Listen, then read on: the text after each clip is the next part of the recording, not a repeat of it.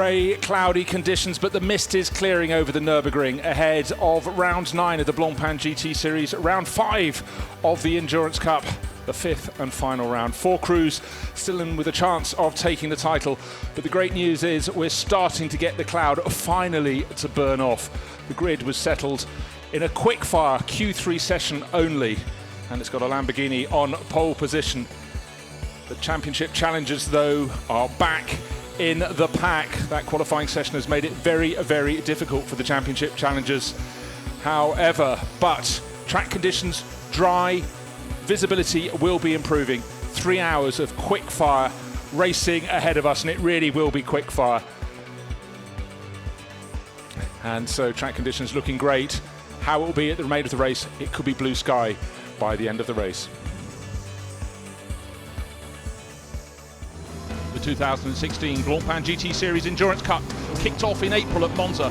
54 cars down to the first corner. And of course, there'll be casualties at the first chicane, but luckily just running across the grass. Beautiful sunshine, wonderful conditions to kick off the season. And contact right from the outset, Lamborghini versus Bentley. Lockups down at the front, but it was Mercedes and Audi working their way towards the fore. And also the motor-based Aston Martin had a go. 0-3 on the windscreen, moving right into contention in the early stages of the race. The BMW, though, it wasn't all going right. Pushed back into the garage. Again, contact at the chicanes, a feature always at Monza. That was front end and back end for the Parker Motorsport Bentley. And then Bentley of the different team, of the M Sport team, along with Nissan, getting right into the heart of the action. Action even out of the Lesmos at the back of the circuit. And then unfortunately for Kessel Racing Ferrari, that was the end of the race. Smoky retirement. The pits super crowded. But after the pit stops, through came the Garage 59 McLaren up towards the front of the field. Ooh, that's the Frey Racing Jaguar having a bit of contact down at the first chicane and driving through along with one of the Garage 59 McLarens. But a huge blowout for the 99 Row Racing BMW, and you can see why their race was run. There was debris out on the circuit. McLaren staying wide of the circuit, and the reason was it's being chased super hard. Shane van Gisbergen, could he hang on? A huge push from Maxi Book in the 84 Mercedes. This went all the way to the flag. It was really, really tight and exciting, but there, victory for McLaren at the end of the opening round. Chased hard by Mercedes and Bentley, 3 makes on the podium at Monza.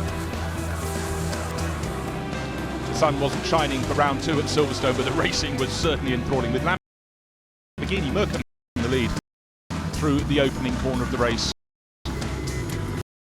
Action as you'd expect, and round went the sister Lamborghini. Nissan was in the wars in that early contact, limping back to the pits, and the number 8 Bentley also in for running repairs. Out front though, the sister car, number 7 Bentley, right in the heart of the action, too much so with the 85 Mercedes, taking it for a spin. The 84 Mercedes was right in the heart of the action, working its way forward past the 99 BMW, up into 3rd position. Chased hard by the 85 sister car from HTP Motorsport. Silverstone provided a great arena in which to pass and repass. Early pit stop for number 1 Audi. Was this going to be a masterstroke? All their leading rivals came in and slotted back in, and it certainly advanced the number 1 Audi. Mirko Bortolotti thought the chances for his Grasser Racing Lamborghini were very strong too, but as you can see, the number 1 Audi came steaming past up the inside. Was it a move that was going to stick? Bortolotti watched nervously. Number 1 Audi was certainly advancing. The number 84 Mercedes close in. You can see 0-2 on the windscreen. A bit of traffic in front as they came out of club. Number 1 Audi out wide on the exit of club, and up the inside. 0-2 on the Mercedes windscreen, soon to turn to 0-1 as they turned into Abbey into the lead of the race. Great delights down in the pit lane. Huge tension down in the Team WRT camp. As close can be. 85 Mercedes jinking around the outside of the Lamborghini and losing out to the 99 BMW. Started to make progress, but at the checkered flag it was HTP Motorsport and Mercedes, lights flashing. Victory taken for Maxi Book, Dominic Baumann and Yasemin Jafar. Down to the sunshine of Paul Ricard for the 6 hours of racing, twice the fun. And it was the 50 Ferrari in the lead of the race, but the Bentleys were hunting it down, and the opening lap saw the Bentleys swing to the front and one of the McLarens coming through as well. And of course, as you can expect with that many cars, there was plenty of action all the way down the field. Kessel Racing Ferrari going for a spin, and Jürgen Haring's Porsche in flames pulling off the circuit was dealt with quickly. More spinners out at the bottom end of the circuit, but Paul Ricard affords plenty of space to go out and play. And then a problem with the ABS on the number 7 Bentley meant a long, slow lap round to the pits. Malcolm Wilson, the team boss at M Sport, and concerned about repairs. And as you can see, the light started to come down. The wonderful evening night always afforded in the 6 hours. The Scuderia Praha Ferrari taken for a spin. Working its way towards the front though was the Garage 59 McLaren, Rob Bell, Komi Ledegaard and Shane van Gisbergen going very well, but the 50 Ferrari still in the hunt as well. The Lamborghini, a very late call to come in towards the pits. Not everyone came in so fast, and problem for HTP Motorsport, limping around the track. This was the change to the lead. The 50 Ferrari diving in front of the 58 McLaren for the lead, and then fire down in the Bentley pits. Fortunately, the number 8 car was extinguished quickly and lost, can you believe it, only a lap. And now the 58 McLaren in the lead, nerves all around. That was win number 2. The 6 hours completed a second win for Rob Bell, Komi Ledegaard and Shane van Gisbergen. Spa 24 hours, the big one, down the hill into Eau Rouge for the first time. And look, Audi, Lamborghini, Bentley, Ferrari, 4 makes of cars at the very front end, and one of the Ferraris off on the opening lap. That was the 333 Rinaldi Racing entry. And then a whole host of Mercedes who had a drive-through penalty to serve got to do that at the end of the opening lap. This would be a big factor. Kevin Estre in the wars, clashing on the exit of the pits. Cars into the barriers on both sides. Both drivers okay, but Kevin Estre a little sore after the impact. And the row racing BMW M6 started working its way to the fore. The 50 Ferrari off into the gravel, that was passing Lathoris, and then one of 2 spills for the Team Parker Racing Bentley. Number 30 off at Les Combes. Wonderful evening shots, and evening soon turned into night as the barrier repairs continued, but the green flag was waved to go racing. Now it's night time. This is the magical time at the Spa 24 hours. For the mechanics a chance to get the weight off their feet, unless, of course, you were the 28 crew, and of course through the night, plenty of repairs to be made. Fireworks lighting the night sky, and then a big concert down on the infield at Eau Rouge, keeping the fans excited, pacing them through the race. Andy Soucek of Bentley looking comfortable, watching how his crew was going. The answer was well, but BMW also flying. The 99 in the lead of the race in the small of the night. Alexander Sims out of the car, pats on the back for the crew. More damage for other Bentleys up and down the pit lane. Brake wear always an issue during a 24-hour race. The race is 24 hours long, but every bit of slick work in the pits greatly appreciated. Eau Rouge at night, cars sending up the sparks. Absolutely superb. During the night, the lightest place is the pit lane. Pit stop for Bentley. A longer pit stop, brake change for the row racing BMW. And then an incident that brings out the yellow flags. The 8 Bentley going well, Wolfgang Reip going for a little spin, but got away with that at the source. Running repairs through the night, cleaning up any oil spills on the track. Small mistake here for Wolfgang Reip, overshot his pit stop, so the M Sport crew lost a few seconds, bringing him back to the right position. Wonderful, wonderful nighttime racing, the very essence of the Spa 24 hours, but you don't expect things like this. ACA ASP crew having a wheel gun shear. I've never seen that before. No wonder the mechanics disgusted. And then the 84 crew, that's Yazaman Yafar going for a spin at the top of La Source, and minor impact with the rear wing, but gets away with it. And then, what do you need when the mechanics are tired? A flurry of rain. What sort of tyres do you fit? Full wets, intermediates, do you leave them out on slicks? The crews simply didn't know, and being Spa-Francorchamps, the rain kept coming and it kept going. And as well as the rain, there were punctures, flailing rear tyre, cut a fuel line of the number 6 Audi. Very quick evacuation, but then drizzle turned to proper rain. BMW watching Bentley, Bentley watching BMW. The track soon turned into a skating rink, as you can see. Getting the turning done for the Attempto Racing Lamborghini up at the source wasn't the work of a moment. FCY, full course yellow. What does that mean? A scramble to the pits. Scuderia Praha paid the price for staying out of the wrong tyre. Look, a little spin, just go wide over the curbs and it's extra greasy. But pointing in the right direction, back down the hill.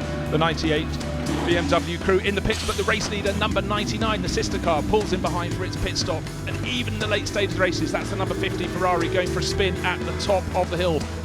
Now we can see why the 50 Ferrari went round. The carcass came off that left rear wheel. So great save though by Fasin Lathoris, and on he went. Wet tyres off the Bentley, slick tyres back on. Will the weather hold? What you really don't want as race leader is a gaggle of cars up ahead. Contact throws shards of debris in the face of the BMW. Problems there for the AM class leader after that contact. Bigger problems for Duncan Cameron in his glorious green and silver AF Corsa Ferrari. You can see heavy damage, but drivable still, limps his way back. He's overshot the pits, hasn't come in, but consternation at M Sport, because it seems one of the Bentley drivers has stayed out too long. For 99 BMW, all going well. Sunshine? No. More rain? Again, having to wait to see what tyres be fitted. And here is a drive-through penalty. And then the skating rink at the bus stop. Round they go. Look at that Lamborghini coming up the middle, simply unable to steer. Now this is an unsafe release. Unfortunately, you can see how close that got in the pit lane. The spray kicked up even at those speeds. Felix Rosenqvist really flying for ACA ASP. Tension at Row Racing. Will they pull off the big one? And there it is, the checkered flag. And for Maxime Martin, his family have won this race before. He's frequently been second. But joining Philippe Eng and Alexander Sims, the big race of the year goes the way of Row Racing and BMW. Eng was truly delighted. So as they lift the biggest trophy of the year, they've moved into contention, heading to the final round at the Nurburgring.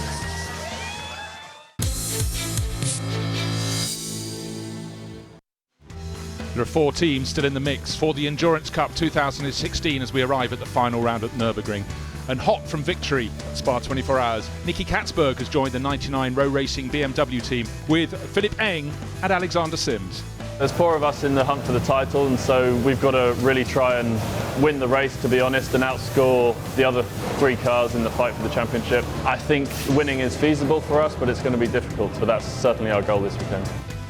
Mercedes' hopes for the Nürburgring rest on the shoulders of Maximilian Buch, Yasemin Jafar and Dominic Baumann, but it's so tight at the top. Can the Mercedes crew from HTP Motorsport come out on top, or will they fall back to the midfield? Everything what counts is to win. I think we have to win the championship in endurance. Normally we should be strong in endurance races because the car is really good with tire degradation and so on. So I hope we can do something good.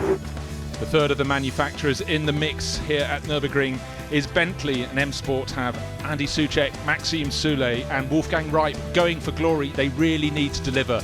The time to do so, could it be the final round? Let's see. Yeah, I think we can definitely make it. I mean, 9 points, it's not much, it's a lot at the same time, but it's not much. And we know that the only thing we have to focus on is to win the race in order to win the championship. McLaren lead the championship by 9 points coming here to the Nürburgring. Duncan Tappy, huge experience in racing McLarens, has been brought in this weekend to join Rob Bell and Combe Ledegar to see if they can deliver win number 3 and with it the title. The goal is always to win. We will try to do it, and just if we are in any trouble at any moment, we will try to take care and to don't take as much risk as maybe in the beginning of the season. It will be quite difficult because everyone is strong, but we are able to do a good race and we are quite confident about it. In the Pro-Am class, the gold standard has been set by the Kessel Racing Ferrari crew.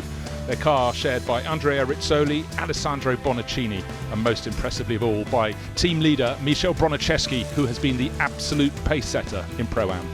It's very nice to be on the front from the very beginning. I hope to the very end. It's just leading 10 points. Everything can happen, but no any chances for mistake. This is our strategy. Very optimistic for this weekend. The only other team that can challenge the Kessel Racing Ferrari crew is the 74 ISR Audi, driven by Henri Acide, Philippe Gioc, and most impressively all by Franck Pereira, really looking to give Audi glory in the Pro-Am class. I think we have a good season. The team is doing a great job. Audi will be a very good performance on this track. We're going to fight for it, you know, it's the goal, you know, to win the Pro-Am. It's important for the team, for Audi. All the season Audi was always fighting for the win, so here will be the same things. In the AM class, there are still 4 groups of drivers who could head for the title at the Nürburgring. From ARC Bratislava, they're running 4th. Miro Konopka, Andrzej Lewandowski and Teodor Muskowski drive the multicoloured 69 Lamborghini, still in with a shout. We would like to win the race, but the problem is a little bit because of BOP balance of performance, and it's not good this year for Lamborghini, but we will do as much as possible to win the race or to be on the podium, but we will see. The race is long, so everything can happen. Lying equal second on points coming to the Nürburgring finale is Jerome Policon's ACA ASP Mercedes team, 87 car shared by Maurice Ritchie, Jean-Luc Bobelic and the hugely entertaining Gilles Vannelet. Mercedes is very fantastic because there are many corners, very fast, and the stability of the Mercedes is very fine. The feeling is the maximum, very aggressive, because we are very, very competitive, very confident. Yeah. It's Ferrari equal second as well. Rinaldi Racing's 333 example, driven by Pierre Eret. He's had various teammates through the year. He alone comes to the Nurburgring, taking a tilt at the AM title. Will it be his weekend? I feel good about the Nurburgring in general. I like the Nurburgring, and I feel confident we can do very well because we had a good season so far, except in Paul Ricard, where we got taken out at the start. With a little bit of luck, we will win. If it's enough to win the championship, we'll see.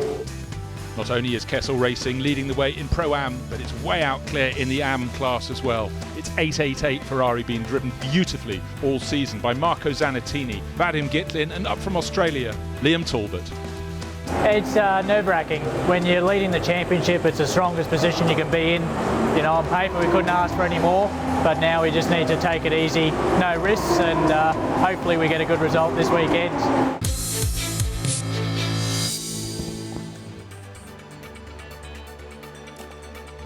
So, we just heard the thoughts of all the championship challengers in the outright pro class, the Pro-Am class and the AM. All of them will have got here nervous this morning about the possibilities. All of them feel the need to win their classes today, and all of them will be relieved. The sky is finally that little bit brighter. We're still in cloud, but the morning mist that hung around until lunchtime and beyond is finally starting to shift. Look down on the grid, almost impossible to see the cars, packed with VIPs, friends and family, and of course, most importantly of all, the drivers, the co-drivers and their crew. But let's take a look at the championship points. The McLaren crew, Rob Bell, Komi Ledegaard and Shane van Gisbergen at top on points at the moment, but a dreadful qualifying session for them. Only the Q3 session was run in the mist, and they are way down the order.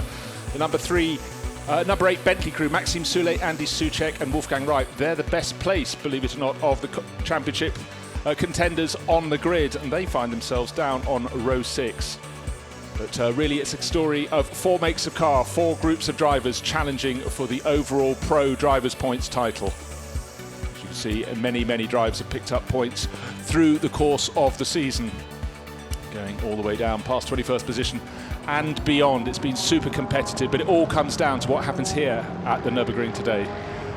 So down on the grid, let's hear where Maxi Buch, in fact, he's the best placed qualifier of the championship qualifiers. Down with Dakota, 4th on the grid, with John. Maximilian Buch, difficult qualifying conditions this morning, but you worked your magic to get on the 2nd row of the grid. Yeah, we were quite lucky because when I set my time, I went over start finish and it was immediately red, so it was like a gap of half a second. But we were, I think, not too bad under these conditions, and it's always a bit of luck when you have it like that with the red flag and so on. But I take it with P4. I think it's a good base for the race. But you're 13 points behind the Garage 59 McLaren, and you can't control what they're going to do. All you can do is control your own destiny. Yeah, because I cannot see them, so it's quite good for us. And yeah, we will do our own thing. I think if we have a good start, have no problems and no struggles in the first lap, we should be quite good in the race. So assume that Jasmine, Jasmine Jafar, are you going to be in the car 2nd or 3rd?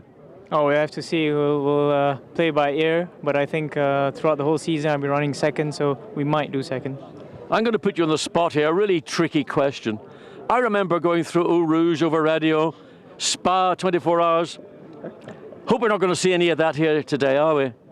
Yeah, we know we brought a lot of excitement to everyone, but yeah, but Bowman's not driving, so I guess it's a lot safer this weekend then. Well, that's the best answer I can get. Dominic Baumann, just quickly, you're about to start. You know what you got to do. I try to let the car in one piece. No, I try to just do a safe start. Maybe I can gain a position or 2. Even if we lose 1, it's not so bad because the race is 3 hours. And I guess we're quite strong in the race. Our tire drop is not so bad, which is good here, and we will see. Those 13-point deficit to the McLaren, is that going to bear on your mind at all? No. Anyway, we have to win, I guess, to win the championship, and will not be easy. The good thing is that our real opponents are a bit more in the back, but yeah, our goal is to win and to win the championship for sure. Thank you. Thanks, guys. Well done. Thanks. So great to hear from the HTP Motorsport crew. I overlooked their qualifying performance. Of the championship challengers, they're starting best on row 2, 4th fastest in Q3 today. Then the Bentley M Sport team. Not everyone has made it to the grid, just interrupting what I was saying about the championship. ARC Bratislava, they were due to be starting right down at the tail of the grid. They were in with an outside possibility of the AM class honours, but I was just trying to see if that driver's left rear wheel was locked or not, but not the dream start. The front's a little tattered. It looks like it's just slid off the circuit and clicked against something. Can that be repaired before the start? But just going back, pole position overall in the hands of the GRT Grasser Lamborghini team, and they in this. We lost Q1 in the fog, we lost Q2 in the fog, and then they really delivered, Grasser Racing team there. Lucas Stoltz took pole position. He'll be starting from that very front row, but they also qualified 5th fastest as well, the sister car, number 16. But of the championship challengers, 84, the HTP Motorsport Mercedes, starts 4th. The 6th row of the grid is the number 8 Bentley from Bentley M Sport. The 11th row of the grid, the championship leaders, the Garage 59.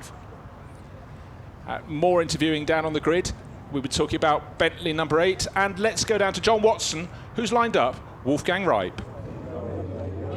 Wolfgang, a year ago you walked away here, you're the champion. You're in a position to do so again, but it's been a tough weekend for Bentley all round. Yeah, I think the weekend has been not too bad, to be honest. We were looking quite strong in practice, and in quali it's only the last red flag that cost us a better position on the grid. So I think we are looking strong. Of course, winning twice in a row the championship would be amazing, but at the moment we really focus on the race itself, and what happens, happens. Andy, you're 9 points behind McLaren. We keep using them as our reference, but you're well ahead of them on the grid, so that's going to give you more flexibility of things to do. Well, I think we need to focus on our own race. We know Book is starting in the front, but all the other contenders for the championship are on the back. So we're going to try and get to the podium, do the best result we can, and then see where the others finish. But we need to focus on our own race, and I think the car is going to be strong, so Max is going to take the start. I'm sure he's going to make up some places. Well, Maxime, we know that you're pretty mega when it comes to carving your way through traffic. 6th row of the grid. Not bad. It could be a lot worse if you're back where your competitors were. Yeah, it could be. I mean, Andy did a mega job after the little mistake we had. But I mean, we start from P11. It's not bad. Let's see where we end up. We must just keep out of trouble in the first corner, and then I will be able to push. John, he just needs to do what he did in Brands Hatch, and that's it, isn't it? Easy. What you do pretty much everywhere, you'll be in good shape. But just you've got to get through the traffic as everybody does without contact. Yeah, well, obviously you never know what the first corner is going to happen. We have a lot of good people around us, but also very experienced people. So we hope it's going to be a clean start and fair start. And if we just get out of the first corner with no problems, I think we look strong for the race. Well, I look forward to that. Thank you. Thank you. So John Watson down with the number 8 Bentley crew. They really clearly fancy their chances, and all the crews in the championship contention are talking about running their own races, and that is all they can afford to do. They're separated enormously on the grid. Will Stevens did a good job. The 28 with Christopher Mies and Conor De Filippi. It was Christopher who did the qualifying time outside of the front row for the 28 Team WRT Audi. At certain points this weekend, Audi seemed out of the mix, but right when it counted, they came good. There's Will Stevens on the right-hand side wearing the cap. And he will be the driver who starts the 28 car from the outside of the front row. So he's really taking like a duck to water to GT racing since his time in Formula One.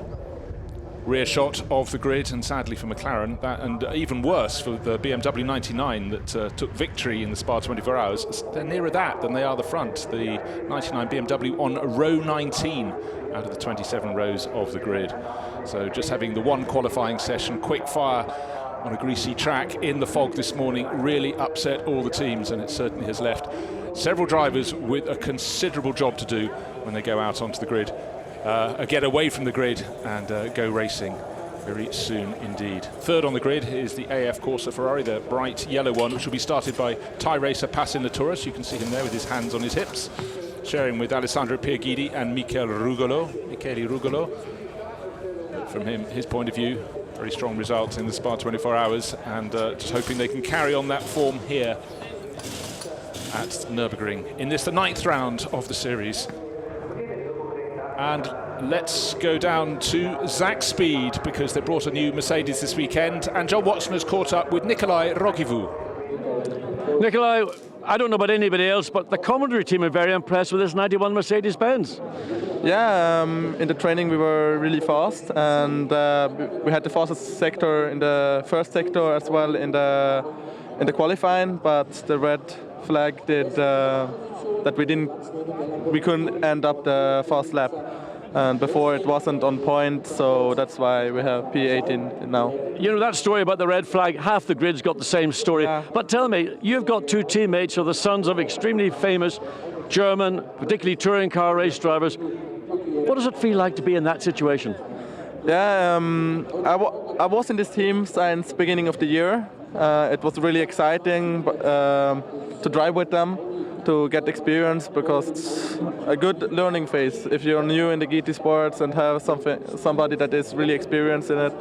And while the season we got the same speed, it feels really good to have the same speed of them, because if you look 2 years ago when I looked at the races and saw them racing, so that was always a main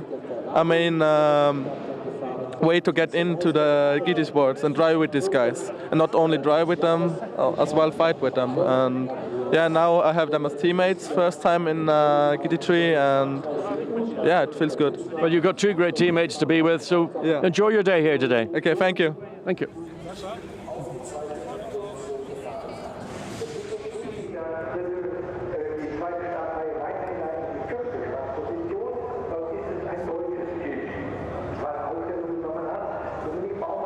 So that was a very impressive interview there with Nikolai Rochevaux, sharing with the sons of two famous racing drivers, Luca, son of Franz Ludwig, and Sebastian, son of Roland Asch, touring car racers extraordinaire for so many years in Germany. Aston Martin fans will be delighted that on the third row of the grid, Ahmad Al-Hati will be starting the number 44 Vantage. Devon Modell and Johnny Adam, who clinched his second consecutive British GT Championship at Donington Park last weekend, they're right at the sharp end. We saw great speed from them in the opening round at Monza, and let's see what the one and only Aston Martin can do today, this afternoon. 3 hours to really go and prove itself. And John Watson has been very busy down on the grid. He's down with Duncan Tappy and Colm Ledegar with the championship challenging number 58 McLaren. Duncan Tappy, first time in the 58 car. It's a long way to the front of the grid, isn't it? It is a bit, but you know, it's a long race. It's 3 hours, anything can happen. I don't think qualifying is a true reflection of the car's pace. Don't tell me you're one of the red flaggers as well, are you? Well, you know, I think I think a few people can say that. That was definitely the case for us. We've definitely made a step forward since yesterday. So, you know, we're going into the unknown a little bit, but I think we can be confident. We'll see what we can do. No, I hate to put you on the spot again, but you know, you got to fill big boots here today. Shane was racing in Sandown. Don't think you had the best of days, but are you looking for something really special? I think from my side, without putting too much pressure on myself, I've just got to do what I usually do, and that's usually good enough. You know, I'm here to do a job. I'm going to do a professional job, and like I said, hopefully it's good enough. Hand over to this man. Well, Colm, you've enjoyed success in the 58 car this year twice. A difficult day today, do you think? No, because we are in a 3 hour race. It's quite a long race, and we know we are quite strong during the race about strategy and also driver-wise. So I'm quite confident on the performance. We just need to stay out of trouble and keep going. Stay out of trouble. How are you going to stay out of trouble? To don't take too much risk when it's not needed, and just like a lot about strategy. Every racing driver says that when I interview them. I'm not going to take any risks, and then all of a sudden you get a 10-car, you know, contact. I mean, why do drivers say that and then not enact it? I'm not used to say this when it's not the moment, but we are in the final, and we need to score some points at the end. And if we have troubles and we score points, it's okay for me. Okay, have fun and enjoy it. Well, great to hear from the Garage 59 McLaren drivers down on row 11. They wouldn't have thought that was where they'd be starting, and we're keeping John Watson fit. He's got to go back to row 19, a further 8 rows back up the grid to catch up with the fourth of our outright championship challengers, the Row Racing 99 BMW crew. So we'll let John walk up there as everyone else is taking a look at the cars. The grandstand's starting to fill, people coming up from the paddock where they've been looking at all the glorious cars and picking up their seats, and certainly sitting in that main grandstand down by the first corner. There's guaranteed to be action. 54s, 4 cars going down into a corner where you can arrive 3 abreast, but you can't always leave 3 abreast.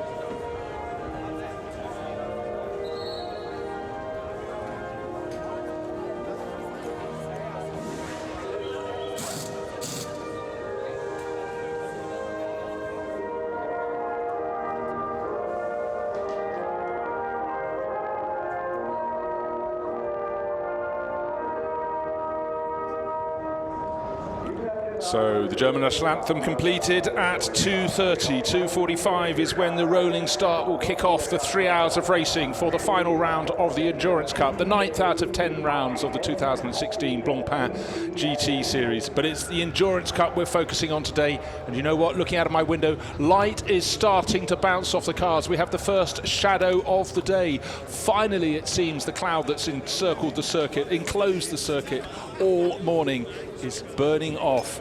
Certainly the tension on the grid is rising as people are now starting to clear the grid. We'll start to see just the cars on their own.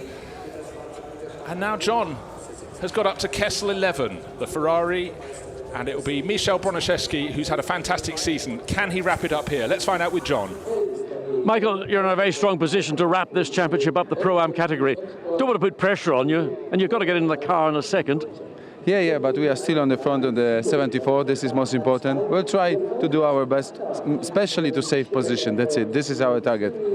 Now everybody's talking about taking it really carefully on the opening lap, not what are you going to do?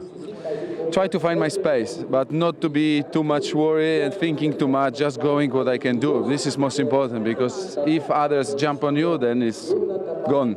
You can lose everything. So what's the teammate? What are you going to give? What advice are you going to give to Michael? Probably doesn't need any, really, does he? Exactly, doesn't need anything. He's driving fast all the year, and we are a strong team. We can do it. So when are you going to win? You second or third? And I think you might be second by the way you're dressed. I will go for second, and I hope to take the car from Michael and give the car to Andrea in the best position we can. But how said Michael, no program, nothing of nothing, and only to drive and bring the car to the end in front of the 74. Well, you've had a great season so far. Hope you enjoyed the rest of it. Thank you.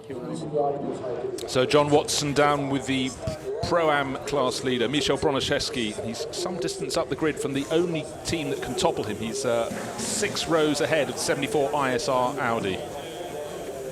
Pole position class.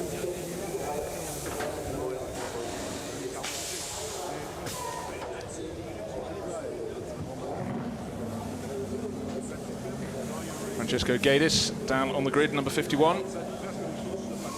Some way back. The order really jumbled up through the course of just having the qualifying session number 3. And each of the teams had nominated their drivers for qualifying 1 and qualifying session 2. They didn't get to go out and play.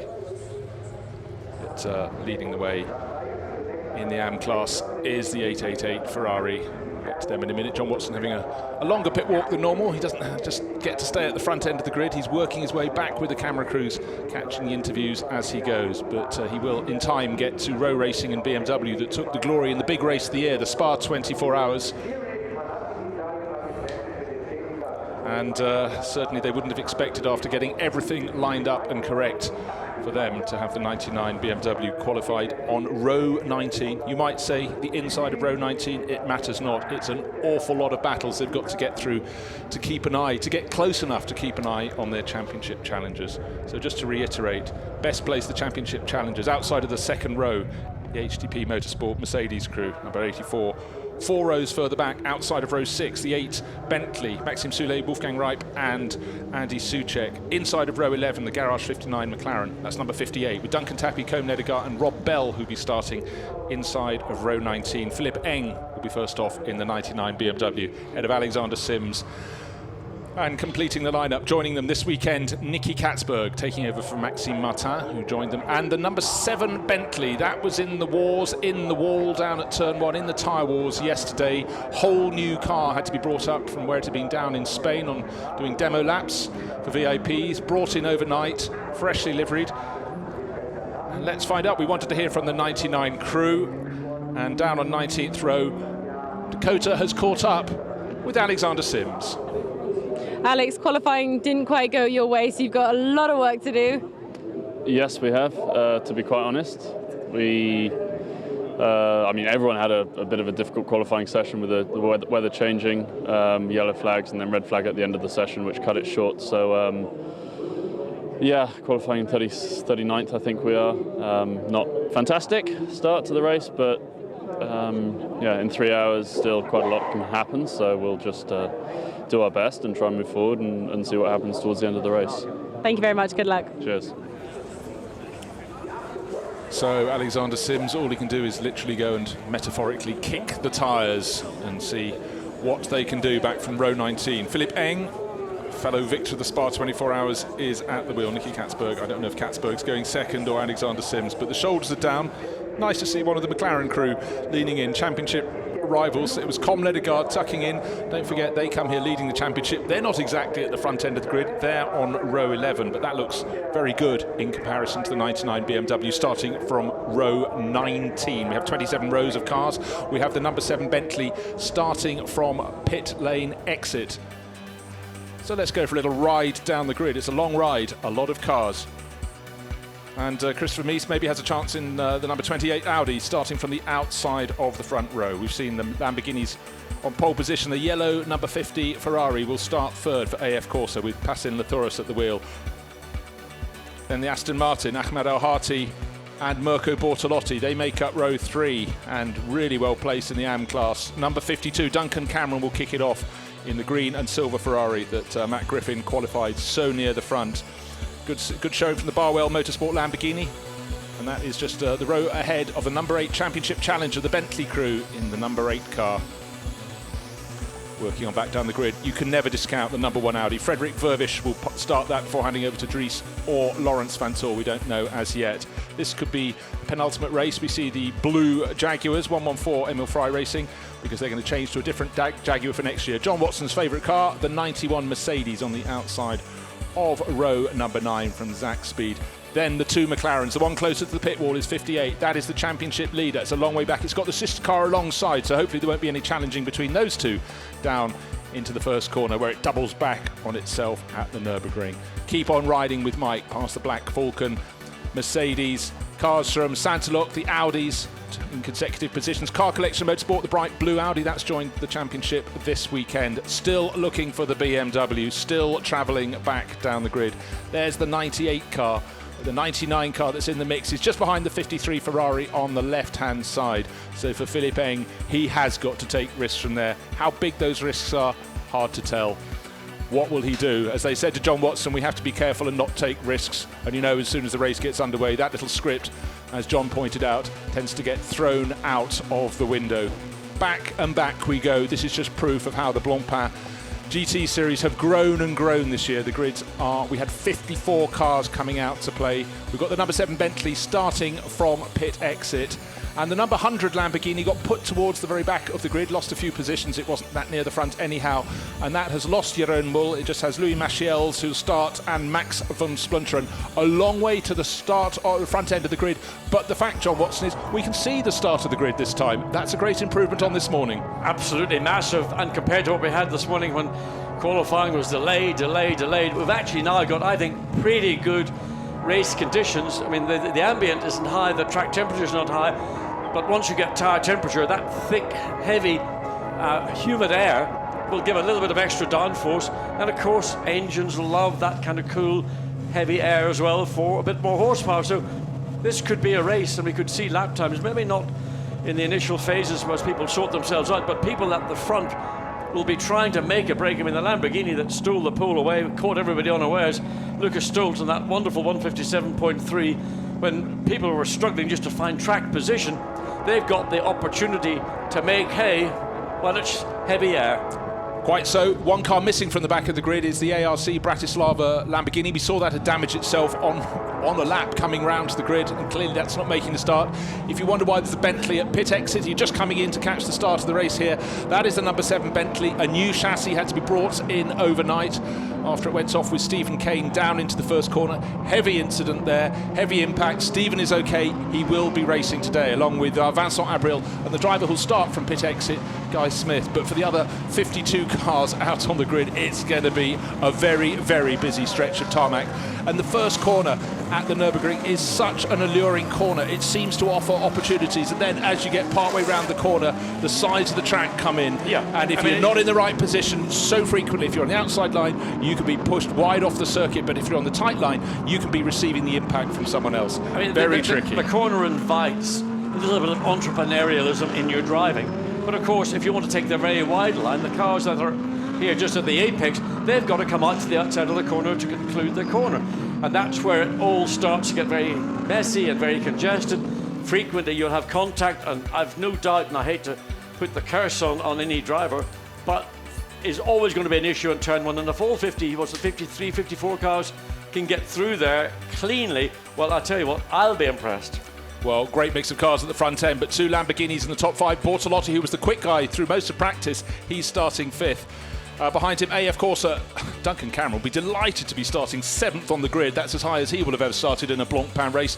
And with a car among 54, that is quite a place to be. But he's got to keep his head down, his ears pinned back, while those behind are trying to make their charge up through the field. Yes. But it is also important to get through the first 2 turns. I mean, because of the disrupted practice we had this morning, and then the session ended prematurely with a red flag. And I have to say, I heard from one person in the pit lane that they pointed out on the timing and scoring that they felt that at the point that the red flag was put on the track and the circuit went under red, there were still people completing a lap. And I'll not go through names, but right now there was, a little bit of controversy about whether some people should be in the positions on the grid that they are. I mean, I suspect that the drivers were literally within eye shot of the line, and therefore they completed their lap. But technically it should be considered as being an incorrect lap, and it might be taken away. But anyway, we're not there. We've got a race. We've got a mix of people all the way through the field. We've got some very quick cars midfield who'll want to get up as quickly as they possibly can. But those at the front, and I mean, the big beneficiary of everybody, undoubtedly, is the 84 Mercedes of Jasmine Jafar, Dominic Baumann, who's starting, and Maximilian Buch, who most likely will do the final stint. And they will want to get clear as quickly as possible. But they've got to find a way around Christopher Mies, Will Stevens and the Audi. Interesting, that 28 Audi on the grid, there was damage at the rear of the car, the part of the louvers that form part of the rear guard on the car. Don't know where it happened, but there was a little bit of damage on the car. So something for the team to ponder. Maybe it might be an issue later in the race. And there we've finally got the last row, the penultimate row of our grid. Miro Konopka due to be starting the 69 Lamborghini. We think that won't take the start of the race. Louis Michels will therefore be the last car on the grid in the number 100 Lamborghini. And the 7 Bentley will start from pit exit after this lot have headed off down there. If you could get a good start, gain a few positions, you'll benefit in terms of the way the field will elongate once they start running nose to tail. But what we have is Lucas Stoltz leading the pack around. He's in the green Lamborghini on the left-hand side of the circuit. Will Stevens on the outside of the number 28 Audi. Passing Lathoris, the tie racer in the yellow Ferrari, and Dominic Baumann. Will they be the first 4 cars? The field getting so close. What's the contact? I think there was contact at the chicane. Looks like the number 3 Audi got caught up in the traffic jam, but the driver's up at the front end of the grid. Let's hope that hasn't delayed the 99 BMW too much. Good start from the pole starter. Look, you can see 2 green Lamborghinis at the front, but Lucas Stoltz doing very, very strong run. Dominic Baumann, can he make the move? Stick around the outside. He was 4th on the starting grid. He's still in 4th position. He goes down to the opening corner. Aston Martin tucks up the inside of him, so it looks a place lost by Dominic Baumann. The Aston Martin's been pitched into a spin. Low impact, but it was caught up on the front of Duncan Cameron, I'm afraid. Pincered and moved around. And there is the Aston Martin that has been tagged. Has it tagged the barrier or not? But Pascal Lathoris, in a way, was the loser out, because the Mercedes, the 84 Mercedes, and then having a battle with the 28 Audi coming through this very tight sequence of turns 3, turns 4, and literally you've got a traffic jam of a magnitude which is probably everything you have to confront. And even the Nissan, great start from the 59, big shunt for the 59 McLaren. That's been punted off into the wall. Well, from McLaren's point of view, if one McLaren had to be damaged, that was the one that wasn't in the Championship Challenge. So for Andrew Watson, an incredibly short race. That's the exit of turn 4.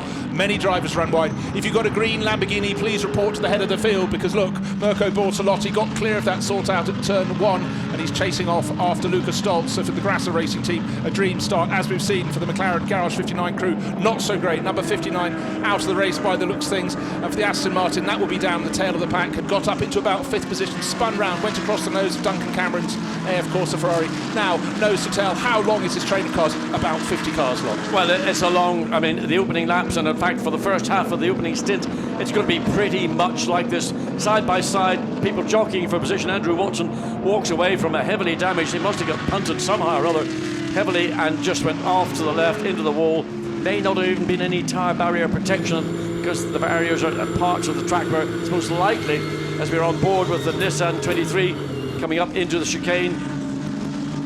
Lucas Ordonez, he was cautious, he's being very cautious, and you know, you might say rightly so. Why force an issue on the opening lap which might hurt you for the remaining part of the race? Right, I think we're about to have a change the lead as we look at Lucas Ordonez coming down the start-finish line, because Bortolotti was shaping up to go down inside Stoltz. Stoltz leaving his braking very late and really struggling to get any grip with the car. But these two clear by 4 and a bit seconds over Will Stevens. You see Stevens in the background almost being pushed wide down at turn 1. If that was the battle of for the lead of the race, it'd be really close, but the Lamborghinis have got clear. What a dream situation for them. I mean, they just made advantage in turn 1, then turn 2 and 3. As we see what's going on all the way down through the field, the number 2 car with Stuart Leonard, Michael Meadows and Robin Friens. That currently is Michael Meadows down in 15th. He's been demoted. Side by side coming out of turn 4. You've just got to give cars a bit of work room. You can see Dominic Baumann very agitated, trying to find a way past the 28 Audi of Will Stevens down into turn 5, turn 6 now, the downhill right-hand corner that leads to one of the quicker parts of the circuit, that leads down into an overtaking opportunity into the Dunlop hairpin. But the Mercedes isn't sufficiently close behind to take the risk to take a punt down the inside, but the Nissan certainly does. Lucas Ordonez makes a move on Pasoras in the Ferrari and makes it, get it done. Porsche 76, IMSA Racing. It's turn 4 again. It's a corner that invites trouble, and it seems to happen the whole time. Boy, that really is a sandwich. The Audis around the 84. Dominic Baumann Mercedes. First two really ripping clear. Lucas Stoltz just set the fastest first sector of all. Just point out 11th position. Very impressive indeed for the leader in the Pro-Am class. That is 66, the Black Pearl Racing entry. So look at that, Daniel Kalvitz in 11th place. So in the thick of the battle, we'll be getting very close indeed. He's 1 position behind the Bentley. We're riding with that Bentley with Maxime Soulet. There's a bit of bodywork rubbing, I think, on the rear left-hand corner from the driver's side of the 50 Ferrari 23. Lucas Ordonez getting himself around Hubert Haupt.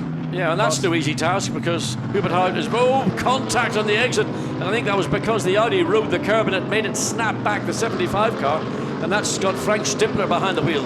And also right behind that, and could have been part of it, was the McLaren number 58 safety car. Safety car, and I think the reason is there's now a number of cars in positions around the racetrack. So it's not just a full course yellow, it is a safety car, and the advantage that the Lamborghinis enjoyed, that's going to just disappear, but it's necessary. We've got to get cars removed without the pressure of racing, and the Aston Martin is gone. We wait to see where the McLaren, it may still be there. That was heavily damaged on the exit of turn 4. Yes, I think the main concern down at turn 4 was the amount of shards of bodywork after the damage. We didn't see the impact for Andrew Watson, but clearly 4 corners into the race, it got very, very close indeed. And the Aston There Martin is the McLaren that's slowly being recovered. So we're waiting to see. We may have actually waiting to see if we've got a replay. There are cameras all around the circuit. They're covering everything aside from what is actually going out as your live feed.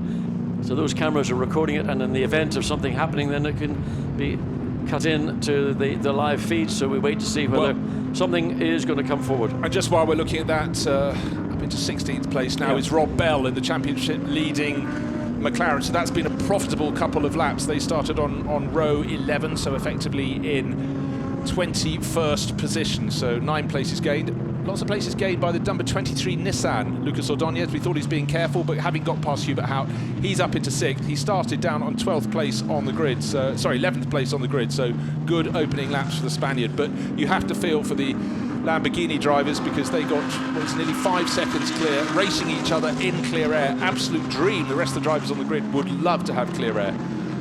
But let's have a look coming up. We're going to have a replay of the start. It was tight, but certainly for Mirko Bortolotti and more impressively Lucas Stoltz, it was all tidy. So this is the bunch of cars coming around the final corner, waiting in grid formation to get going.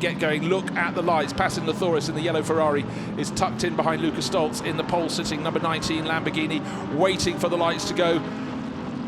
And off we go, hard power, the Lamborghinis towards the front. At this stage, the yellow Ferrari right in the battle. Now it's 4 abreast behind. Watch the Aston Martin in the middle, looks fine.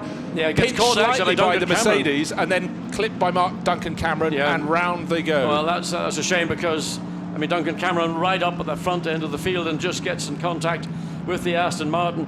The Ferrari, Pasoro, he just was a little bit too ambitious and believing he could have taken that position away from Will Stevens, and then that opened up the door for the 2 Lamborghinis just to get that job done. And once they were ahead, look, that's the point at which the 16 car Mirko Bortolotti, and again the Ferrari of Duncan Cameron clipping the back of the Aston Martin. Well, let's see if we can see what happens in McLaren world. Number 59 is the one that goes off. That's Andrew Watson, left of screen, going through turn 3. Typically very tight, hits the curb a little bit. Now into turn 4, round we go. They're all trying to put the power on. He's caught the grass. He's caught the grass and flipped it right, and then he was 4 wheels off the racetrack. The car snapped, and then instantly just overcorrected and sharply hit the barrier, and that was a big impact. A lot of bodywork there. You can see obviously radiators, all the cooling of the car being ripped off, and there's the look of the team of the Garage 59 team. Oh, they've only got 4 corners into the race. We're down to 1 car. And that now is being towed safely behind the barrier. But that was a heavy impact, and Andrew Watson probably that little he could do once the car snapped back, other than just to sort of relax himself and take his hands off the wheel and absorb the impact as best he can. A fair bit of whiplash would have been involved in that as well. So that's motor racing, folks. It certainly is an unusual accident. They were generally crossing, they've all been driving out over the curbs on the exit of turn 4, but slightly further down. He was a bit to the left, just caught that grass verge. So we're going to go racing again soon, John, because of safety cars coming in this lap, but it did just literally catch 1 wheel and it changed the level of grip, and it was uneven. So let's see how much of a getaway the 2 Lamborghinis can achieve. You've still got Will Stevens in 3rd place. You have Dominic Baumann trying valiantly to find a way past the 28 Audi, and Pasoros, he's showing Rugolo behind the wheel, not Pasoros, but it was Pasoros was down to start the race, passing Lathoris. So he was. We saw him on the grid, but he didn't have his helmet on. Whether that's Can I just pick out 5th place at the moment, up from the outside of the 7th row. That was a mighty first lap from Frederik Vervish. They are street fighters, aren't they, that crew? Yeah, but the whole going into turn 1, it's easy to sit here and be wise, but actually it's more important to be wise behind the wheel in the cockpit. And you've got to read way forward of where you are, and also keep an eye on who's beside you, but more importantly sometimes who's directly behind you. But Frederik Vervish did a great job in sort of weaving his way through cars that were tripping over other cars, maintaining his momentum, safety car into the pit lane. So here we go, just had a quick view of Lucas Ordóñez in 6th place, but it's Lucas Stoltz leading the race, and right behind him Mirko Bortolotti, the number 16 Lamborghini, already shaping up to try and pass the sister car, number 19. And we've only had 1 podium from the Grasso Racing crew, and already you look as though they've lost one of the cars. The Lamborghinis are so close. Bortolotti, I couldn't see him for a second, but in the background, Baumann's going on the outside line in 84 Mercedes. Doesn't seem to have the pace to go around, but look who's going to try and pick the way up the inside. Will he get past both? In Vervish, number 1 Audi. That was an absolutely sensational, really, really well thought through move. I mean, just pure classic reading the situation. Now, Will Stevens isn't giving it up, and he's going to be on the inside for turn 3, and he's forcing Vervish wide. That's going to open up an opportunity for Baumann. So the position won back again by Will Stevens, and Dominic Baumann sitting there probably swearing under his balaclava, thinking, how have I been outmaneuvered? And you got Lucas Ordóñez in the Nissan really all set to pounce on any one of these 3 cars directly ahead. And Hubert Haupt right on the back, the grey and blue car, Mercedes ahead of the yellow Rugolo now driven. We've been given the wrong starting driver. It wasn't Patin Lassourus, it's down on our screens as Michele Rugolo doing the business in the yellow Ferrari, but that's been going backwards. It started 3rd. The car that's going forward very much up from the 7th row of the grid, the number 1 Audi. And Frederik Vervish nearly went from 5th to 3rd down in turn 1, but Will Stevens just prevailed. And again, wonderful shots looking forward from the 23 Nissan over the curbs at the Schumacher Suite. You can see how the Nissan was gaining there, still in the running. Great to see that. Up to 16th place now is Rob Bell, just picking off a position here, a position there. So the restart was good news for him, but it does mean he's further behind the overall leader of the race. So the 58 McLaren still running in 16th place. Rob Bell being conservative. He needs to think about the championship. They've got that advantage. They've got 9 points advantage over the number 8 Bentley. They're ahead. No, they're not. They're behind the number 8 Bentley. The Bentley is in 9th place. So there's 8 cars between. Baz Leinder's studying that now. Right now, that's not a great issue as the Nissan tries to go the long way around the Mercedes coming to the final turn, and eventually it has to fall in behind. But the battle is going to be between Will Stevens here, the lead car we see coming in, and directly behind him, Frederick Verviche. Verviche got up and actually got ahead, but he wasn't able to make that move stick as they came up into the entrance of turn 2 and then turn 3 that follows. But the move did stick for the Nissan because that has moved up. We're now riding with Maxime Soulet right behind Michele Rugolo in the 50 AF Corsa Ferrari. Look for the big Bentley behind the rather sleeker yellow Ferrari. They go down to turn 3. Soulet on the move as he needs to be. He's in 9th place overall. And just up ahead I saw that Ordóñez got the move done, has moved past Dominic Baumann. So the 84 Mercedes back into 6th place. There is the Nissan in 5th. The 2 Audis up ahead, and of course out front the 2 Lamborghinis. I mean, there have been a number of standout starts to this race. Ordóñez has been one of them. I think Frederick Verviche has been the other. The 2 Lamborghinis they're just scampering away, and there you can see the gap. Mirko Bortolotti ahead now of his sister car, the number 19 of Lucas Stolz, and he's got a 1.3 second advantage, but more importantly, he's got a 2.5 second advantage over Will Stevens in the first of the serious opposition. And unfortunately, just checking on the progress of the 99 BMW, while the rivals are sort of gaining a place a lap. Rob Bell's up to 15th now, down in 29th position, actually lost ground on that lap, and a spinner. Spinners can't be winners, they say, and unfortunately the 42 Classic and Modern Racing Ferrari has gone down. That's Christophe Hamon, but he gets going again. Is there any damage? That car appears to be it's crabbing. It's just crabbing. No, it is. There's something damaged on the suspension. So we saw the car crabbing when he was trying to regain control. But the Nissan really, I mean, performing out of its skin in relation to its practice. Although there was a good indication that the Nissan was showing better speed. Here we can see, can he find a way past the Ferrari? Michele Rugolo behind the wheel. Well, take a hand off the steering wheel to illustrate your frustration. It's one thing, but in a big GT car, although they've got power steering, these are heavy and much more ponderous in terms of their maneuverability. But the Nissan, just you can see again, Verviche has gotten through cleanly this time, so he's going to be much more comfortable. So that pass has taken place down into turn 1. Be interesting to see how he can get up towards the tails of the Lamborghinis, if indeed he can do that. Now the number 8 Maxime Soulet car looks like got a little hit up the back from Daniel Kylvitz in the black Ferrari behind. 10th place overall, leading the Pro-Am class, getting right up to the thick end. And just 2 places further back, if we just pan out a little bit, you see your favourite car, John, the 91 Mercedes, started 18th and it's up to 12th, so a good opening stint from just in the background behind the Mercedes. 4 cars further back with the Mobile on the nose. So that's a great charge from Luca Ludwig. Yeah. Maxime Soulet, you can feel the frustration. He knows he's got a car that he senses is going to be a quicker car on a lap than the Ferrari ahead. But again, just flashing lights. I mean, you might as well not bother, because who's going to pay attention? You're not driving down the motorway to your business or whatever. Nobody's going to bother with flashing lights. Rob Bell stuck in behind the 25 Audi. That's from Santadot Racing, and it's Marco Bononomi on board. But he has moved up 1 position. Another place. He's That was the previous lap. It's about consolidation. Get through this first stint, then come in, hand over to your teammates, Colin Edegard or Duncan Tappy. But look at Maxime Soulet all over the back of the Ferrari. He needs a good exit out of the turn onto this, what we call the quickest part of the circuit. And I still think there is bodywork. There is damage on that left rear. You can see there's been contact. But what you can see up ahead, getting smaller, unfortunately, for those behind, is the number 57 Mercedes. It is opening out that advantage over Rugolo in the 50 Ferrari. So Hubert Haupt, there, just coming into the final corner, has got an advantage of about a second or so, and it is growing over the 50 Ferrari. And so Maxime Soulet, time to shake a fist, and getting super close as they power past our commentary position. He's almost pushing the Ferrari. He's that close to it. So he's got to make a move out to the left, because that's the obvious place to go. The Ferrari is going to control the inside line. He backs out of it a little bit earlier to get slowed down, to get the inside, to make the tuck up the inside. but he can't get the power on just quite as early as the Ferrari, who's got that slightly wider arc but shallower exit, and the Ferrari is able to consolidate and just keep the Bentley behind. I mean, Maxime Soule must have thought, yes, I've got it done. Of course, he's got Karlovic behind in the Pro-Am Ferrari, who will be all over him like a rash if there's any opportunity to stick the nose of the Ferrari through. So the Bentley team, the number 7 car, started way down. It's actually up with Vincent April from the back of the field up to 37th. So Vincent, or Vincent, whichever way you choose to name him, has done a great job bringing that car up, which they really had little time with at all, bearing in mind it had been back in Barcelona doing passenger rides at some PR event that Bentley had organised. In the meantime, Bortolotti, 2.3 second advantage over the sister car, but more importantly, he's got a 5.9 advantage now over Frederic Vervisch.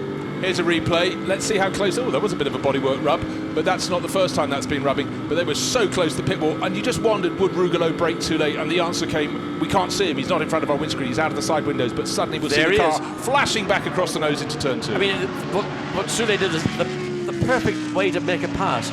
But because Rougeot was much later into the corner and went deeper, his exit angle was much shallower, so he was able to get the power on more aggressively, and that gave him that fractional advantage as Ordonez tries to find a way now past Will Stevens, and he makes it stick up into the chicane. He's driving out of his skin here today. Well, he really is. Not only has he made the positions, but he's made them both very clean moves and very positive ones, and there's been no contest. But now, coming back is the Mercedes in 6th place now of Dominic Baumann, but he fancies a chance of getting past the 28 Audi, and he's right under the tail as they come down on the start-finish line. It's going to be a 1/10 of a second between them, and the Bentley, I noticed in their wake, has got the black Ferrari alongside it as they dive down past the pits. Let's have a look if we can fan out. Riding with the Bentley is the black Ferrari up the inside. Yes, it is, and a position lost by Maxime Soule there. Up the inside goes the Pro-Am leader, Daniel Karlovic. Yeah, I mean, Daniel Karlovic has been one of the big movers in this opening. Was it 15 or so minutes into the first stint? So Karlovic will be all over the back of the yellow Ferrari as Soule tries to tighten the line, gets the undercut coming through turn 4 as Karlovic was slightly out of position, couldn't quite again get the throttle opened early enough to give him the acceleration off turn 4 into turn 5. This sort of corner you never can really get to grips with, followed by the right hand of the downhill turn 6, which is sort of the right-hand version of the previous turn 5. You see a lot of drivers started to cut turn 6, going higher and over the curb, but pink colour on screen means someone is faster than everybody else, and it's Frederic Vervisch. He's 5.8 seconds down on Mirko Bortolotti, who's leading in the 16 Lamborghini, but he's starting to close in, and a very strong opening stint for him on this lap, and also going well. Lucas Ordonez, now he's clear of Will Stevens, is picking up his piece as well. The midfield battle, could it be any closer? Is this Rob Bell picking off another position? I think it is. He's going alongside. He's got to get past Sampieri. That he cannot do, but he appears to have just... Oh, and he lost that position to the Audi.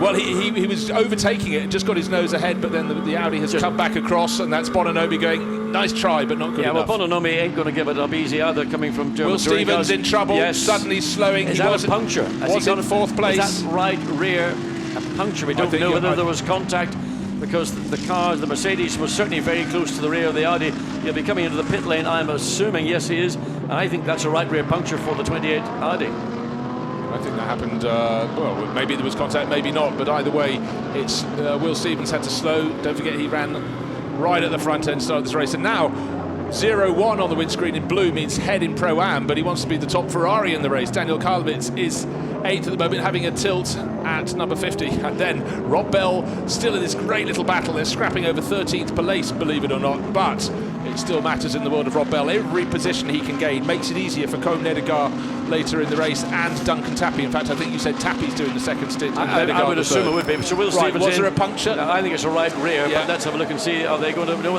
There was damage here at the rear of the car before the race started. You can see just under there some of those louvers. If they're going to put the car back into the garage, whatever the problem is, it's more than a puncture. So clearly, Will Stevens, something has happened. They need to put it into the garage to enable the team, not just 2 other mechanics, to work on it. But Rougeot and the Ferrari with Karlovic behind, and the Bentley, then this little bit of a battle sort of out just at the bottom end of the top 10. Karlovic is an 8th.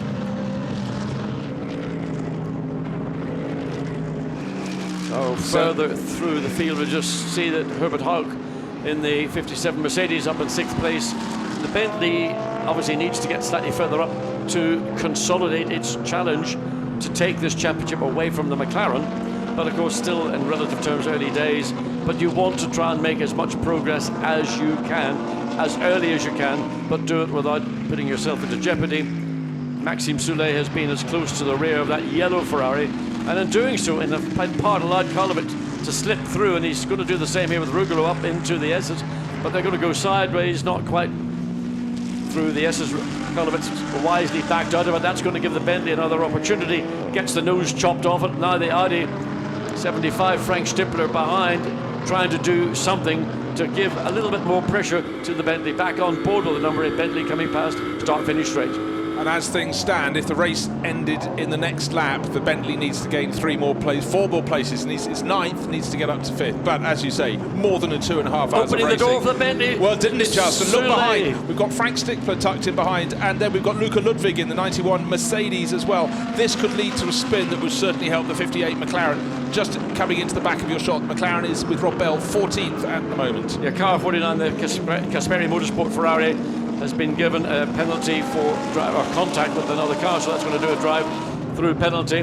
But this battle, actually, right now, is just about as hot as it's going to get, because you've got 2 Ferraris racing one another, one in the Pro-Am category, one in the Pro category, but it's the number 8 Bentley of all those cars that needs to make the most progress, simply because it's got an opportunity with the 58 McLaren, which is the leading car in the endurance side of this Blancpain Endurance Championship.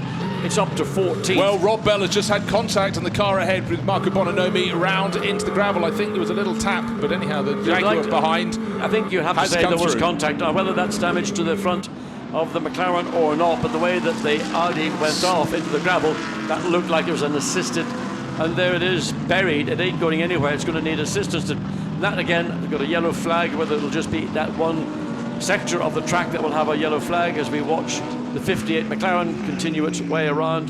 That will, in theory, bring it up to 13th position, but will that be seen as being an unnecessary contact, and therefore will there be a penalty? We didn't get to see what caused the incident, we just saw the consequence of it.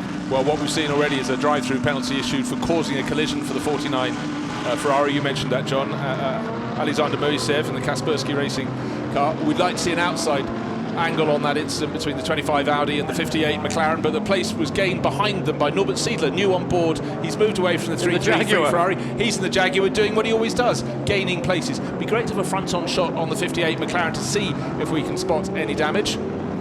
But right now we're not getting almost nose to tail through the field. And in all of this, it's working very well for the 84 HCP Motorsport Mercedes, running in 5th, and it's stretching its advantage at this early stage in the race. As long as that yellow Ferrari, Michele Rugolo, is running around in the position it is, which is 7th, holding up everyone behind, but most notably that 8 Bentley. But it's doing a job. The key to this outcome, to this championship outcome as well as the race, will be if Maxime Soulet can finally find a way to retake the Ferrari, the black Ferrari directly ahead of him, and then the yellow one that he's tried so hard to watch and see what happens.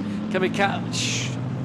You have to think that was a little bit of a tip from the rear of the McLaren, because the McLaren runs wide, so we may have an onboard of that. It's difficult to tell from the onboard. Oh yeah, oh no, nothing gentle about that. That was a slam dunk.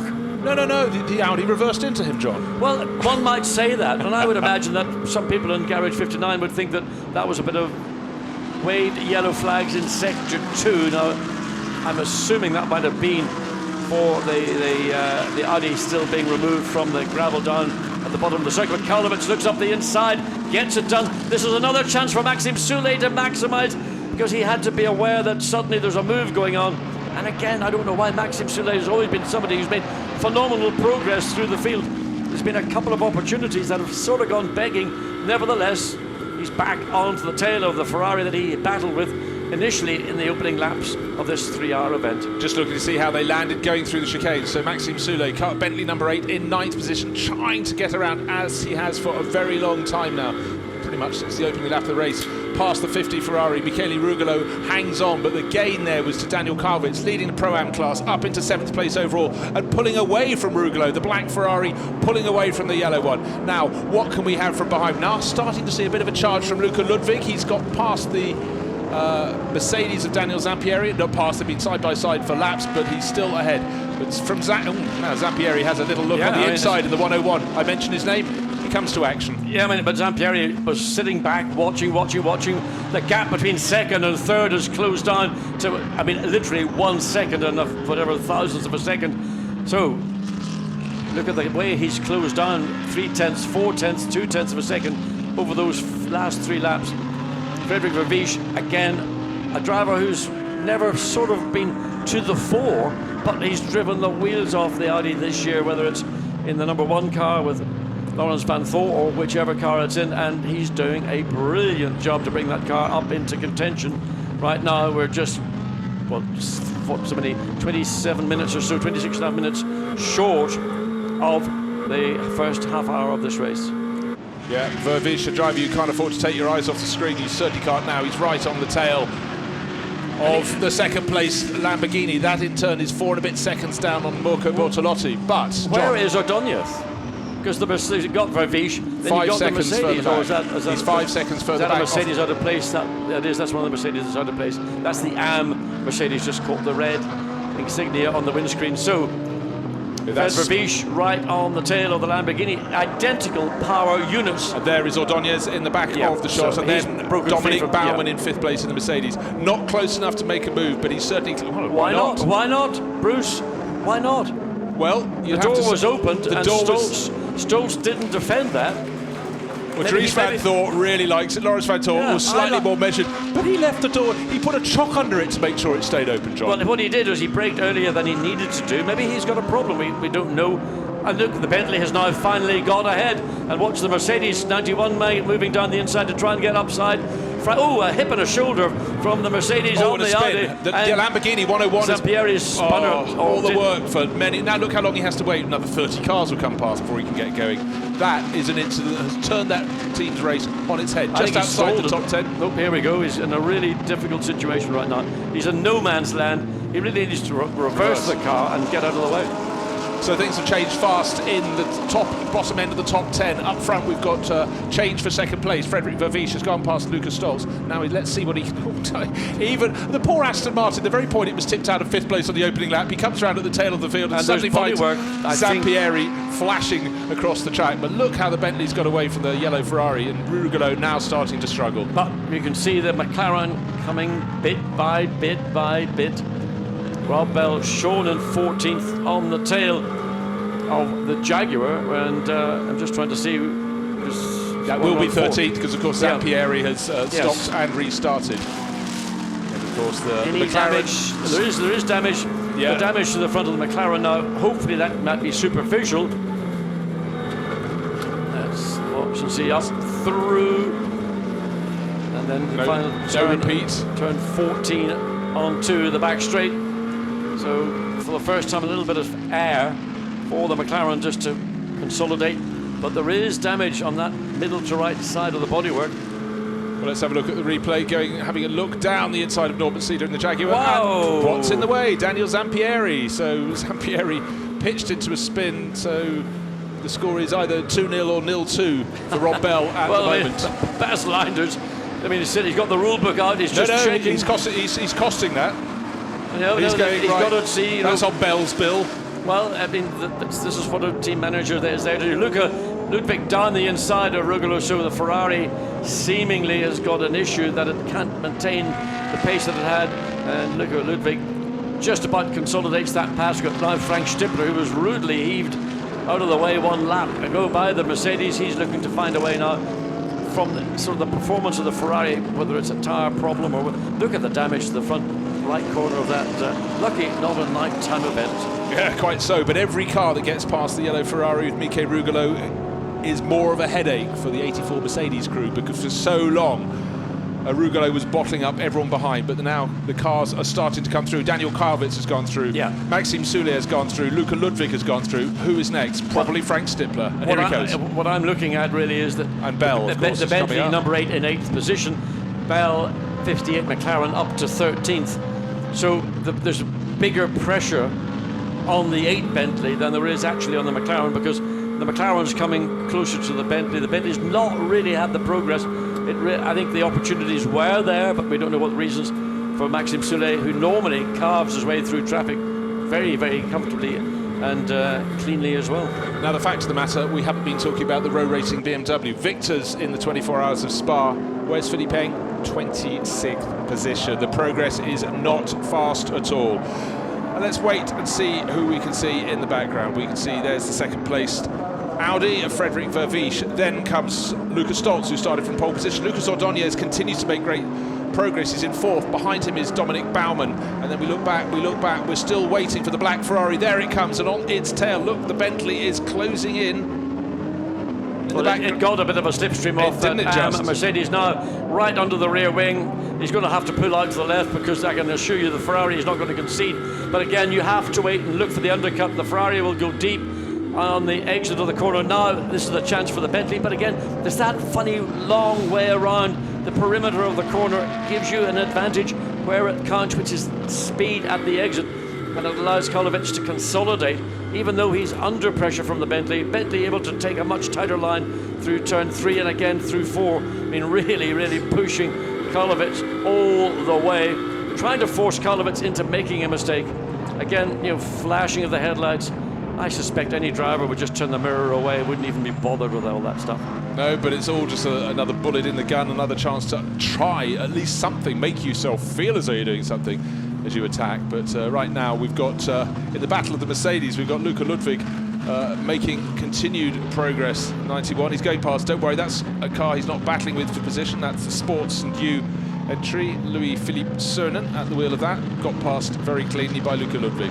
So the 91 Mercedes in 9th place, moving on up, and certainly he's dropped the yellow Ferrari big time over the space of this last half lap since he went past. And the next car to line up, Rougeot, is Frank Stippler. And we have another warning on the screen, black and white flag for number 58. We know who number 58 is for driving standards. Stippler has just slipped through up at turn 14. Very clean, easy pass, but you're quite right, Bruce, the black and white sporting flag. It's the McLaren on the left of your screen with a tattered front end. 2 contacts for Rob Bell. I think it was presumably, well, it could have been the first one with Bononomi's Audi. Well, it could have been with Zampieri's Lamborghini. I think that's maybe been given somewhat of the benefit of the doubt, because other drivers mightn't have been so leniently treated, but this is the car that is leading the championship, and it's been given a little bit of slack. So it is going to get the black and white driving standard flag. Rob Bell will take that on board, but in a sense you might say he's done what he had to do, and might we say he's gotten away with it. He's got black and white stripes on top of his helmet that's to celebrate Newcastle United, but he's looking quite hot and flustered, but he's looking to... Interesting the way he just... Almost he had a spin there, such was the he just, backdrop. In turn 1, turned his eyes across to check the right-hand mirror to ensure that nobody was trying to do one of those moves down the inside, and contact. And the Lamborghini and the Jaguar, there's contact, heavy damage on the left door.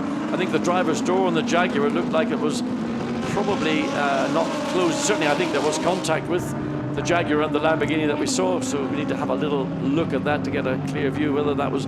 There it is, you can see it going really slowly, just coming into turn 3. Well, that's all places gained for those down towards the tail. Let's have a look. There's the Conrad Lamborghini. There's the BMW diving up the inside. There's the Jaguar. Where comes the contact?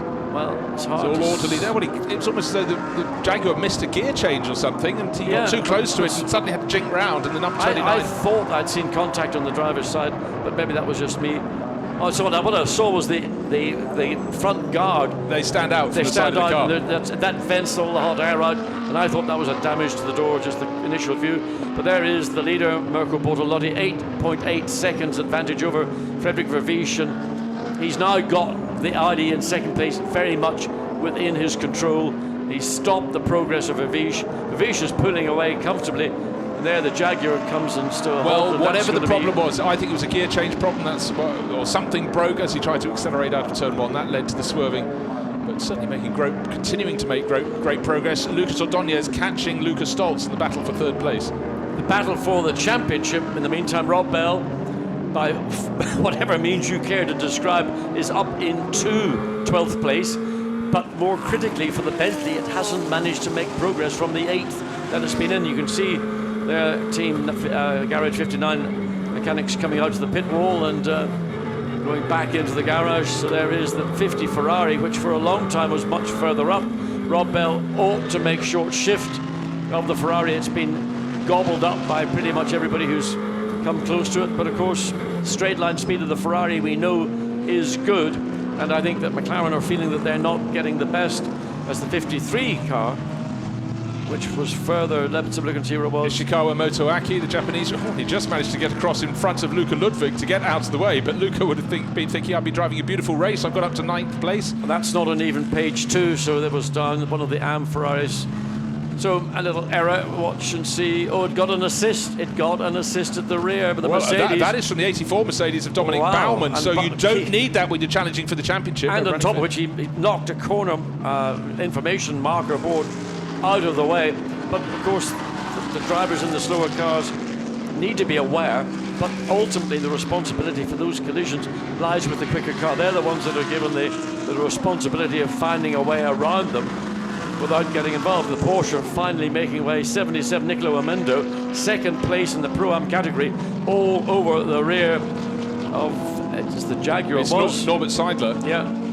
I just want to have a quick fanfare, John. There is sunshine in the pit lane at the Nurburgring. The cloud is finally, after many hours of burning, it's not gone away, but there are holes in it.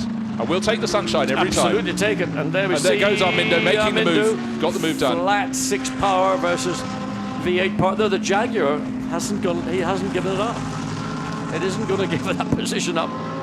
So. Well, of course, if you're accustomed to seeing Norbert Seidler, as we normally are in the 333 Ferrari, you have to sort of put a different chip in your brain, but he's doing a great job, very, very feisty. And the second is the 85 car with Clement Schmidt, also from the HTP Motorsport camp, tucked in among them as well. But the Porsche's just got the edge on that run down from the turn 17 or turn 15, depending on how many corners you consider that there actually are on the Grand Prix circuit at Nürburgring. A lot of them are more curves, but they do get designated numbers. Well, the Jaguar Porsche gets out through, and now the Mercedes 85 slips through as well. Classic situation, isn't it? Once you get pushed offline, don't get a good exit from turn 1, and certainly Clement Schmidt was ready to pounce and did just that. So Norbert Seidler getting used to driving the Jaguar. He's going to have to get his head right down again. Now here's the car that has been the leader of the train, if you will, throughout the race. It started 3rd with Michele Rugolo. Now it's down in 11th. Rob Bell, championship leading car in the thick of the battle. Also in the thick of the battle, you can see the BMW. There it is. Pick out which one of those BMWs. That's the 98 car, the 99 car, just a few places further back. Not yet on our front page of the timing screen. 24th position overall. It's so tight down the order. Yeah, well, there was a bit of contact on the exit of turn 6 on the run down into the hairpin between the Audi on the outside number 3, one of the 99, I think, or 98 of the BMWs. Worth pointing out, John, Adrien Tombe over from the DTM. Several drivers been brought in by Audi this weekend. We've got 22nd place. Yeah, Tom Blomqvist out there as well, and Ben Barnicoat. Bentley number 7 started. We thought it was going to be Guy Smith, but it's Vincent Abril.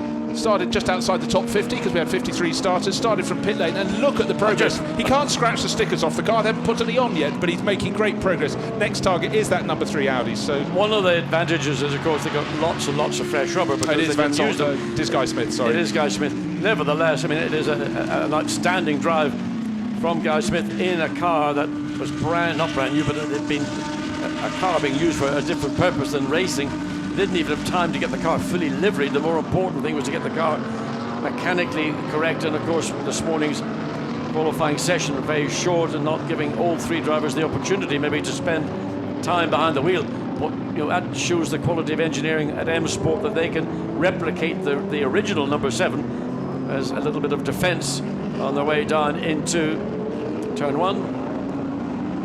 So it's Adrien Tombe, but he's got a slow exit now. Look, Philippe Eng has jumped onto the tail as well. That is our championship, one of our championship challenges. But let's look again at Rob Bell in the 98 McLaren, 58 McLaren. He's now started to go down. These are the points as they stand on this lap of the race, lap 20. If they finish where they are now, the championship will still go to the 58 McLaren crew, but it's super, super close. Jasmine and Jafar, the HCP crew, only 3 points behind, so they've got to keep where they've got to gain a position. They want the McLaren to lose a position, and just 2 points further back, the number 8 Bentley. This has got a long way to go. 2 hours and 20 minutes. One slight slip from anyone, we can see the thing changing. What we do know at the moment, Mirko Bortolotti dominating the race, 8.5 seconds clear of the number 1 Audi. There is a strange visitor to these shores. There is the sun, but as you can see, it hasn't exactly burnt all the cloud away. No, but it has got the prospect of opening up and giving us a much better day than we've had really up until date. But now the McLaren looks to go up the outside of the number 50 Ferrari. Now it's going to go again, take the long way around, but there's a big risk to go that, because the outside of the corner is dirty, but he's stuck with it, side by side with the 50 Ferrari. Job done. Force. No, it's not done. It is done. It is not done. They got the kick. Oh, I didn't think Rugolo would hold on through the stint. It is now. It is now. But is he going to have a cup? He's going to try and get. But at the, that was a brave move around the outside of turn 14, and Rugolo held him all the way down to the curve in the middle of that back straight, but finally had to concede position. John, 2 things. One, damage on the back of car 28 happened before the start of the race. We saw the damage on the front of the 69 Lamborghini. That didn't start the race. That is now under investigation. That was the ARC Bratislava Lamborghini and Will Stevens' Audi on the front row. I was standing directly behind that 28 Audi when it came onto the grid, and the guys jumped all over the back of it. Will Stevens got out and had a look at it, and to me it looked just as if part of the louvering at the rear of the rear inner guard had been damaged, but maybe there was something more severe in that contact between what appears to be in the Bratislava Lamborghini, that's the other car that would appear to have been involved, number 69, and the 28 car that Will Stevens was doing a great job with until whatever manifested itself and took the car into the garage. Okay, so we've had that graphic, and of course that graphic is now out of date. The 3-point advantage the McLaren has increased, because of course up into 11th place ahead of Michele Rugolo goes the 58 McLaren. Quite a long distance ahead of him now, 7.5 seconds. He has to catch up with Frank Stippler, but now he can get racing. He's got past that yellow Ferrari. Nearly 3-4 abreast down in the middle order on the BMWs, diving down into the hairpin, but he's picking them off. That is the clue. Yeah, but the most important thing for McLaren is they're shutting down by getting progress and moving forward the position of the Bentley in 8th position. So Bentley have not had a good day so far in terms of their challenge to taking this championship, and with Wolfgang Reif particularly, potentially on a good move up the inside by the Mercedes and wrong foots the Bentley, and that is a disappointment, because that's a place lost. That is a place lost. Yeah, but now he's got Luca Ludwig right on his tail. In fact, where is Karlovitz? Karlovitz has got ahead of Hubert Haupt. That's why he's out. There he is, the front of our picture. 0-1 on the windscreen in blue means leading the Pro-Am class. So remarkable drive from him in the 66 entry, up into 6th place overall. Now Hubert Haupt is 57. Mercedes is being monstered by Maxime Soulet, and Luca Ludwig really fancies a bit of the action. He's the chaser in the group in the 91 Mercedes. And also it's between car number 58 and 25 in turn 8. We know who 58 is. That's Rob Bell. Car 25, Marco Bononomi, under investigation. Oh, absolutely. And so the black and white flag was a mere warning, but well, I mean, it's an old rule: 3 strikes and you're out. But in motor racing, it can sometimes be 1 strike. And well, certainly that was a significant contact. We saw it from on board, and that will be part of the evidence that's going to be reviewed by the race stewards. So maybe what's turning into be a day in which the 58 McLaren might be able to defend its lead in the championship, principally from the Bentley, which is the nearest challenger as this race got underway. So the Bentley, no, it was in this... the BMW were the closest challengers before the start of the race. Then the Bentley and HTP Mercedes crews were next. And we haven't really talked about the HTP Mercedes. 5th place, Dominic Baumann, 2.5 seconds down on Lucas Ordonez, who's going so well in that Nissan, but ahead of this battle. That is the key from his point of view. And having Daniel Kalvitz up there as well certainly helps them, the Pro-Am leader. Now, drive-through penalty for car 25 and 26 for overtaking under the yellow flag. Don't forget, 25 is the one that went off into the gravel down at the bottom, Marco Bononomi, after that assist. And the teammates, so Sansalot Racing, double disgrace.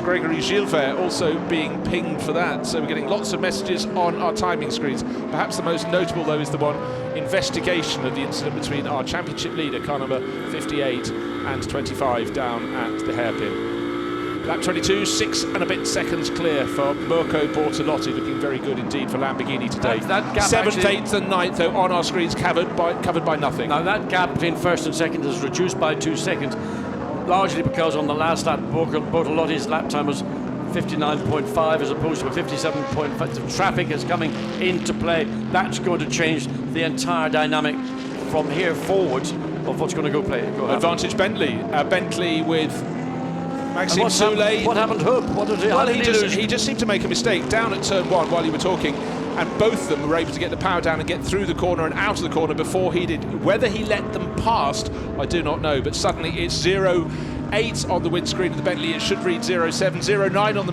91 Mercedes should read 0.8, and for 57 Mercedes, he's got spat out of the back. Well, I'd like to look at a replay. There seemed to be nothing untoward, but that's good news indeed for the Bentley crew.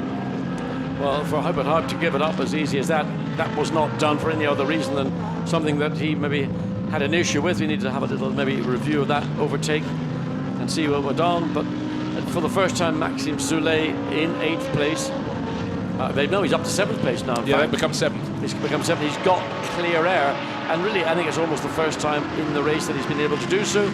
As we see the lead car go away, that's the second place. Third place, and he's got Stokes. Ordonez right on his tail. This is 3rd and 4th, the green Lamborghini ahead of the white, red and black Nissan, and again Ordonez using the curbs very judiciously through the chicane. And the Kaspersky Motorsport Ferrari has already been done for a little bit of obstruction earlier in the race. How much has it obstructed? Stoltz and the Lamborghini very close indeed, but at least at that point Ordonez was able to pick his line through the final corner, not be interrupted by the red, white and green Ferrari, getting closer and closer. The drag down past the pits.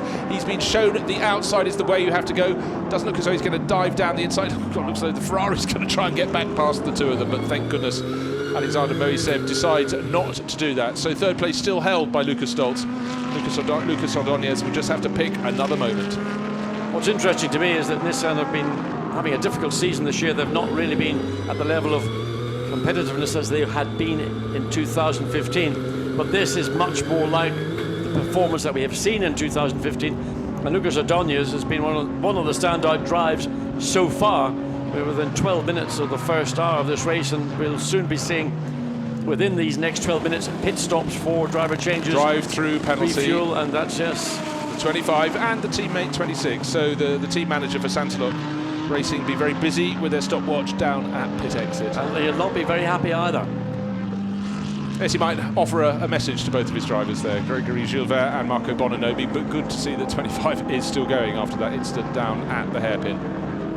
So the gap between 6th place Daniel Kalovitz and the Ferrari, the Bentley in 7th place, that's 3.2 seconds.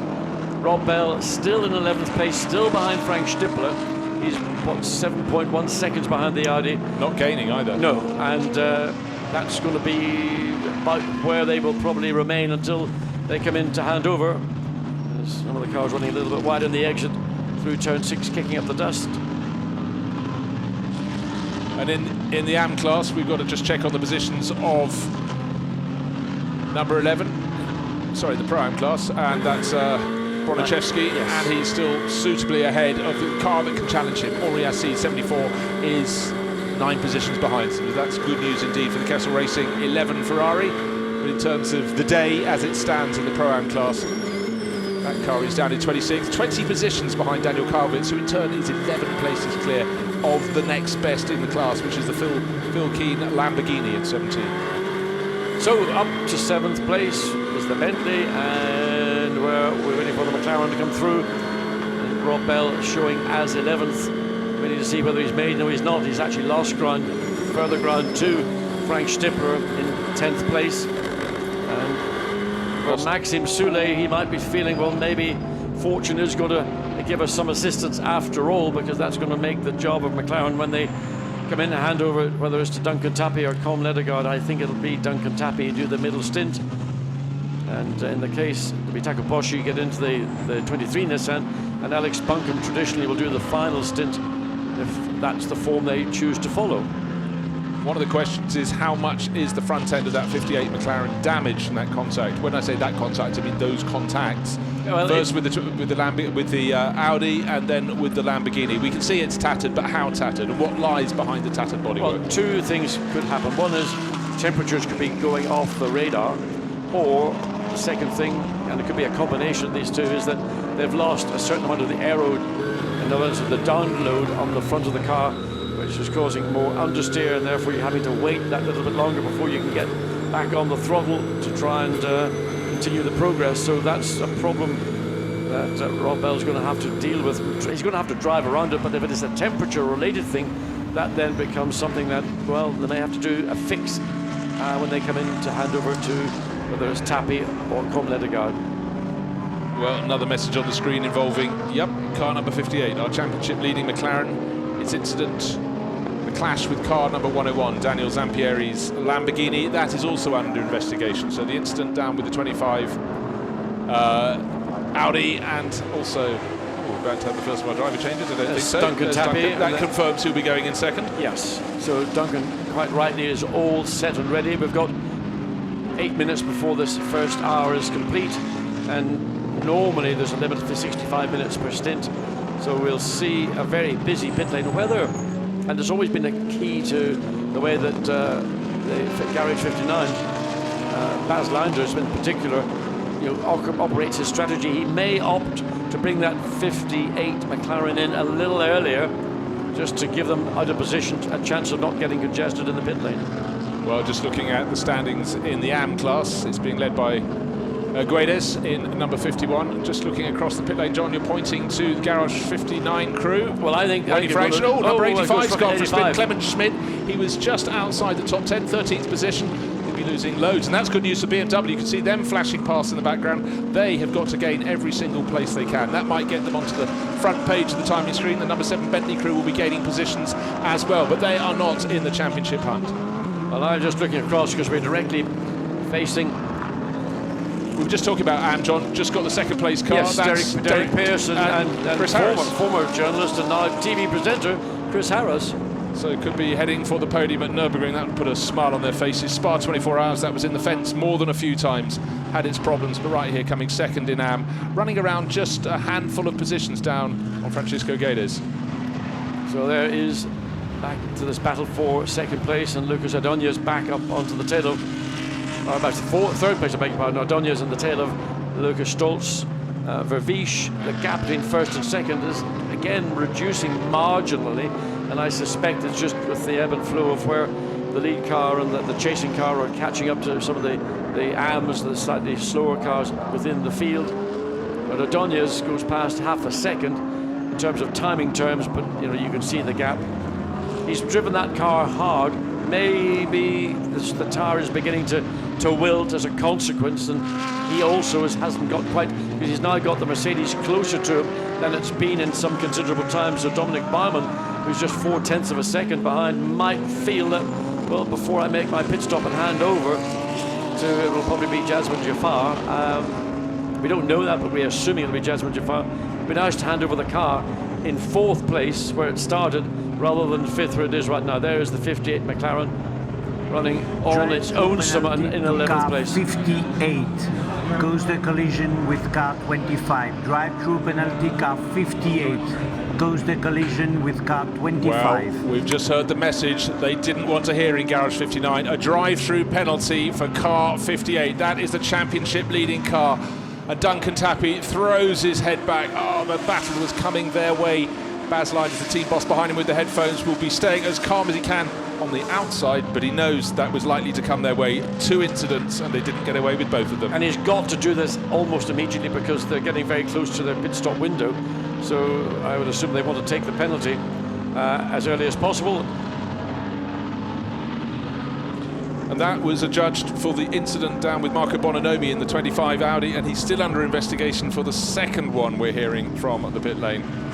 So 11th place, lights flashing on the car that's running around ahead of him, Hubert Haupt. And suddenly that changes the landscape for the McLaren crew, but all they've got to do is just go absolutely flat out and see what comes their way. But this could be the absolute fly in the ointment. And I mean, I bet you the guys down at M Sport and Bentley, maybe that's not the way they'd like to take this championship, but it's a tough championship. You have to take what you're given, and the drive-through penalty is probably going to add another 30 plus seconds to their race time. He is coming in at the earliest opportunity to take that drive-through penalty. He can drive at whatever speed he can up until he gets to the white line. It's coming up to it very shortly. Then it's down to 50. There you can see him slowing down to 50 kilometers per hour. And it's a crawl as the Hubert Haupt Mercedes comes in for an early pit stop. And you know, for a lot of teams, especially at the beginning of the pit lane, I would want to come in early, because if you wait until everybody else comes in, not only are you going to have to deal with the traffic in the pit lane, which is going to be entering and leaving and slowing down, do it when the pit lane is virtually clear. Go off message a little bit, which is what Baz Landers probably had planned to do, but now that's been cast to the four winds, and they're the Mercedes and the McLaren. Where is he slotting back in? Is that just ahead of the Italian BMW? And that's number 15, and that is 24th position. So he was 11th, having worked his way forward from row 9 on the grid.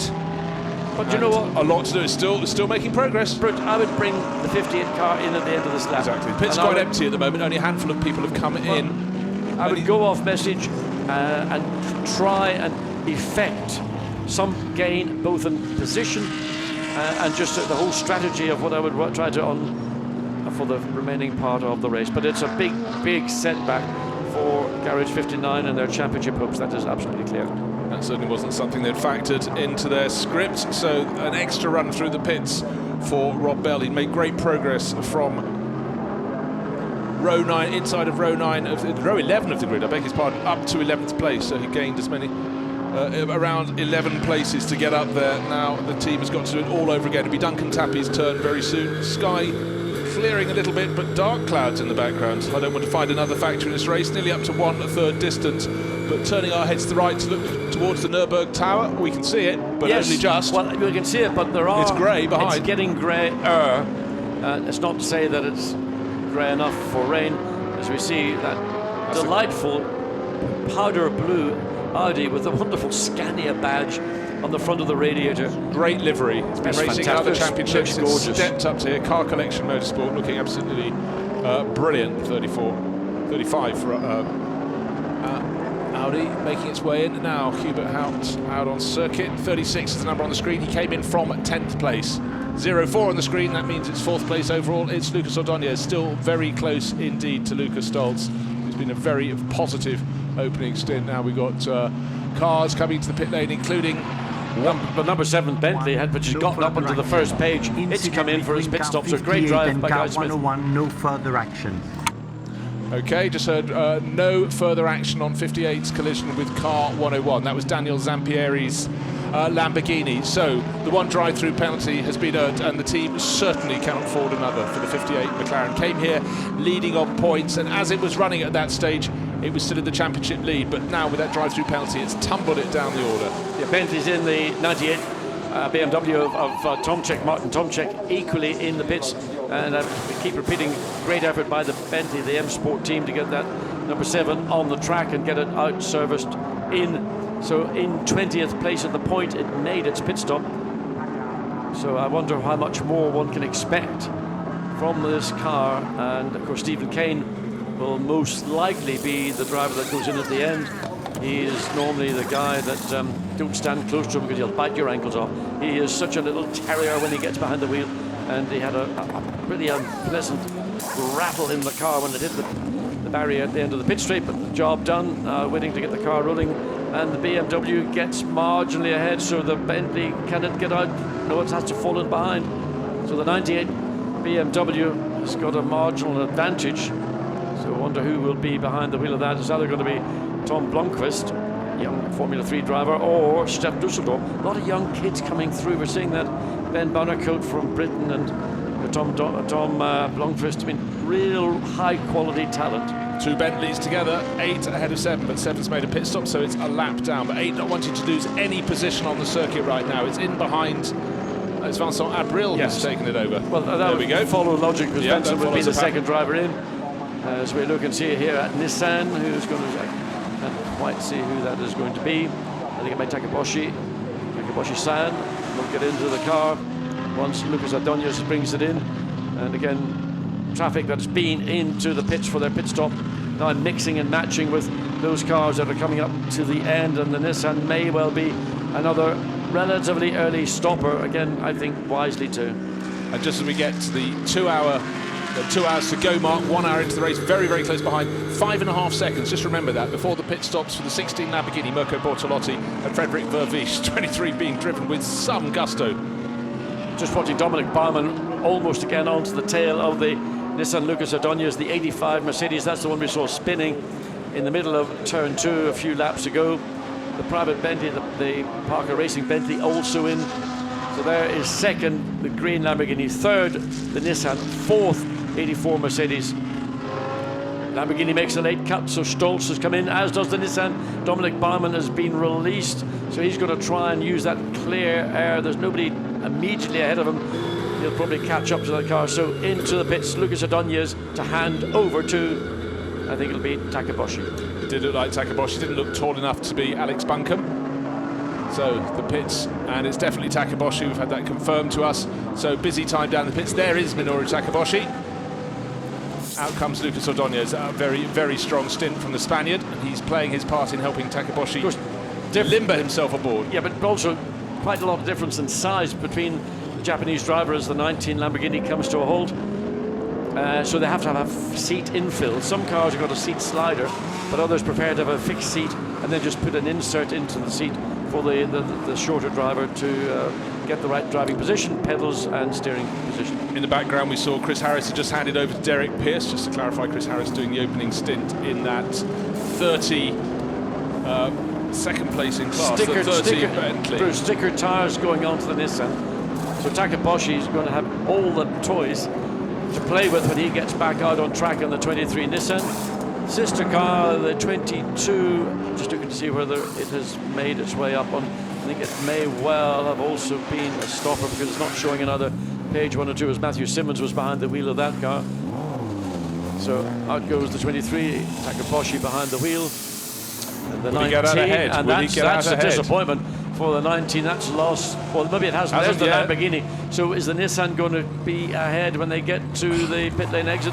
Yes, it's just agonising, but place gained. Wow, nice one. He took a long time to get to the tail. So the Lamborghini would appear to have been holding him back, but anyway. Well, wouldn't mind us looking at a replay, but thank you very much. That's That's Duncan Tappy now on board. He's right opposite us in the 58 McLaren. So who will be behind the wheel? Will it be, and that will be Andrea Puccini or Michele Barretta. So, in fact, the Lamborghini's got the head. So what does Takaboshi? There's the damage. There's the front edge damage. Thank you for picking that up. So how come the Lamborghini got round the Nissan in turn 1? I'd like to give you an answer. I answer, think maybe a little error. Again, fresh tyres, sticker tyres, sometimes just aren't up to performance as we see now. The number 8 Bentley, Maxime Soulet, who's been battling for a long time, finally in 7th position, but critically probably in a position that they are thankful for because all they want to do now is move forward. The 58 McLaren, which has that drive-through penalty and has just made its driver change, clearly will have fallen further behind and out of point scoring position. It's in 19th place right now, but we still have to wait for the full field to filter through its whole stop-go driver change. We certainly do. 0-3 on the windscreen of the 84 Mercedes. That's been the one we've almost looked at the least in this race. It got a clean start, was running in 5th place, and then just on the tail of Lucas Ordóñez. Let's see how good that pit stop is, because we saw the place changing between, it was so close in that battle. Stolz in the 19 Lamborghini, then the 23 Nissan, and then the 84 Mercedes, so close. He had an extra lap before he came in. Was that going to be good enough to vault him up a position? Find out shortly. And again, being near pit exit, in fact they are the crew at pit exit, the HTP Motorsport crew. Is this their chance? Again, sticker tyres going on for there. Dominic Baumann is out. They've got to get the engine firing, and it's lights are on, so it's fired up. Slow, and they've lost again. Other cars are getting ahead of it. They're having a problem to get this car rolling, so are they holding it or are they letting it? Well, I think it looked like they were holding it actually. So the work is done, the car is out. Just look. Oh, second. And they sweep past the 84. So places keep on changing. The Nissan came out ahead of the Lamborghini got ahead of the Nissan. Nissan's got back ahead. We thought the Mercedes might have done enough to jump all of them, but the battle for what is effectively 3rd place after this first round of pit stops has gone the way of the Nissan crew, but brand new tyres on there, and Takaboshi's making them work. Now they're getting heat into them, and we saw brand new tyres going also onto the 84 Mercedes. That is a championship challenger. The Nissan and the Lamborghini are not so much. So that will be, we assume, Jasmine Jafar behind the wheel of the 84 Mercedes. They're going to leave the wunderkind of the team, Maximilian Buch, to do the final stint. As we try to, well, the leader, Bortolotti, second place for Vish, now also because we're coming up to just seconds short of the 65-minute, that's the maximum permitted amount of time per stint. And there is the number 16, the car that's more or less led from the lights going out, and then we had that safety car intervention. Then once again, are those sticker tires? I couldn't quite see. I think there's a sticker on the bottom. Okay. I think there was. So everybody's having managed to save tires due to what we had this morning when the qualifying was somewhat truncated due to weather conditions, waiting for the Lamborghini to get rolling. So the 16 car is, so it might be Christian Engelhardt or could be Rolf and Eichen. So they've got a comfortable advantage coming back out. Just before the pit stops, did we say it was 5.5 or 6.5 seconds? I think it was 6.5 seconds, and that seems to have been held through the course of the pit stops. They've asked the drivers to pit. This one on our screen, third place overall is number 78, that's Phil Keane, but that's when he's in the pit lane, so we can remove him from that running. And the car that is running third is the Nissan heading down the start-finish straight. Looking for others, the final few cars to come out of the pits. But Nissan really started to pull clear of that green Lamborghini in the background, and behind is the Mercedes HTP Motorsport entry, number 84, running in 5th place. Every place that car can gain, and it so nearly did so coming out of the pits.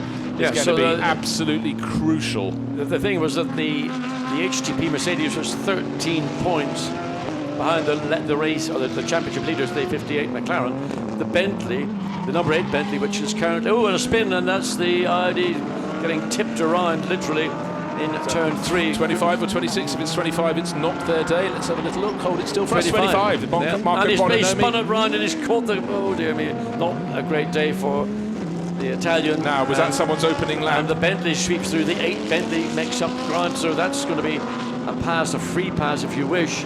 It's not a pass for position though, no, 25 has been but delayed. It just, what I mean, it clears the track. It clears the traffic, that's the thing. In the meantime, Takaboshi in the Nissan currently showing in... well, he's just set the fastest first sector of anybody. He took the words out of my mouth. He's a flying, but he's got clear track time, and we've seen that car's got pace, but this is something almost no drivers enjoyed in the entire opening hour of the race. Look through the windscreen, riding on board with the 23 Nissan GTR, clear track, and when you've put new tyres on, you want to have that right when they're sweet at the beginning. So Takaboshi can really make the most of them. Can he really drop that 19 Lamborghini, the 84 Mercedes, off his tail? You're quite right, it was Jazeman Jafar who's taking the second stint. I would say that Takaboshi-san has got a clear track ahead of him. He's going to make use of that, and of course the new set of tyres. There we see the race leader, number 16. The gap as we went past, well, I'm just waiting as Rolf and Eichen behind the wheel, waiting to see who is going to show in second place. It still should be the number 1 with Dries van Thor, 6.3 seconds. And then Takaboshi, fastest race lap of all, 156.1 in third place, but he's some 22.1 seconds. Let's drop the 10th of a second. 22 seconds behind the second place Audi. That's a long way. I mean, he's got the best part of, 51 minutes in which to try and eat in. There is that second place with the younger of the Van Thor brothers, Dries van Thor.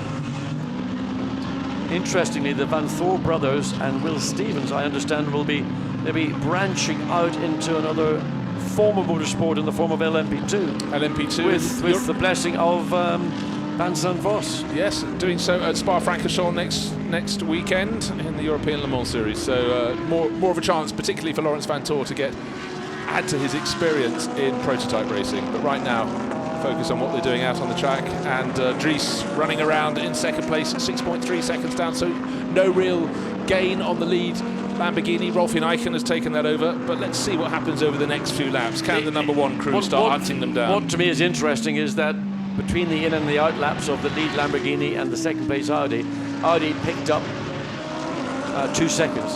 So obviously we know that WRT are pretty mega when it comes to doing pit stops, and again they've managed to make up time in the pit lane, which is, it's just a bonus. Anytime you make up in the pit lane is a bonus.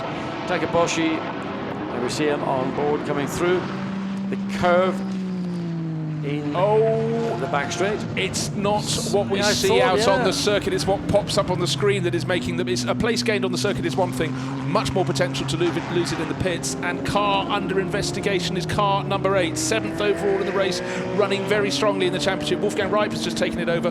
We understand we're not quite sure what happened in the changing of the wheels. It could have been we didn't see a wheel it. was put down where it wasn't supposed to be. It was one of those things that may have occurred. We know that, where was it, Mazzano at the start of the year, that Bentley did have a problem with one of the wheel nuts and the way the wheel attached to the hub. They had to descend the car because they couldn't, the wheel wouldn't come off. I think when they got back to the pits at the end of that event, it took them about half an hour to get the thing off. So whether that's a repeat of that incident or whether it's another incident we don't know about, but in the meantime, that's disappointment because the number 8 car was the best placed car currently in the race to take victory in the endurance part of the Blancpain Sprint and GT series. Is it swinging back towards the HTP Motorsport crew? We can see their car going around at the moment. Yasemin Jafar not long into his stint, trying to get past Michele Beretta. This is the battle for 4th place on the circuit, but this is more a case of if the place can be gained for Yasemin Jafar, this is gold dust for HTP Motorsport. If the Bentley number 8's got to make a pit stop, then it's going to swing to the favour of the 84 Mercedes without hesitation. They'll still have to gain more places. 3rd is the place we think they have to get to at the moment as it stands. We're only not even halfway through the race. Well, it'll depend whether Bentley are penalised or not. I mean, I think you have to say that the 58 McLaren right now in 20th place is out of the points, and all they can do is just fall back on their position currently. And they're on 55, no, they're not, beg one. They're on 68 points. The 2nd place, Bentley, is on 59 points. 3rd equal was the Mercedes of the 84 and of course the 99 BMW, but it's not been showing.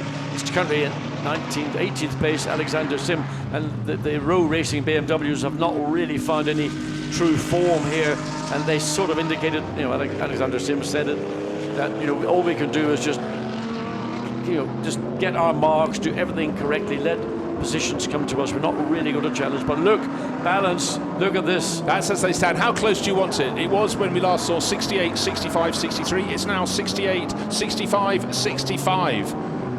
So 3rd place is what is really required to see if they can topple the McLaren crew. McLaren, where are they?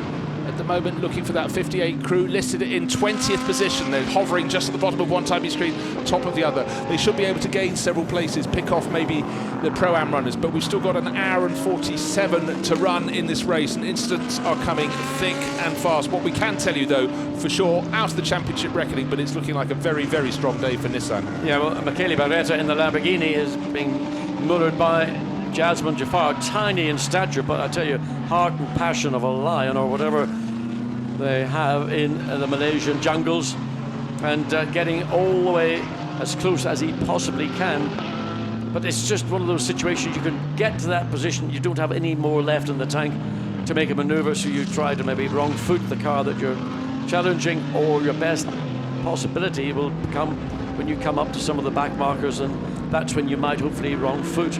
But the difference, you can see Yasemin Jafar, I mean, he's sticking as close as he can. I mean, he'll be losing a little bit of front aerodynamic on the Mercedes, but nevertheless, it's not affecting him. He's just hanging in there. I mean, he's got, what, 0.2 of a second between the two cars.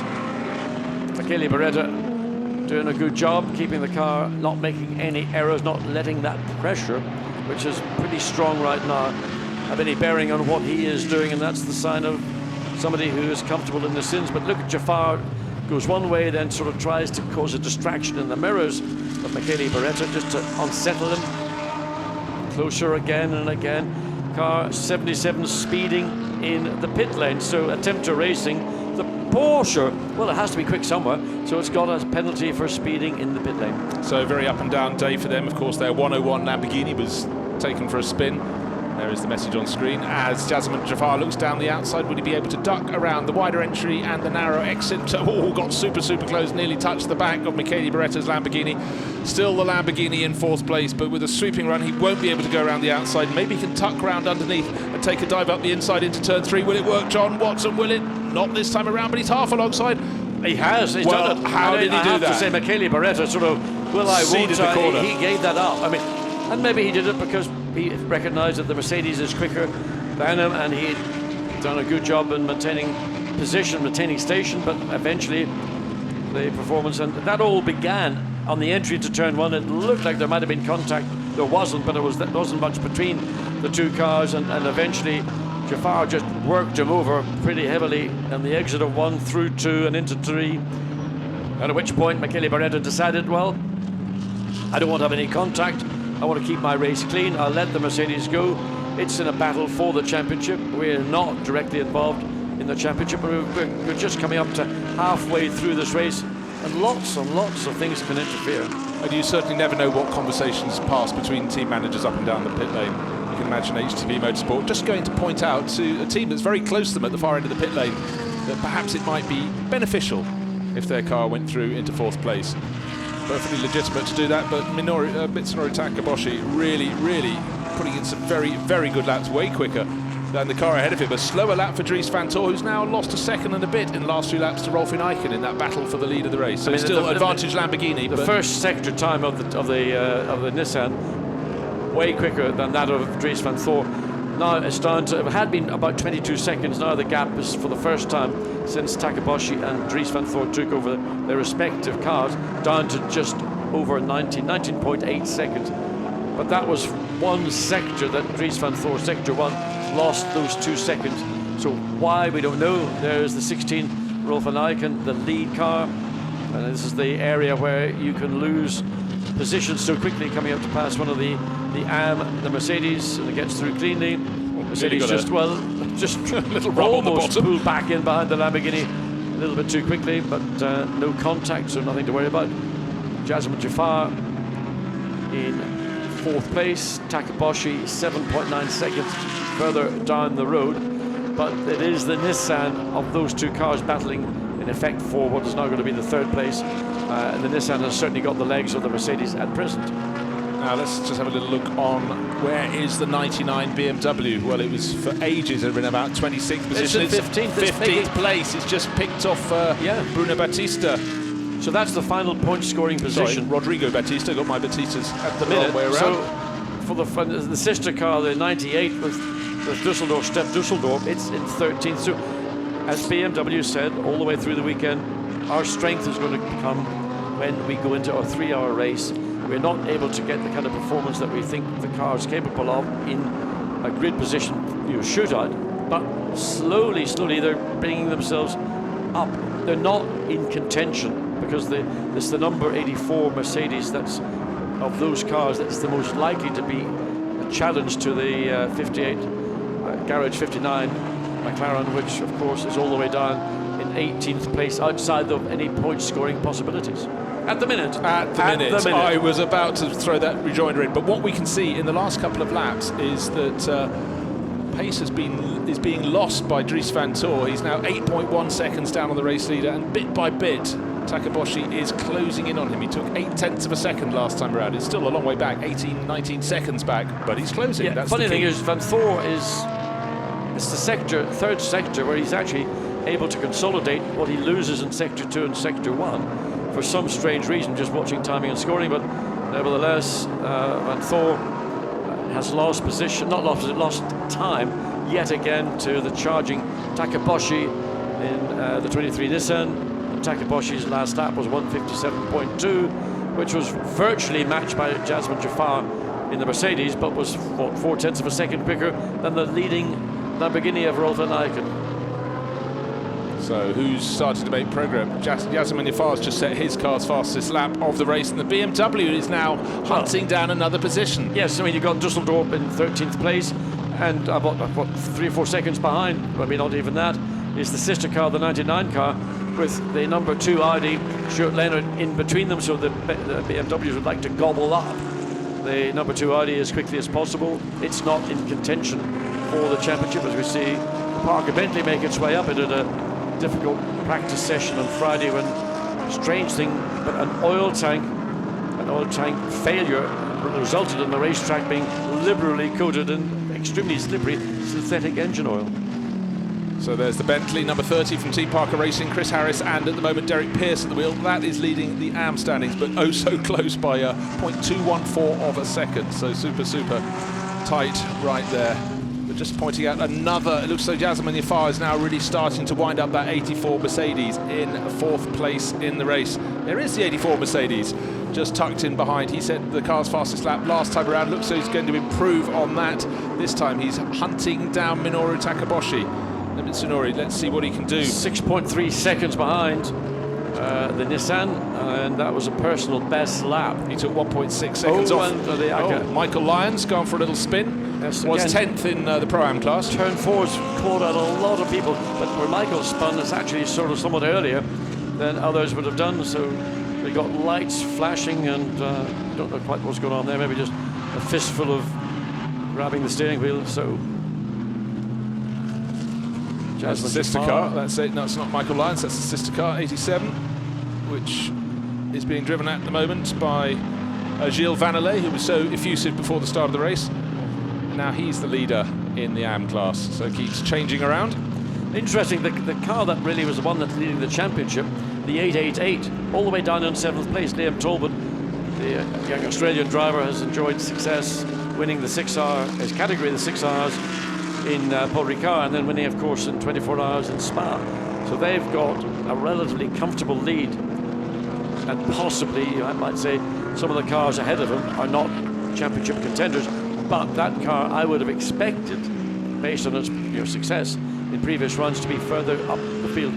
Yeah, I think that would be a logical suggestion and logical expectation. Now, again, Jazeman Jaffar, the first section of the lap, has taken a second out of the Nissan ahead of him. He's really flying. The only driver faster than him at the start of this lap has been our race leader, Rolf Eichen, in the number 16 Lamborghini. Look at 87, leading the AM class.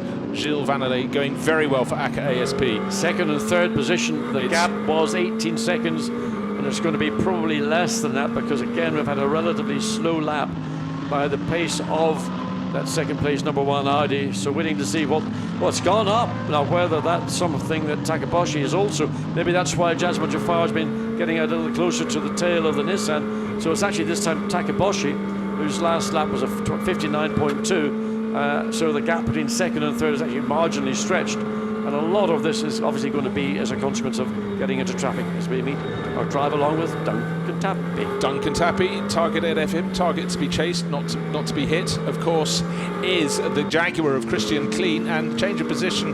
Pointed to the screens, the 50 Ferrari now starting to make progress. We still don't know, it's still showing it's Michel Rougelot. We're fairly sure it was Pathan Lathoris who did the opening stint of the race. Michele Rougelot taking it over, and he just moved ahead of the 66 Pro-Am class leader, and that is Alexander Matschel who's taken over. So this is on board with the 58, Duncan Tappy behind the wheel, so we're behind the Christian Klein, the former Austrian Formula 1 driver who's sort of gone into the wilderness for many seasons and then has popped back up as a very welcome addition to the Jaguar, the Emile Frey Racing Jaguar team, and quite a different environment when you've come from the cosseted closets of Formula 1 into what I would call proper motor racing.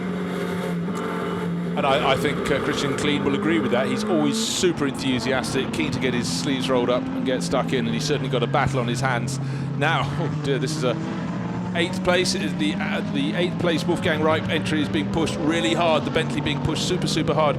Change of driver. The second driver in the 57 car is now Andreas Simonsen.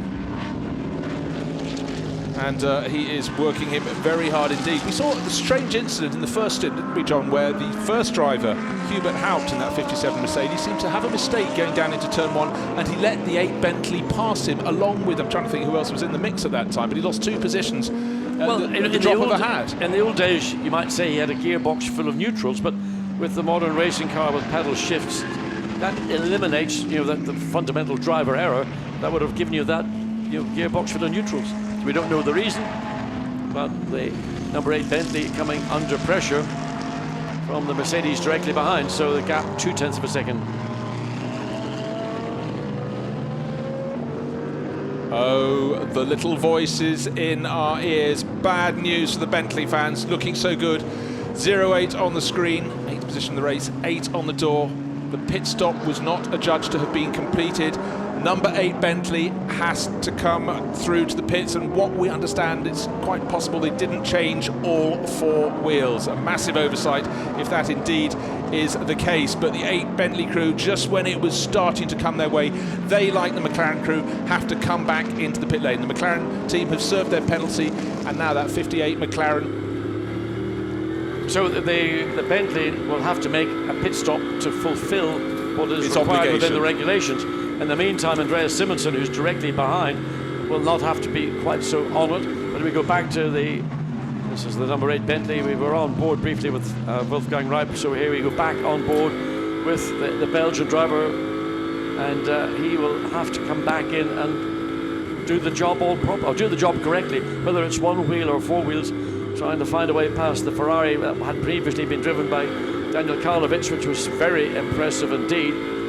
So up the hill, that's the first of the Pro-Am cars, the 66 Black Pearl Racing. Yeah, Alexander Matschel, you can see on the screen, the black behind the white numbers denotes it's from the Pro-Am class, so very well placed. And that car in 7th place, 13 places ahead of what is currently the 2nd place, which is the AF Corse car of Duncan Cameron, now being driven by Matt Griffin. We saw Duncan Cameron having that error in the opening part of the race, colliding with the Aston Martin. Dropped it right to the tail of the field. Absolutely. But one team I don't think we're giving enough credit to so far, or the driver lineup, number 7 Bentley crew. We're looking out of the windscreen of number 8, but Bentley started from the pit lane, and the 7 crew's up to 12th place overall. That's 42 places gained. There you heard what the problem with traffic is the 25 Audi kind of will I won't I, the Central Lock Racing Audi will I won't I prevent the McLaren going through. But Duncan Tappy had to lift right out of the throttle because the cars ahead of him are doing the same thing, and therefore that's where you lose your momentum. That's why it is so punishing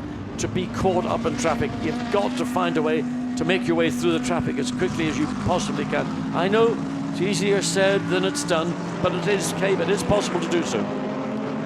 Yeah, so we'll keep an eye on that battle. Of course, we'll keep an eye on the progress of this battle for 8th place overall. 57 is being driven by Andreas Simonsen, right on the tail of Wolfgang Reip. 12 months ago, Wolfgang took a championship here. He was a Nissan driver. Now as a Bentley driver, he's still got an opportunity, but with the requirement to come in and complete that first pit stop, that will have them tumbling right down the order, outside the top 20 more than likely. The Ferrari's all over the curb coming out of turn 6. That's cost us time. The Bentley's going to get up alongside. I think no, but you could sense the frustration as it came down the hill. The Ferrari hit the left rear well and truly on the grass, kicking up a lot of muck. So that was the opportunity, I think, that the Bentley thought. Wolfgang Reip, as lights were flashing, is again behind it. The 84, no, it's not, it is 57, I beg your pardon, Andreas Simonsen, and he was thinking, oh, I'll have a little bit of this action as well. I just want those 2 cars ahead of me to get a bit muscular with one another, and that's just a simple way of making up progress. Two positions in one sounds good to me. Certainly does. Wolfgang Reip still working very hard, and Alexander Matschel, maybe he's being rattled by the flashing lights behind him, and maybe it's just the sheer pressure of being top in Pro-Am, but he's way top, 13 positions clear. He's 7th overall. Matt Griffin down in 20th, but the gap is going in and out, and that just shows the difference. But certainly that dust would have come kicking into the Bentley. Face full for Wolfgang Reip, round the final corner to start finish straight, but a twitch there that he didn't want. That means he can't get the power down as soon as he wants. Is gaining little by little down the start finish straight, but won't be close enough to make a move. The move he wants to make down into turn 1. Just of interest, there's a race going on for the lead. Rolf van Eycken in the Lamborghini, which is more or less led from the start. A little bit slow on that last lap. It's allowed Dries van Thor to get it within 6.5 seconds. A lot slow. He lost 2 and a bit seconds. And critically, the 23 Nissan Takaboshi, who had gotten that gap between 2nd and 3rd down to 18 seconds, it's back up to 20 seconds. So Dries van Thor on the last lap, quickest of all of those lead 3 cars by almost a second on the 3rd place Nissan, and by the best part of just over 2 seconds, nearly 2.5 seconds on the lead Lamborghini. Yeah, you ask yourself, traffic. What a great view of the McLaren pointing the wrong way. Well, I wonder how that all happened. What's gone on? What, Duncan, have you done coming into turn 1? Was that an assist, or was that when he looked having to shake, thinking he's got gravel on the tyres, and it's just going in a way you couldn't imagine how much. Oh dear. That'll cost them maybe at worst a couple of places, if they're lucky, a couple of places. Well, we know that the 8 Bentley, somewhat ahead of it on the track by about 12 positions, has got that extra run into the pits. but getting, is the bodywork rubbing on the 85 car? Oh, it is. left corner. That might have been an assist. That might have been why the McLaren. Yeah. So that was the 85 we'll... car. So that might have been the cause of the spin. So the left front, right rear, and that's the tyre that's. It's a classic combination, isn't it, John? Yeah, it's going to get cut down. It's got to get into the pits. They've got to get the bodywork away from the tyre. They've got to most likely remove that tyre before it finally gets cut down and lets all the air out. And that was, we have to make an assumption. There is the McLaren. So Duncan Tappy, while he lost 2 positions, the Mercedes is going to have to come into the pits. But I just wonder, was there any damage at the right rear of the McLaren? It is so easy. Here we see it, what's happening, coming down. Well, Duncan closes the door and of his, well, I think that'll be adjudged a racing incident. I mean, Duncan Tappy was fractionally ahead, but as the Mercedes was coming down, the gap was closing, and there it is. He would say that it was the Mercedes' fault. The Mercedes would say I was given room and the door got closed very quickly. So it'll go down, in my view, as being an incident that will not see any further action taken.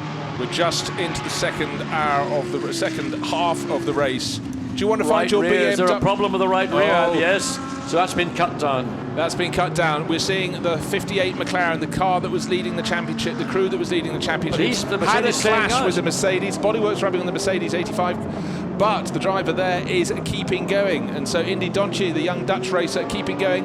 And the Garage 59 crew, they're the first garage in the pit lane getting ready to welcome, if that's the term you'd use, a car that's still in with a championship lead, but this is a problem that could suddenly put it in the way of the HTP Motorsport Mercedes crew, or more than likely the BMW crew. Row Racing up to 14th place for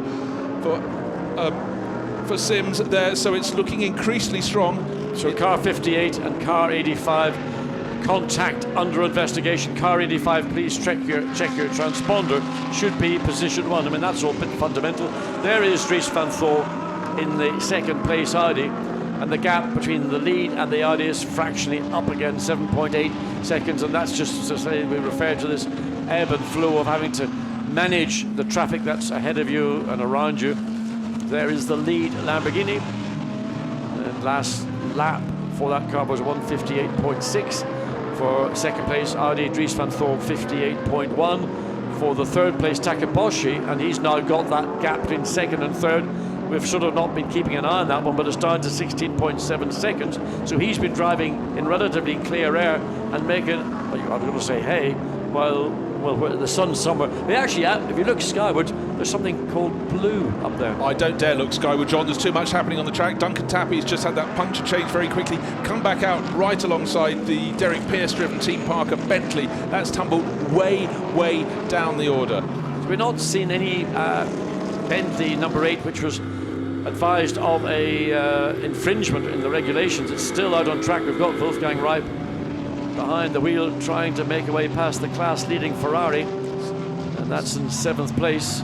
So that's a battle for position, but the Ferrari isn't really in the race that the Bentley is in. The Bentley is racing to try and take the pro category of the Endurance Championship this year. So one might suggest the Ferrari could quietly step aside and let these two battling cars in the pro division with Andreas Simonsen all over the back of Wolfgang Reip. Well, Black Ferrari doing great job in the Pro-Am class, but for the two behind, Wolfgang Reip and Andreas Simonsen, it's delaying them, and this is working all the time to the advantage in terms of position on track, advantage on track. Jasm and Yafar, the 84 Mercedes crew, 4th overall, and round, not the Ferrari they're chasing, one of the back-marking Ferraris, instant. Well, car 78, team manager to race control immediately. So we haven't seen anything particularly that we... For the Barwell Motorsport Lamborghini, nothing that over the last moment or two, but so much is going on, it's hard to keep up what the situation is. Well, there on screen, that gives you the running order. Rolfin Eichen in the Lamborghini leading by, what's the gap? 7 seconds over Dries van Thor. Mitsunori Takaboshi in the Nissan is third. Yasemin Yafar, the top place of the championship challengers, in 4th place. The next best place is the 8 Bentley, Wolfgang Reip in 8th, but he's due an extra visit to the pits to complete the first pit stop to the satisfaction of the race organisers. Then 14th place, Alexander Sims in the 99 BMW. in with a definite shout, and now the team that came to Nurburgring are leading the championship. Car 58, that crew has just had a puncture after a clash, and it's dropped them down to 37th position, John. Well, race driver, yes, indeed, but just watching the 8 Bentley and the 57 Mercedes, using every bit of that racetrack, and in fact trying to find a bit more of it on the inside, as we see the 91 Mercedes coming up into play, and that is the Zach Speed Racing. Of course, Zach Speed, a wonderful historic name within German motorsport and touring cars and Formula One, but based up here at the Nurburgring. Looks down the inside, run by Peter Zakowski. His father gave up the reins many years ago, but it's very strong. You can see this, the 4th car in picture there, the white with the red and blue flashes on the wings, as Andy Suchek shows concern. He'll be in the car for the final stint, and he knows that this car on screen, the 8 Bentley, has got to come in and complete that pit stop that was carried out, well, almost 35 minutes ago now. Yes, you wonder what the time limit is. Obviously, it can't drift into when the cars are coming in for their second regular roundup of pit stops, which will start in about 20 minutes. Just looking to see who's gaining, gaining on time. Here are the Pro-Am standings, 66 leading the way out clear with Alexander Matschel. Nearly 30 seconds clear of number 52, which is Matt Griffin, who's only 1 position and 3.3 seconds ahead of the number 11 crew. That's a crew that always rises to the top. It's the Kessel Racing Ferrari crew. At the moment it's Alessandro Bonaccini, took over from Michel Broniszewski. We'll hand over to Andrea Rizzoli, so it's looking very good indeed for Kessel Racing in the number 11 car, because the only team that could topple them is 6 positions behind them on the track. That's the 74 Audi crew. And Simonsen looks into turn 4. You need to be absolutely square alongside if you want to take that position away. Very easy to close the door and cause you to lose momentum, but nevertheless, Andreas Simonsen, he has got a feeling that I can go a bit quicker than the Bentley ahead of him, and of course the Mercedes behind, the 91 car, probably got the same sort of feeling. You certainly think so, and he's got the advantage. He's closed in on them over recent laps, so he feels momentum is with him. The 91 car, Nikolai Rogovu. There he goes, and as it's getting brighter, that's being picked out more and more by the sunshine. Yes, of course, he's looking at the Mercedes on the way up into the Schumacher S's, just again putting his nose into the mirrors of the number 8 Bentley, the Wolfgang Reib, the driver that came through the GT Academy and won in Nissan here last year. Been given a real good old workout by Andreas Simonsen in the 57 Mercedes-Benz, and this is the battle for essentially 8th place, but the 7th place Ferrari is in fact not out of position. It's there on merit, but it's in its own championship battle, and that's for the Pro-Am category. Yeah, it won't be stealing points from them, that's the important thing, but they would like to get past it. No, it's not stealing. It is stealing points, because... Oh, yeah, they'll be scoring the points further down in the overall. But yes. I mean, wherever you finish in the race, well, of course in the championship, it is, you're right, it'll not count in terms of where they finish overall. So what's happening at the front? We haven't really seen much of the 16 Lamborghini. It started this race in 2nd place with Mirko Bortolotti. He hunted down teammate Lukas Stoltz in the 19 Lamborghini. Don't forget, they had all their time advantage. They were 5 and a bit seconds clear when the first safety car was pulled out. They lost all of that, but since Bortolotti hit the front a few laps later, and then Rolf Eiken's taken over, Rolf's doing a very good job.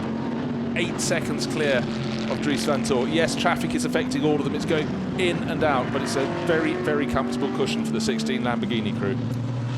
There is the 19 Lamborghini, and that currently is in 5th place with Michele Rugolo all over it like a rash, and they're up behind the Buccignino BMW with Karim Auger. I'm not sure who's behind the wheel. I think it's Darras at the moment, number 12. Yes, it is. He's down. But that's up. You know, there's a battle for position, and that's for 5th place. And the Ferrari looks like it's going to make a little sort of investigation up the inside as they come into turn 13.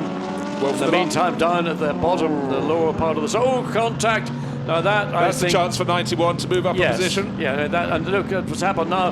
There it goes, and that was a mistake on the part of the 57. It wasn't in position to be where it was, and the number 8 Bentley, in my opinion, was fully entitled to exit the corner as it did. So position lost by Andreas Simonsen, a rare stretch of open track.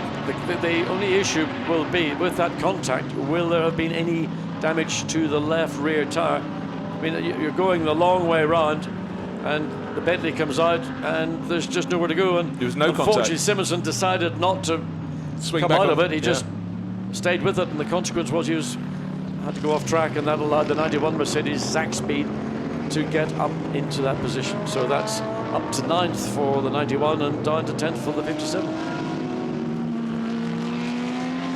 So even when it all looks super safe, and now I think we might have a change of position coming up very soon. This battle for 5th place on the circuit. Michele Rugolo in the yellow AF Corsa Ferrari getting closer and closer. Looking at Michele Beretta.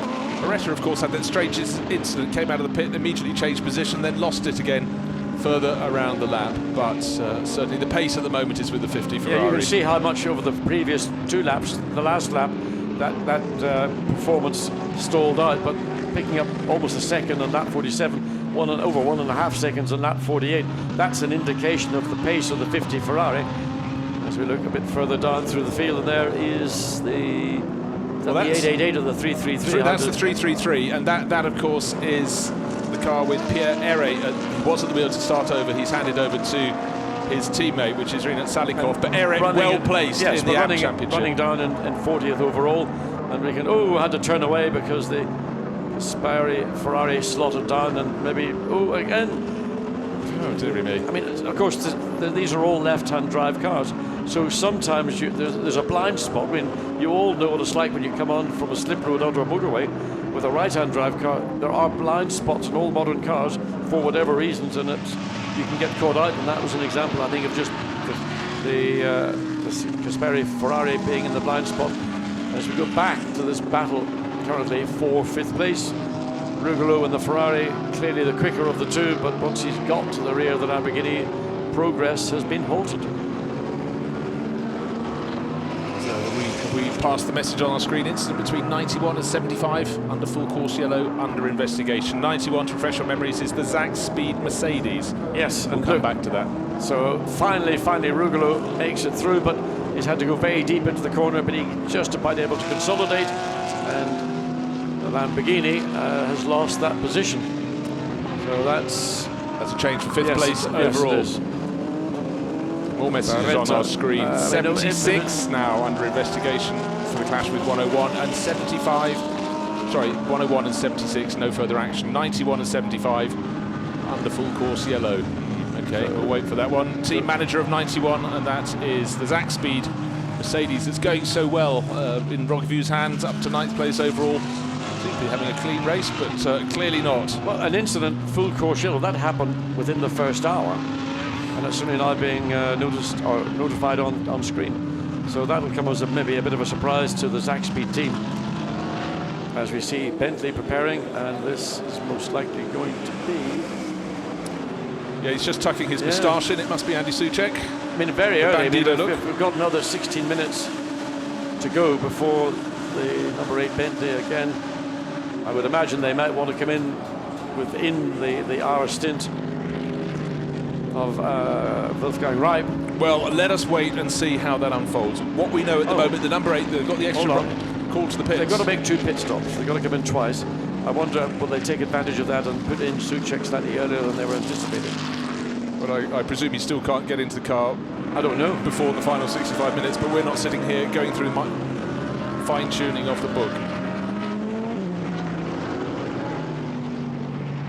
Right, just had word that just before the safety car, the 91 Mercedes, and there it is in the middle of our shots, under investigation for overtaking just before the chicane. That must have been when 75. There was a yellow flag, and then we had the safety car. So just before the safety car. Sometimes circumstance, you find yourself you can't do anything about it. And I assume that the team manager of Zach Speed's been up to try and explain the circumstances, but the penalty is going to be investigated, or the offence is being investigated to see what the penalty.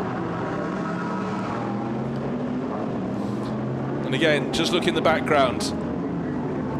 Number 8 Bentley running around in 8th place. That started right near the front end of the grid, but number 7 started from pit exit. It's only 3 positions behind him on the circuit. Vincent Abril at the wheel. Not that one, the all-white Bentley, the one that came in overnight. Clearly enjoyed the Spanish air and has brought extra visibility to the circuit. But they had nothing to lose. They're not in the championship battle. They've obviously taken great risks or just been incredibly strong. But how they've worked their way up the order, quite remarkable. I think it's been the car clearly is exceptionally good, and I just wonder, maybe has that car got some upgrades that the 2 race cars haven't yet had the chance to use, and consequently what they've got in this car, which was maybe being used for a promotional purpose, but maybe it is semi-development, but it's only sort of surmising on any of these things. But to make your way up from the start in the pit lane and get past 53 other cars is a phenomenal achievement, and I mean, to be all the way up in 11th place, Vincent Abril, and then handing back the car, 15 or less than 15 minutes,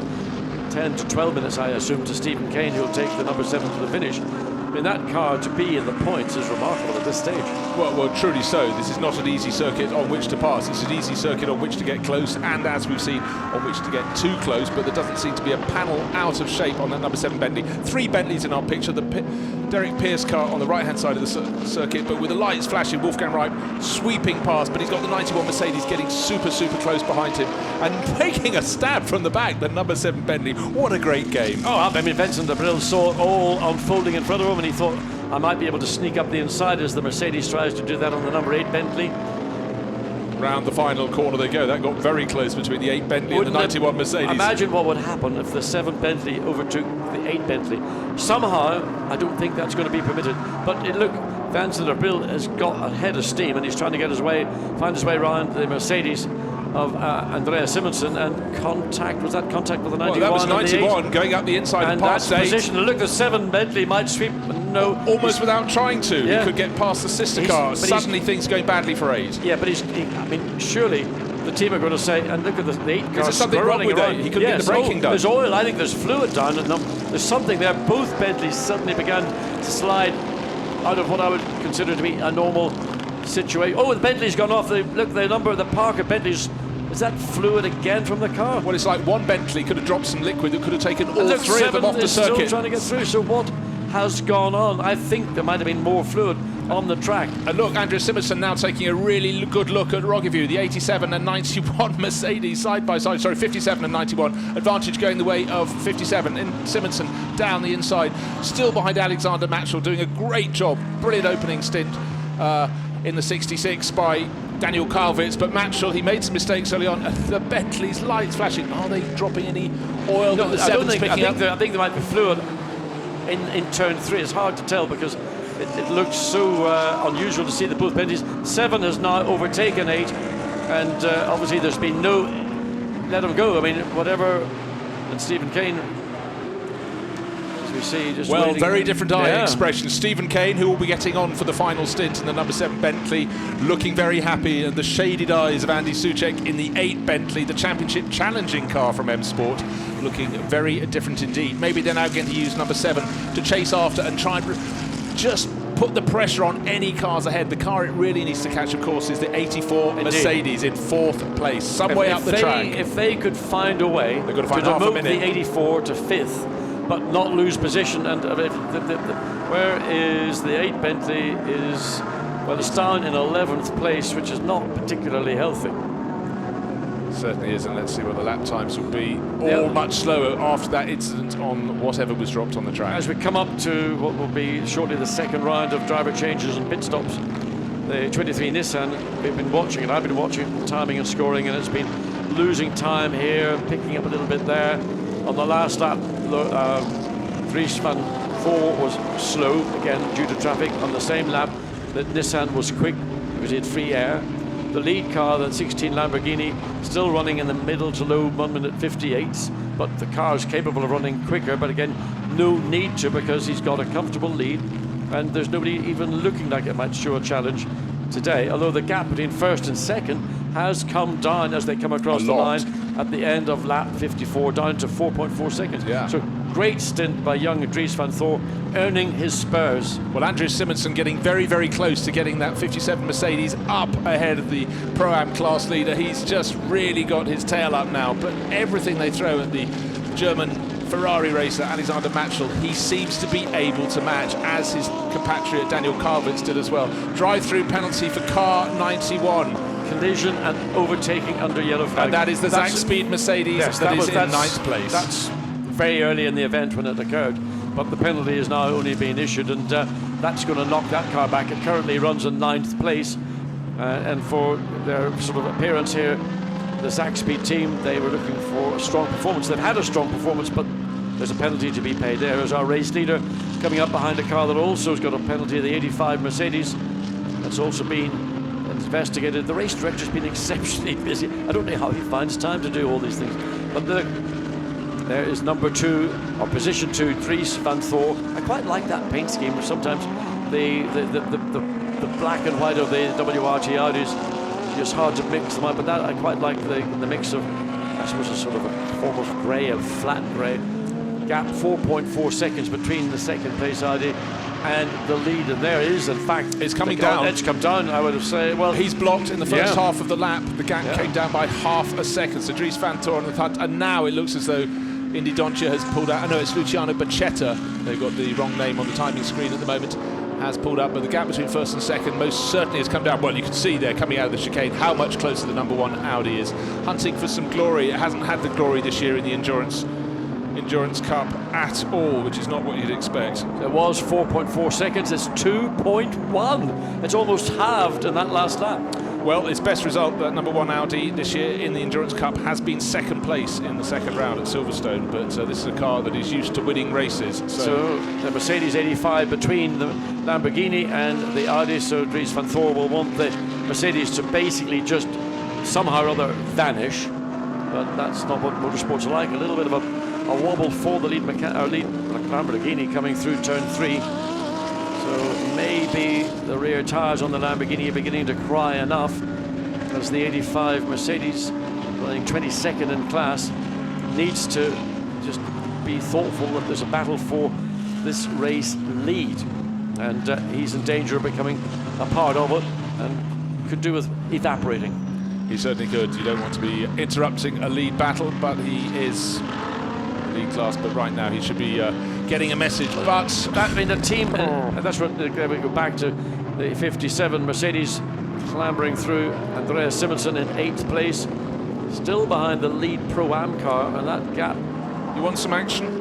Let's have a look at the number 7 Bentley coming down the start finish straight. He's got 8 behind him, but he's now alongside the 91 Mercedes. Will the move stick? He's in the wrong position, but it's what's happening up. Oh dear, the other Mercedes from 46 in the way. This could be the advantage number 7 once. Yes, it is, but he's on the wrong side. And he may also lose position to the AM Mercedes that's in that mix as well. And the 99 BMW Alexander Sim right up on the tail of the of the Bentley.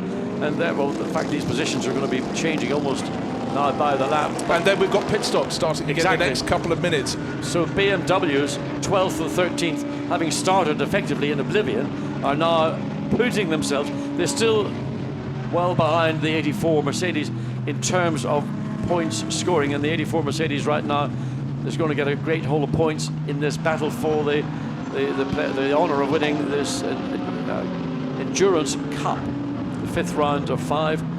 Of course, the 99 car had that wonderful success in end of July in Spa 24 when it ran literally trouble-free, where everybody else managed to. And what we forget, John, of course, because time moves on, is the final couple of hours of race is when the Belgian weather gods decided to throw all sorts of differing degrees of rain out onto the circuit. Really kept the teams on their toes. But look, right now, this is really going very, very strong stint from Alexander Sims, being helped. Yeah, but the sister car Dusseldorf, I mean, the pair of them are running in tandem. But they were on the second timing screen about 26th, 29th position. They were not making progress in the first quarter, the first half hour of this race. Well, as I said, prior to the race starting, and certainly throughout practice, they didn't feel that qualifying was going to do them any favours, and they got that one right. But come the race, both cars, you couldn't have them running closer than they are right now, and the 99, what is it, less than a second ahead of the sister 98 car. Dusseldorf might be the marginally quicker of the two at the minute, as they are up right under the rear wing of the Bentley, and this should see the Bentley potentially losing yet another position as it's the first Alexander Sim looks to go down the inside, but it was just a look. Well, it's the first visual, if you will, in the battle between Bentley and BMW in this race, in the championship. They've worked their way right from the back. Now, 0-1 on the screen, it's flashing away Rolfin Eichen. Will he be coming in first one to the pits? He's got another car between himself and the challenging Dries van Tor. The gap's actually swung out a bit. Yes, he comes in. We thought he might. As does the Audi, but again, the Audi's behind one of the AM Ferraris, who might not be quite so committed on pit lane entries. So you can actually still pass at that part of the pit lane if you can find room, but then you must slow down to the mandatory 50 kilometers per hour once you enter the pit lane. So this will be an opportunity for WRT to do what they do extremely well, which is massage those pit stops. And a number of other cars, and it's getting a very busy pit lane indeed. We're still waiting for the number one Audi of Dries van Tor to find its pit box, which is the bottom end of the pits. The Lamborghini is in it, so the work can commence. The Grasser Racing team, driver change. I think that was the Kessel Racing Ferrari in the AM class, number 888, that was coming into the pit lane. There it is, at the standstill. This could see the race lead change if WRT can work their normal pit stop magic. That could be the difference between winning and losing, and as the number two makes its way out. So we're looking for the number one Audi to see at which point is the 84 Mercedes in from fourth place. So Jasper Jafar hops out and Maximilian Buch gets in. That car came in fourth place. The Ferrari in fifth place was some 10 seconds behind at the end of the last lap. Right, here's the Audi that counts, number one. This is in the from pit stop. second. This is the pit stop that will either win or lose the race for WRT. Nissan staying out for a further lap. Lamborghini still in its pit box, waiting for the Audi to begin rolling. So we're still waiting for the Lamborghini to. There it goes. So where is the Audi? Is it coming? It hasn't. There it moves now. So the gap is sort of status quo. Status quo, maybe plus half a second to the Lamborghini crew, if anything, one would say, but it's very hard to tell from that position. So 8 Bentley comes in. They've got to make 2 pit stops because the first pit stop. Well, remember back, I'm going back to the opening round in the Sprint Championship when Bentley had a problem. One rear wheel was apparently effectively locked to the hub, and they didn't change that wheel, which caused somewhat of a stir because they ended up not getting a penalty for it being allowed to keep the victory, and it was controversial at the time. Is that the same issue that's infecting this car again? Well, you could be right, and certainly towards the end of that stint, look, Wolfgang Wright was struggling. They got it off. Well done. Now is there a penalty for that because he lost control of the wheel? No, he was still holding it. He was lying he's sitting on his back end. That indicates just how hard sometimes it is to remove a wheel with the heat of the hub, the different materials, the expansion or contraction, or expansion in most cases with the heat. So Bentley is rolling, so finally it gets underway. Andy Soucek. Well, pat on the back for that mechanic. Good job. There he is. He's going to get a couple of beers tonight. He can choose either Belgium or Germany, whatever his choice is. But look what's behind the number 8 Bentley.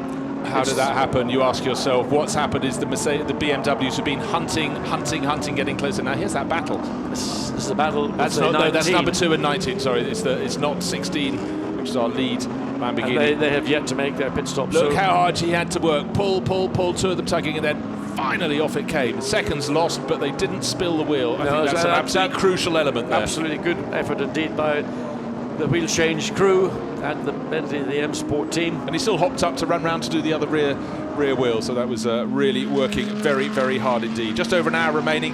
Takaboshi has not come in to take a pit stop. It will be coming for the number 23 Nissan, so but taking its spell in the lead of the race. Exactly. How long is it since we've been able to say a Nissan is leading a race, be it an endurance event or a sprint event? There's never been any indication throughout this year in reality that they had the out-and-out pace that they have enjoyed in previous seasons. Here, the car has been pretty much at the pace of the lead cars, more or less all the way through, and we've got yet Alex Buncombe to take over the wheel of the Nissan. He's normally, and the Nissan makes its way in, so a great stint by Takaboshi, and he will use everything he possibly can to mitigate. So Takeposhi down the watch for the white line. He's got to get the car slowed down. He's just come across it. Down to there it is, the 50 km/h. So it will be the 19 Lamborghini which will effectively take over the lead momentarily. There's another 5 minutes in which he can come in and make the driver change pit stop. So within 5 minutes we'll get a clear indication, but it looks as if the Lamborghini, the number 16 car, maintained the advantage over the number 1, which will be handed over to his older brother Lawrence van Thor. Great prospect. And how? 16, it'll be 16. It will be Christian Engelhardt. No, he'll be in the 16 car, but it'll be Engelhardt. It'll be Engelhardt. It will be Engelhardt. We've just had Rolf and I get out. Great start from Mirko Bortolotti. So, 2 and a bit seconds. With respect, Christian Engelhardt, don't let that wheel roll like that. Christian Engelhardt against Lawrence van Thor. You'd have to think it might go towards the Audi favour, but let's not underestimate. No, exactly. What Christian Engelhardt could do. Is capable of doing. But the 16 crew, their third driver is normally Jeroen Bleekemolen, who knows that car super well. So possibly a slight setback because Christian Engelhardt doesn't know it as well. He's no stranger to the car, but Jeroen has been in it for several years. So away goes Alex Buncombe in the 23 Nissan. Looks a nice, sensible pit stop, nothing too fancy. Who's in the background? Again, you get that long shot. See who's going to be coming past.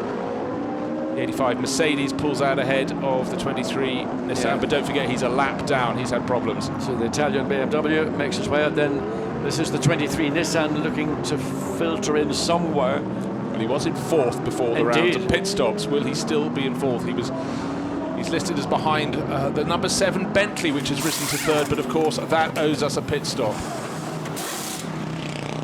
So pretty much, well, the top of where the top 2 have come in. We're still waiting to see the 7 Bentley make its pit stop, the 66, the Black Pearl car that's leading the Pro-Am, and then the 52, likewise the 50, of course, of Duncan Cameron and Matt Griffin. Remember, that car had its moments in the opening lap of the race down at turn 1. Just saw in the background one of the Mercedes, but I think that's the one from the Sport and U team. Yes, getting in trouble, couldn't get around another car coming out of its pit stop. But for all the front runners, they seem to have done a very clean and tidy job in making sure they could get in and out of the apron in front of their pit garage without Alessandro Puerguidi, fastest race lap. He's good, isn't he? First flying lap, 12th place, 50 Ferrari. Well, that's interesting. I haven't seen purple on the screens for quite a long time. No, literally since the first lap of the race. But what we saw was a very strong, good start to the opening stint by Passanathoris, but he started 3rd and he fell back down the order. Michele Rugolo got them up to about 6th place, 5th place, and now they've got the fastest of the trio in the car for the final stint. In fairness to Passanathoris, he would never claim to be at the level of his teammates. Exactly. But he is a very capable, accomplished driver and has done a strong job for that team. But Alessandro Puerguidi now, he's actually behind Maximilian Buch, and once all the pit stops are filtered through, that Ferrari might actually come into play, because Maximilian Buch will not be happy to have Alessandro Puerguidi as the number 7 Bentley, which has done a stunning job all the way through this race, is into the pits, and Stephen Kane gets in. I don't know whether he did any of the warm-up or the qualifying this morning, but certainly he's in behind the wheel and will no doubt deliver, as he has always done for Bentley Motorsport. He likes a challenge. He's got a challenge, and certainly the team has not disgraced this car. This number 7 car, which was delivered to the circuit last night, has been an absolute flyer. So Vincent Abril, you saw him sprinting away from the car once his role was done in helping to get Stephen Kane strapped aboard the plain white Bentley number 7. This isn't the one that's the championship challenger, but it could have a role to play, like any of the cars not in the championship mix up at the front end, like the 16 Lamborghini.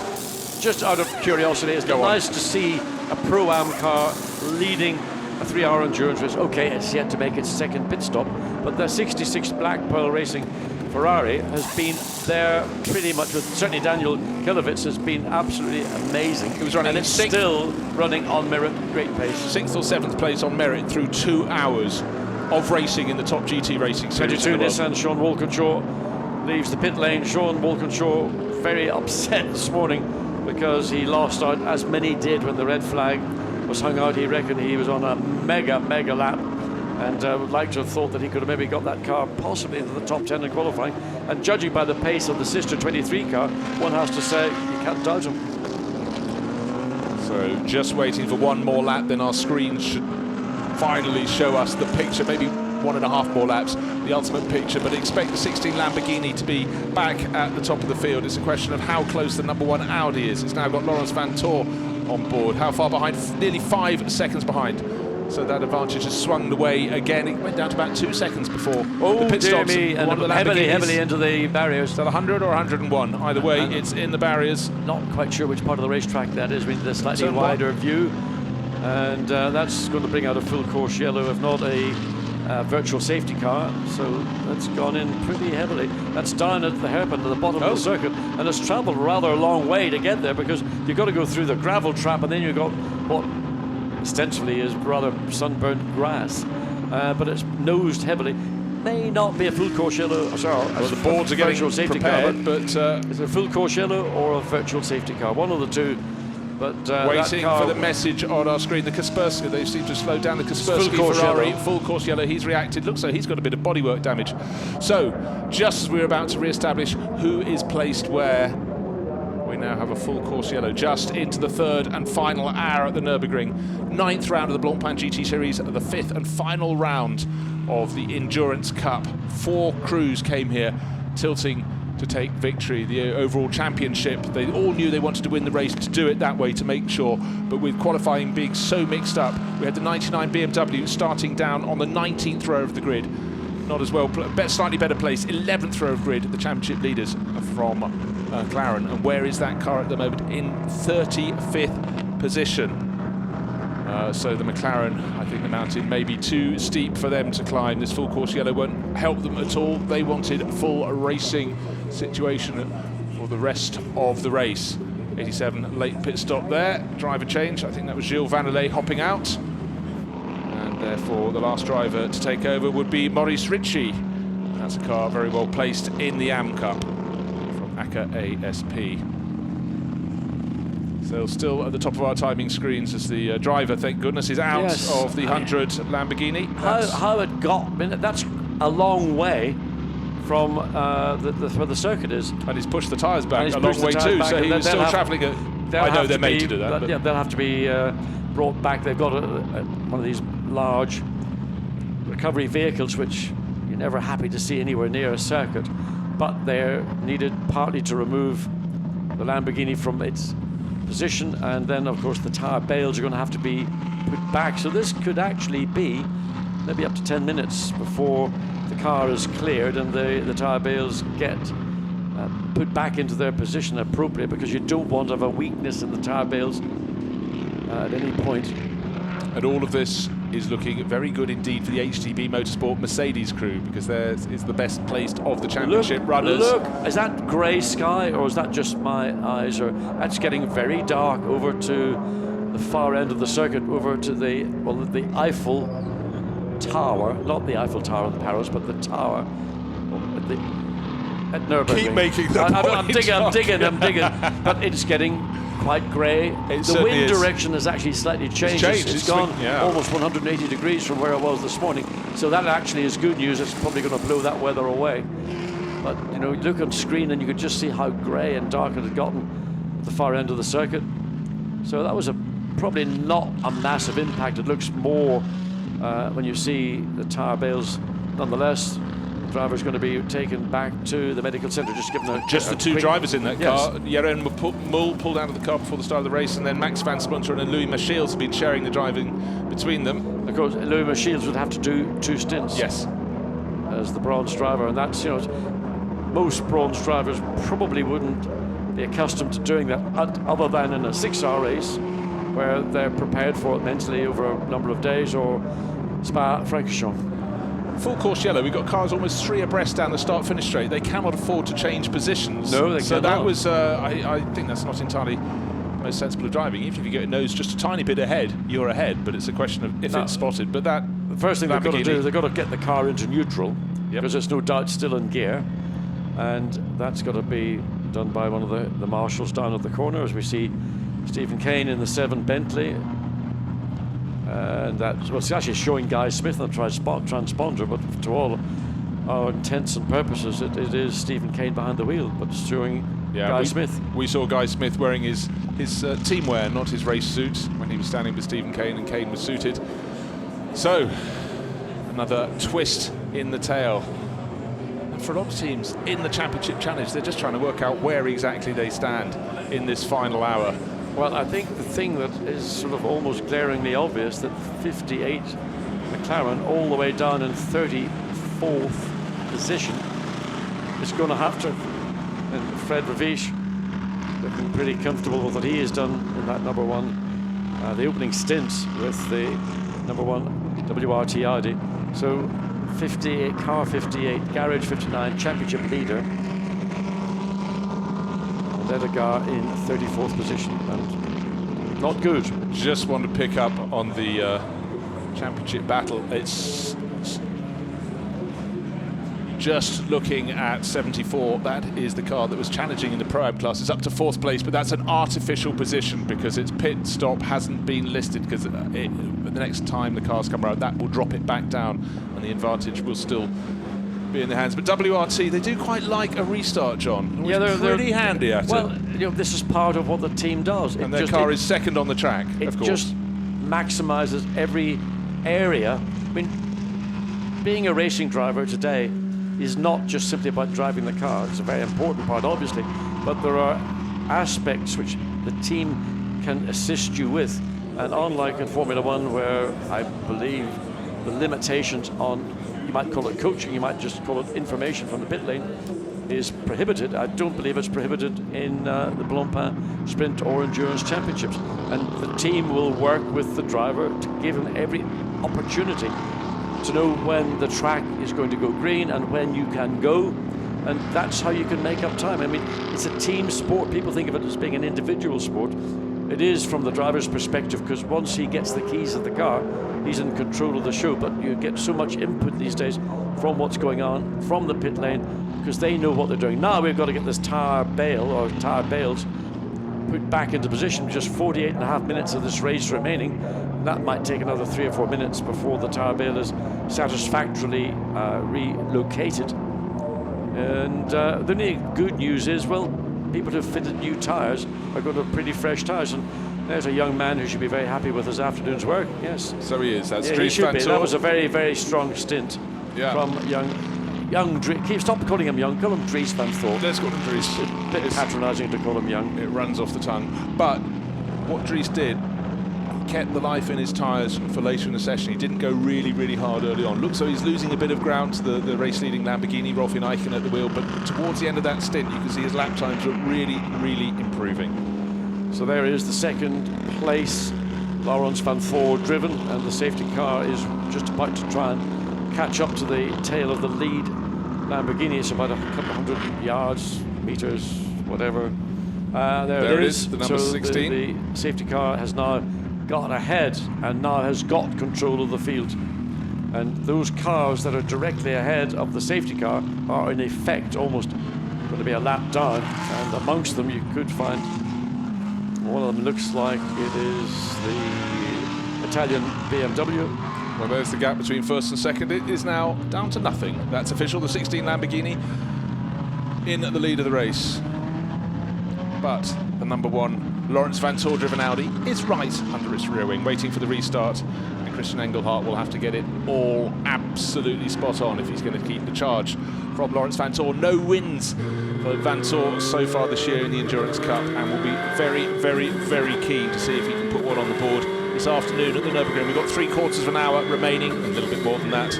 But once we get racing, maybe Van Voor and Vervish can add something to their challenge. Andrea Rizzoli doing a very good job, but he's down in 4th place in GT in the Pro-Am class, but I think that might slightly change once these pit stops have been finally listed off the screen. Yeah, they're in a pretty strong position within their category, and the Pro-Am category, so I would imagine they're feeling relatively comfortable. But as you say, Bruce, there's just over 3/4 of an hour, and it is getting noticeably darker. Don't want to sound like a bit of a weather freak, but just looking to our right, it does look you're being slightly pessimistic, but I can tell you it is darker, but it's lighter in the distance. So if it's a shower of rain, it's not going to be a long one. Look at the racetrack up through the Schumacher dust. Who moved the dust? Everyone's been clipping that curb on the way in and the way out. You can see what how they've the earth done is scuffed up. They're creating one line. They're making a problem for themselves in doing so. And if you get slightly offline and catch that, there ain't going to be anything you can do until the car comes to a stop, probably facing the wrong direction. Look at the rubber on the right, or sorry, the left of our picture, the right of the racetrack as the cars come up to turn through 11 up into turn 12. Pierre Dieudonné, member of the WRT team. Waiting to shout the instruction. Yep. Vincent Vos, the boss, taking a sit-down flat cap at the ready. So there's the car they're concerned with. There's the car in second place. Laurens Vanthoor at the wheel. He and Frederik Vervisch won the opening sprint round. They've not had the glory with Lawrence's brother, Dries Vanthoor, alongside them in the Endurance Cup element of the Blancpain GT Series, and they would very much like to put that right this afternoon. The gap between second and third is actually 42 seconds between them. That was nowhere near that, so whether the Nissan pit stop wasn't quite as quick as that of the number one Audi, don't know, but suddenly the gap, which had been up down as low as 16 seconds at one point, has now leapt up to 42 seconds. So effectively, at this stage, unless there's another safety car intervention, you have to think that the Nissan is, and look at the number of cars there is, that I think that might be the 23. It is, yes, the 20. It's going to have a lot of work to get past those dozen or more cars. More than the time. It's the problem with the dozen cars just waiting for the restart. So at the moment, after a brief hiatus, it's still by 1 point now, the McLaren crew ahead of the 84 HTP Mercedes crew, just 1 point behind, and they in turn are now 8 points clear of Bentley. It's gone away from the 8 Bentley crew, so suddenly the quietest race of all the runners, but started near the front, the 84 Mercedes crew right in the hunt now. Maximilian Buch, obviously under the safety car, just under 2 seconds behind Alex Buncombe in the third place Nissan. Max Buch has got to get ahead of Nissan to have an opportunity, because the extra points that he'll get will maybe just nick it in terms of winning the championship. But the tyre bales still haven't been sorted out. They're being repositioned, and it takes time to do this. These are pretty heavy bales. You have to make sure that they're properly aligned. One thing I want to point out, you talked about a 40-second gap. That has come right down between Laurens Vanthoor and Alex Buncombe to 6 seconds. That's because they were running at different pace. The first two cars have been delayed by the safety car at the front of the field, and the rest of the field has caught up. But from Buncombe's point of view in the 23 Nissan, a lot of cars between the pair. And so he's not likely to close anymore. How many cars are between Buncombe and Maximilian Buch? That's what we have to try and spot. So if it's showing 1.9 seconds, but it may not necessarily be there. There is the Nissan, the 23, and just trying to see where we can see the 84 Mercedes. It didn't appear. No, it's not. It's nothing. Where is the 84 Mercedes? Nowhere to be seen. Well, we've got the BMW quietly gaining positions through this last period of this race. Team manager of car 78 to race control immediately. And car 78 under investigation for overtaking under full course yellow. That's the Barwell Motorsport Lamborghini, just gone out of our shot. So it's been white with a black and green livery on it. That tyre bale is being thrown away, and maybe one that can hold its shape is going to be lowered into position. Yeah, there is a spare bale behind the barrier, so that might be the one that's put in. So this has been quite a long safety car intervention, first to remove the Lamborghini, but more really to rebuild the safety considerations down at the hairpin, the lowest point of the circuit. So we don't know why the Lamborghini ended up as Dries Vanthoor and Frederik Vervisch are sitting enjoying. There we are, yeah, we're on TV, we know all about it. More tyre bales being delivered. But John, they've got to paint them, they've got to be white, surely.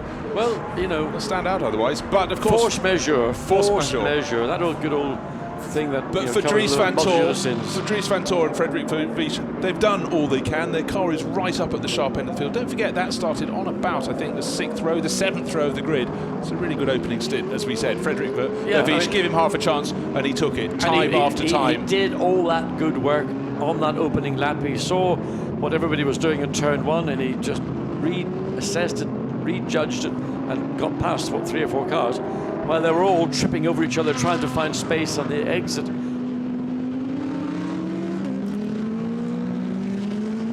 away. We're looking at the cars around the track. We're looking to see not the time gaps between the cars, it's the number of cars between the championship challenging cars and those that are likely to feature at the front of the race. How many back markers are there? It really...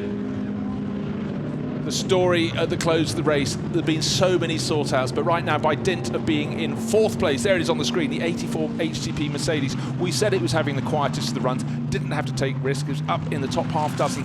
This car has to gain 1 position to get up to 3rd place, and that, barring an absolute disaster, would be enough to give it the Endurance Cup. I think 40 minutes remain, the safety car still at the front of the field. As we are looking at it, the cars that are directly ahead of Book are cars that are going to go a lap down. So there it is. So there's two cars. So they ought to be being helpful. If you're part of HTP, you're going to be going up to the Barwell Motorsport and whoever else and saying, look, your guys are not in the race. Our guy could win the championship if you are just prepared. Actually, the sister cars, 85 Stewie, they'll jump out of the way. Well, we've just been talking about car 84. Let's go down and hear Dakota has caught up with Jasmine Jafar. Jasmine, you're currently in 4th right now and you need to be in 3rd. Is there anything Maxi can do? I'm sure he's a fighter and he's a very cool guy. He has loads of experience and he'll try his best, I'm pretty sure. We're hanging everything, fingers crossed, at the back of the garage, and we'll see what we can bring through. And when you were in the car, did you feel like you just gave it your all? I gave everything. I drove every lap as though it was a qualifying lap. The traffic wasn't very easy, but we did the best we could, and if you just need Maxi to bring it home. Well, that's great. Thank you. Thank you. Yeah, Jasmine Jafar happy with his day's work. Maximilian Book now has got, the difference between finishing 3rd or 4th is the difference between walking away here, champion. Have you noticed one of the 2 cars between himself and the Nissan is his teammate's car? I did mention that about 5 minutes ago. Did you? But that was 5 minutes ago. Yeah, but it hasn't changed. We're still under a yellow flag. Reiteration to tell the story. Undoubtedly, the 85 car will jump out of the way, and if I was the team principal or team manager or whatever, I would be going up to Barwell Motorsport and saying, look, you're not in our race. Give my bloke a break. There's a battle for the win of the Endurance Championship here this afternoon. We can do that if we can get to the tail of that 83 Nissan and put Alex Buncombe under pressure. The 85 Mercedes undoubtedly will step sideways when the 84 car gets to the rear of it. So round we go. Need to take another look down at the tyres at the hairpin to see if that tyre stack has been replaced after the 100 Lamborghini knows its way underneath, and the car was removed some while ago. There is the gap. You can see the black tyres have been slotted into place, and I don't think it should be too much longer, but it means we might only get the final half hour of this race under full green flag conditions. But it's really bubbling very nicely if you're a fan of HTP Motorsport and Mercedes. 4th on the track at the moment. The tyre needs to gain 1 place. The tyre bales are often tethered together. They're not just a bunch of tyres. They're actually there are tethers that go through the whole lot. Now, whether that's the case down here or whether they've just taken a fresh tyre bale and slotted it in. But the reason that they're tethered is to keep the tyres together when a car does penetrate them, rather than spreading open and then you're faced with a very solid barrier behind. Just a part of the basic thinking that has to go into any modern, this of course being a Grade 1 circuit by FIA standards, it has to adhere to exceptional standards. There is 58 McLaren still leading the championship. Still leading the championship, 34th in this race, but it has really gone away. Those the drive-through penalty, the 2 contacts during that opening stint, then the puncture. It's been a cruel race for them, but 37 minutes on the clock and they are still leading the championship in 34th position out on the circuit. A lot of cars ahead of them. They should be able to pass relatively easily, but that isn't the point. It's the question of what happens up front. Will the 84 Mercedes move from 4th place where it is now? 1 position is all it needs. That will give it, the 3rd place will give it the championship. A bit of bodywork that's been lying by the side of the track for a considerable amount of time, not considered to be in any way a hazard, so no one has been required to go and remove it. There we look over some of the, what normally is beautiful scenery. You've got the forests, call it the Eiffel Mountains. I mean, we are just at 2,000 feet above sea level. And on Friday, Saturday morning, and certainly, this place looked absolutely glorious, as it can do. But you don't always get it, and at this time of year, particularly early in the morning. The fog that covers the racetrack is frustrating. It took 2/3 of the qualifying away from the competitors. They only had that final session, and again it was shortened because of a red flag down that turn one when a Ferrari spun and went into the tire bales. And it wasn't as though the fog lifted after that. The support races this morning, certainly on Euro Cup, the Formula Renault Northern European Cup and the Lamborghini Blancpain, the Super Trofeo, all raced in misty conditions, but it was gradually improving. We did have moments of sunshine here. In fact, it's starting to brighten up a little bit now as the cars go around, but we're getting towards the final 35 minutes of this 3-hour race, the 5th and final round of the Endurance Cup element of the Blancpain GT Series. We're in the position where the car that's running fourth, the 84 Mercedes, Maxi Buch at the wheel, is waiting for the situation to go green. He's got to gain one position, and there's nothing the championship leader can do about it, because down in 34th position overall is Komil Edgar in the 58 McLaren. They're really, I mean, the corner workers, the people that prepare the circuit, working absolutely flat out to get that tire bale installed securely, and coming down with just over 4 minutes before we get into the final 30 minutes of this race. So I suspect it's going to be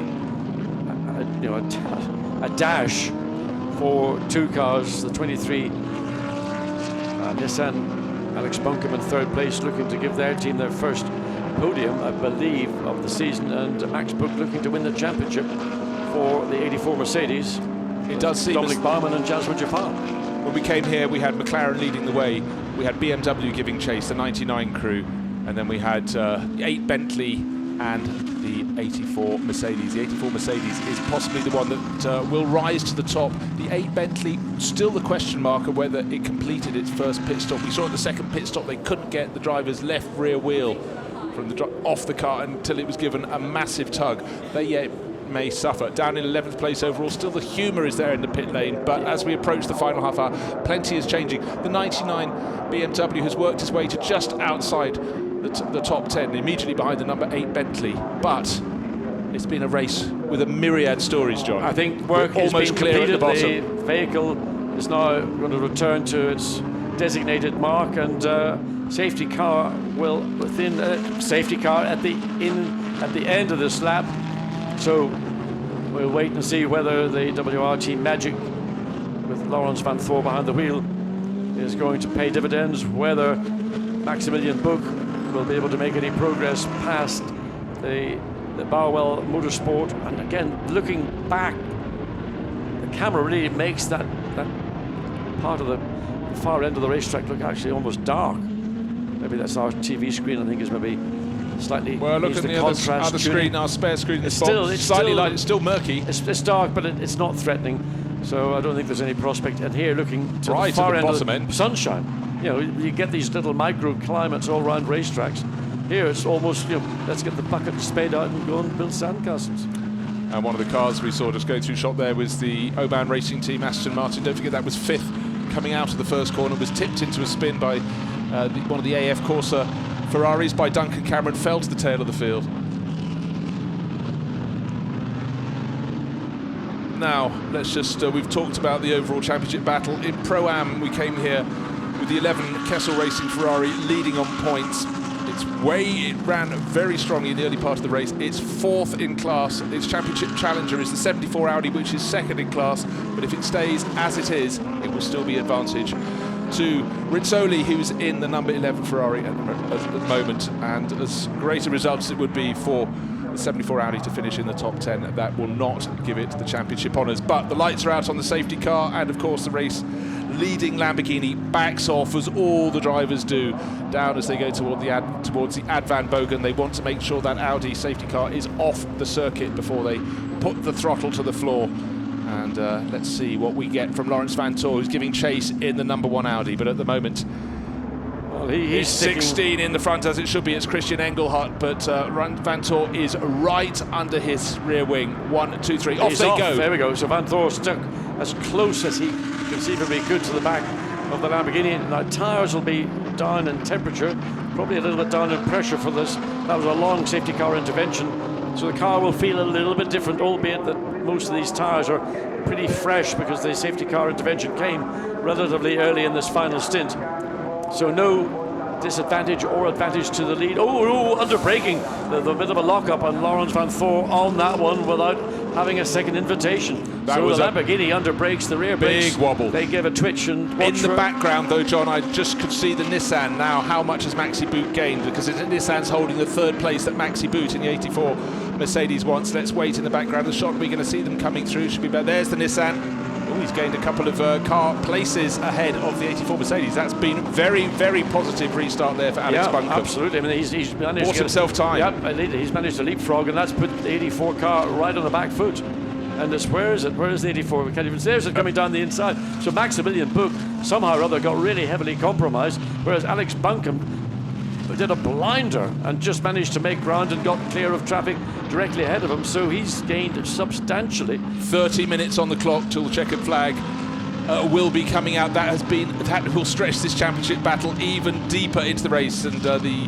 Buisson-Gignon BMW pulls out of the way. Now it's the Barwell Motorsport Lamborghini that is in front of the 84 Mercedes, and there's the Black Falcon Racing Mercedes as well in the picture. So Maximilian Buch got past his own sister car, the 85 car, as Bunkum again clears traffic, looking for the Barwell Motorsport Lamborghini to get out of the way.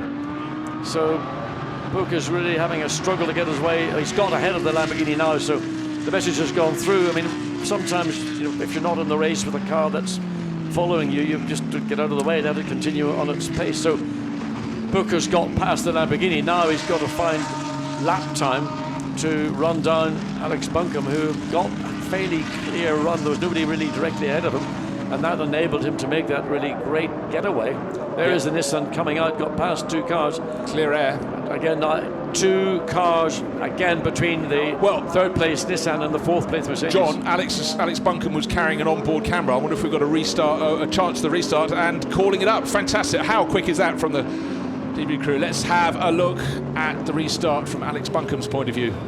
Well, he went just straight past one car. Now he's going to dive up the inside, down the inside of the Mercedes.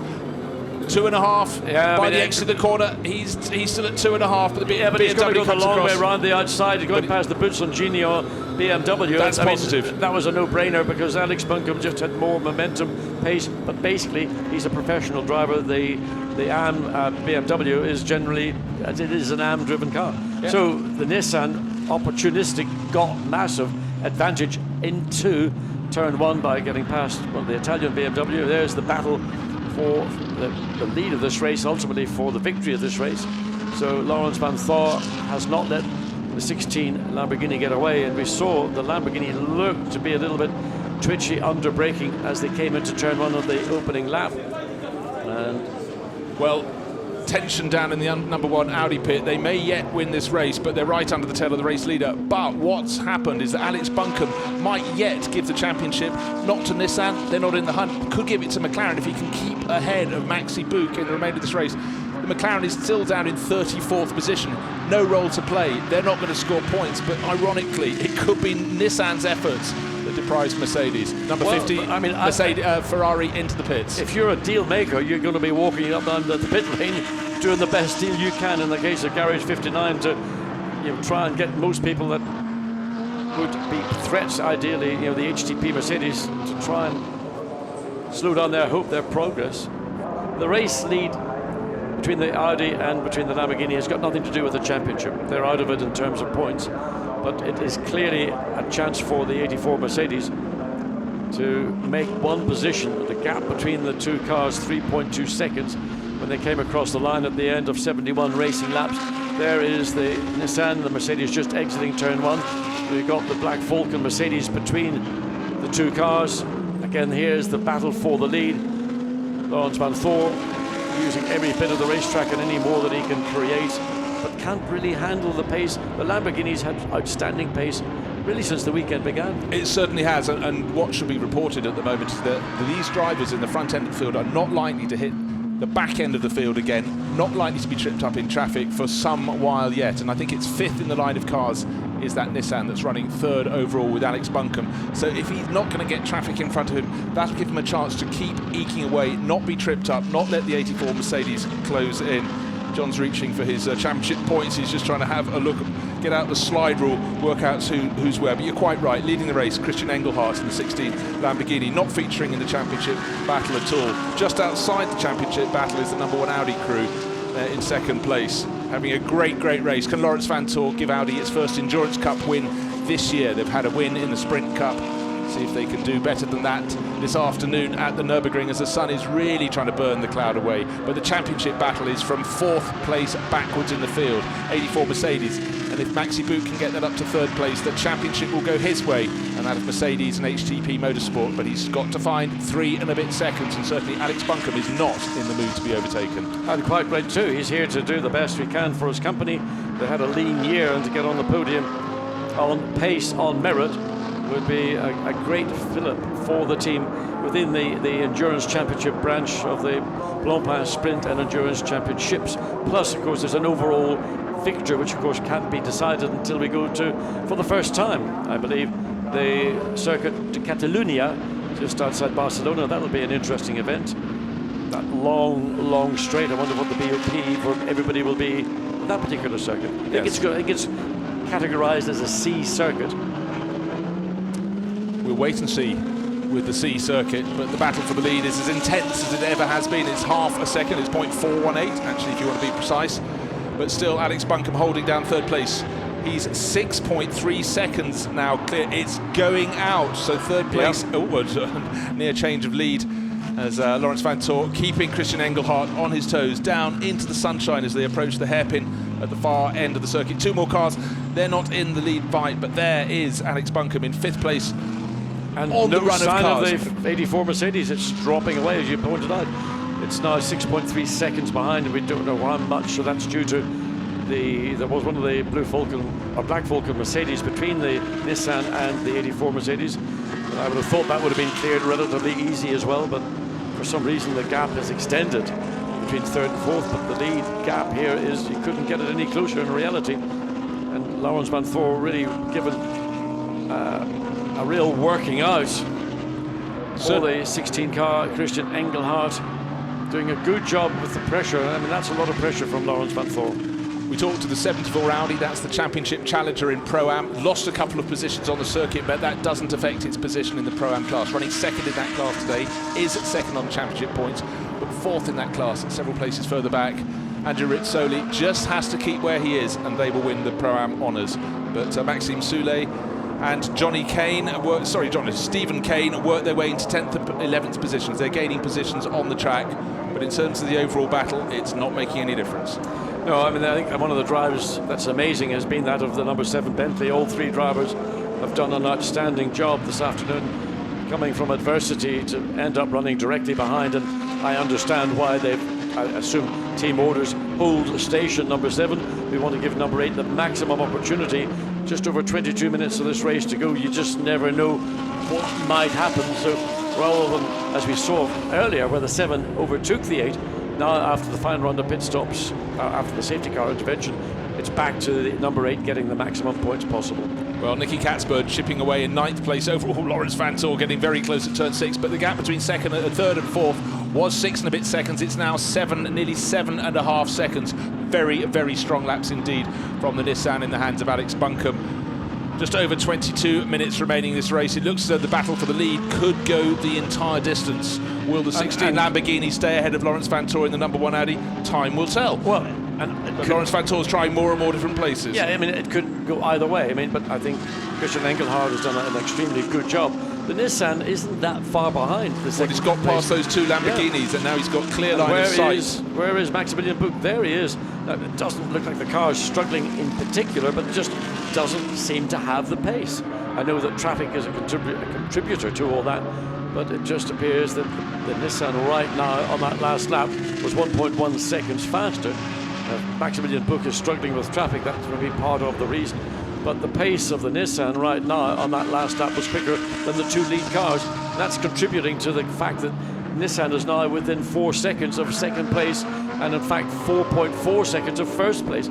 So Nissan, from almost oblivion on Friday to running in a podium position, and possibly with 21 minutes to go, could he catch up to the tail of these? Could these 2 cars leading Could there be a sort of a reckless manoeuvre from either of them, which opens the door for Nissan to win the race and then for Mercedes to take second? I mean, you couldn't.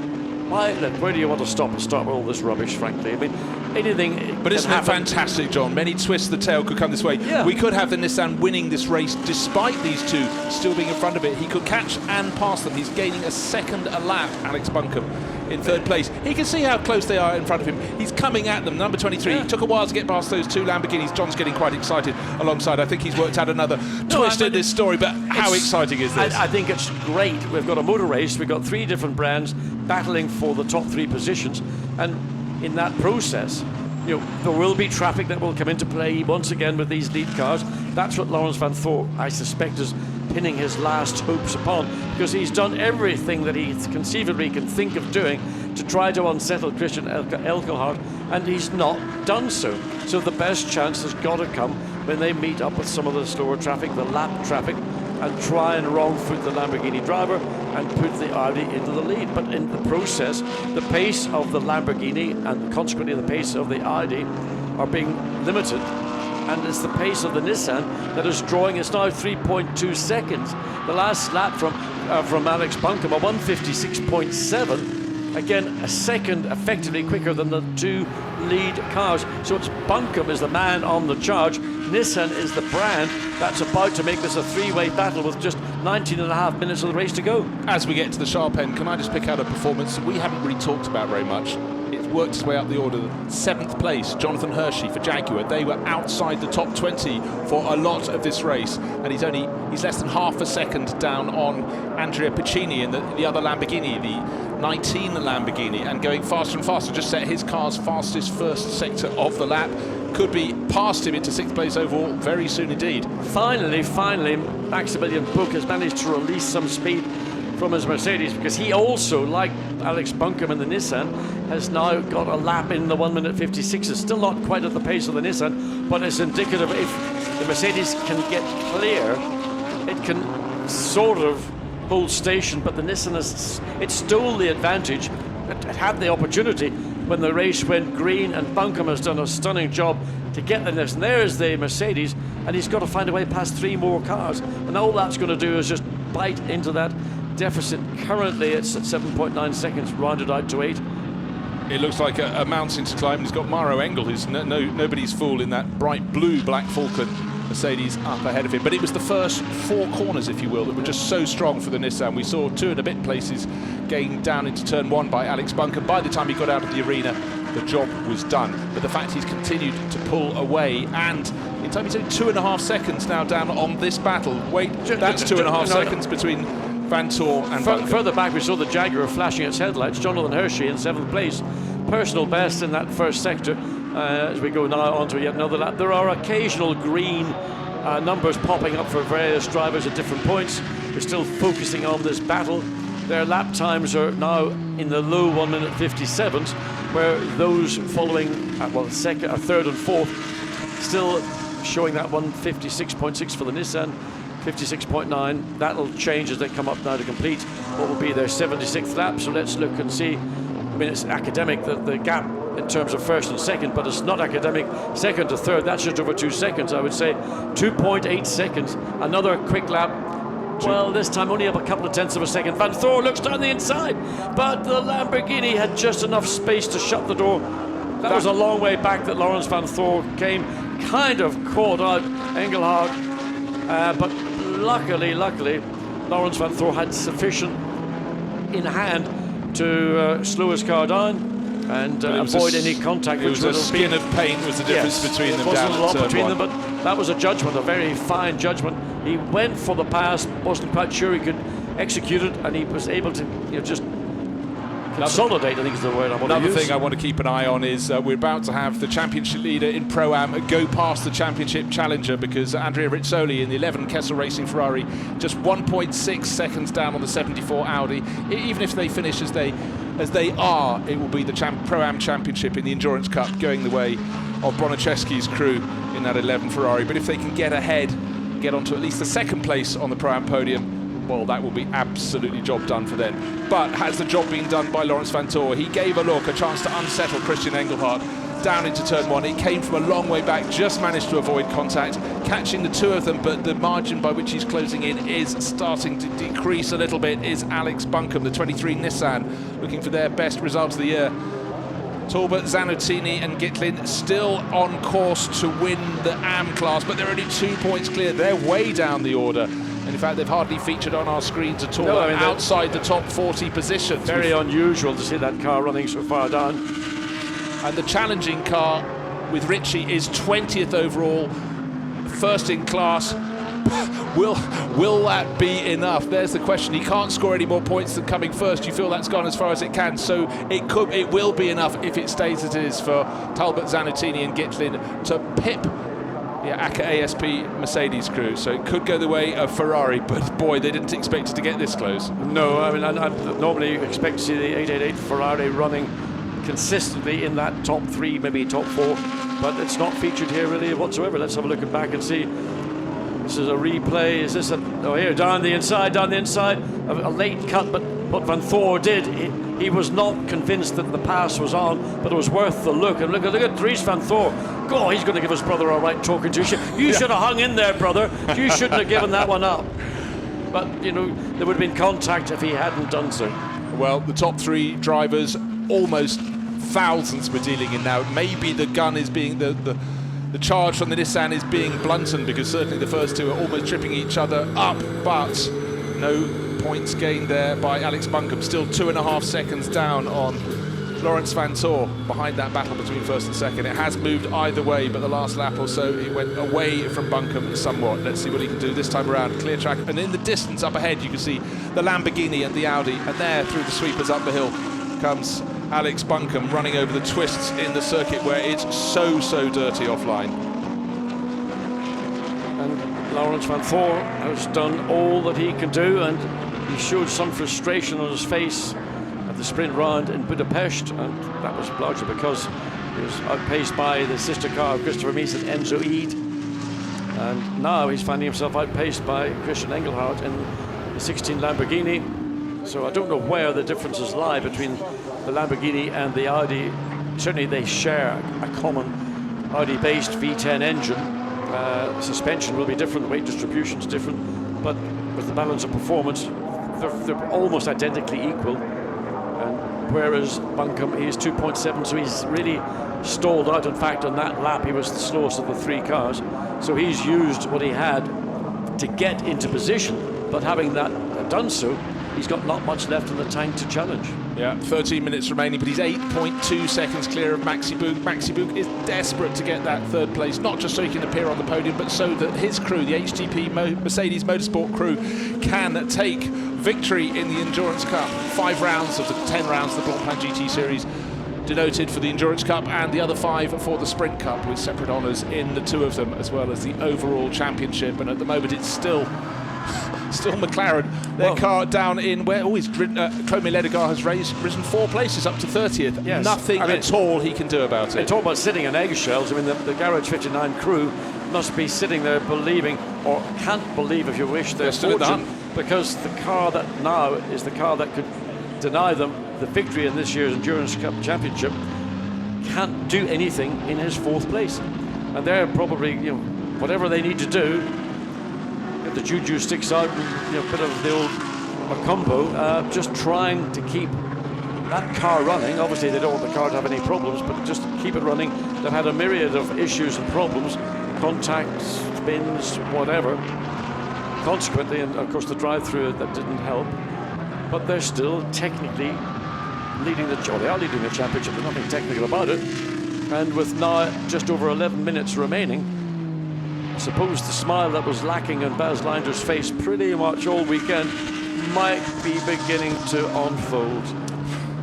They're going to be 12 very long minutes. It's one thing when your driver is out there pitching in a possible situation. Vanthoor, big moment for Vanthoor over the curbs. Really hard on the throttle. This is another serious effort to try and take the lead away. He's too far back. But he attacked from this far back the previous time. Yeah, but that was a little gambit, though, wasn't it? That was just to sort of test the water and see. But he certainly was hard on it as he came out of turn 1. As was the Lamborghini hard on it coming out of turn 1. So both cars being pressed do the maximum. In fact, all three lead cars lapping within fractions of a second and that final lap 79. And Laurens van Thor again just running it ragged on the exit of turn 4. Sticks the nose of the Audi, of course, running so close behind another car. The cooling in all these GT cars is absolutely on the margins of, if you run a long time behind another car, temperatures will go up, probably the alarms will be going off. So you need at some point to pull out just to get some more air. And the reason that they run them so marginal is because less water is less weight, smaller radiator is less aerodynamic drag. You run everything to the limit that you can get away with. Well, there is the visual of our top 3 runners, the leading Lamborghini in the hands of Christian Engelhardt being pushed. Looks like he just backed off a little bit, now he's coming back again. Laurens van Thor in the number 1 Audi in second place. In the background, cresting the hill, is the 23 Alex Buncombe driven Nissan, looking for its first podium this year, lapping exactly the same pace as the first 2 cars. Closed down really quickly, but importantly, 8.4 seconds clear of the Mercedes. Just to follow through that comment I made about overheating, the Lamborghini doesn't have any of that problem. It's running in clear air. What happens with the V10 Audi engine is when it gets really hot, it loses power. It drops off a little bit due to the extreme heat, and that might equally be a contribution as to why it's been a struggle for Laurens van Thor, because he's effectively been running behind the Lamborghini since he took over the wheel of the number 1 car. The Nissan comes across this time. He's managed to take 3 tenths or so. He's made a small amount of progress, but nothing really enough that he's going to be in a position. So Laurens van Thor running out of ideas and possibly running out a little bit of horsepower with a car that's probably running right on the limit of what its heat cycle. Look, Maxi Book coming down the inside, but too far back. Still behind those Lamborghinis, and that is the story of the final laps of the race. Of course, the sister car, 85 car, let him past. But I was about to use the T word, T for traffic. Of course, if you're Maxi Boot, you feel traffic is those 2 Lamborghinis in front of you. But what cars are going to come backing up into this lead battle for outright honours in this race? Still the Christian Engelhardt, number 16 Lamborghini, leading from Laurens van Thor. But look, there is Maro Engel running down in class position. But one of the Lamborghinis has been picked off now by Maxi Boot. But surely with 8 and a bit minutes remaining in this race, there's no way he can make up the 10 seconds. That's his deficit now to Alex Buncombe. So it looks though Nissan is safe for a podium position here at the Nurburgring. The first 2 cars going for the honour on the day, but the honour in the Endurance Cup, can it go to the team that's had all sorts of problems, had penalties, had a puncture, running around in 30th place overall? Komi Ledergar, he's close on the tail of Ben Barnicoat in the number 4 Audi, but 29th and 30th position, a very unlikely place to be hunting down championship honours. There's nothing they can do about what goes on up ahead.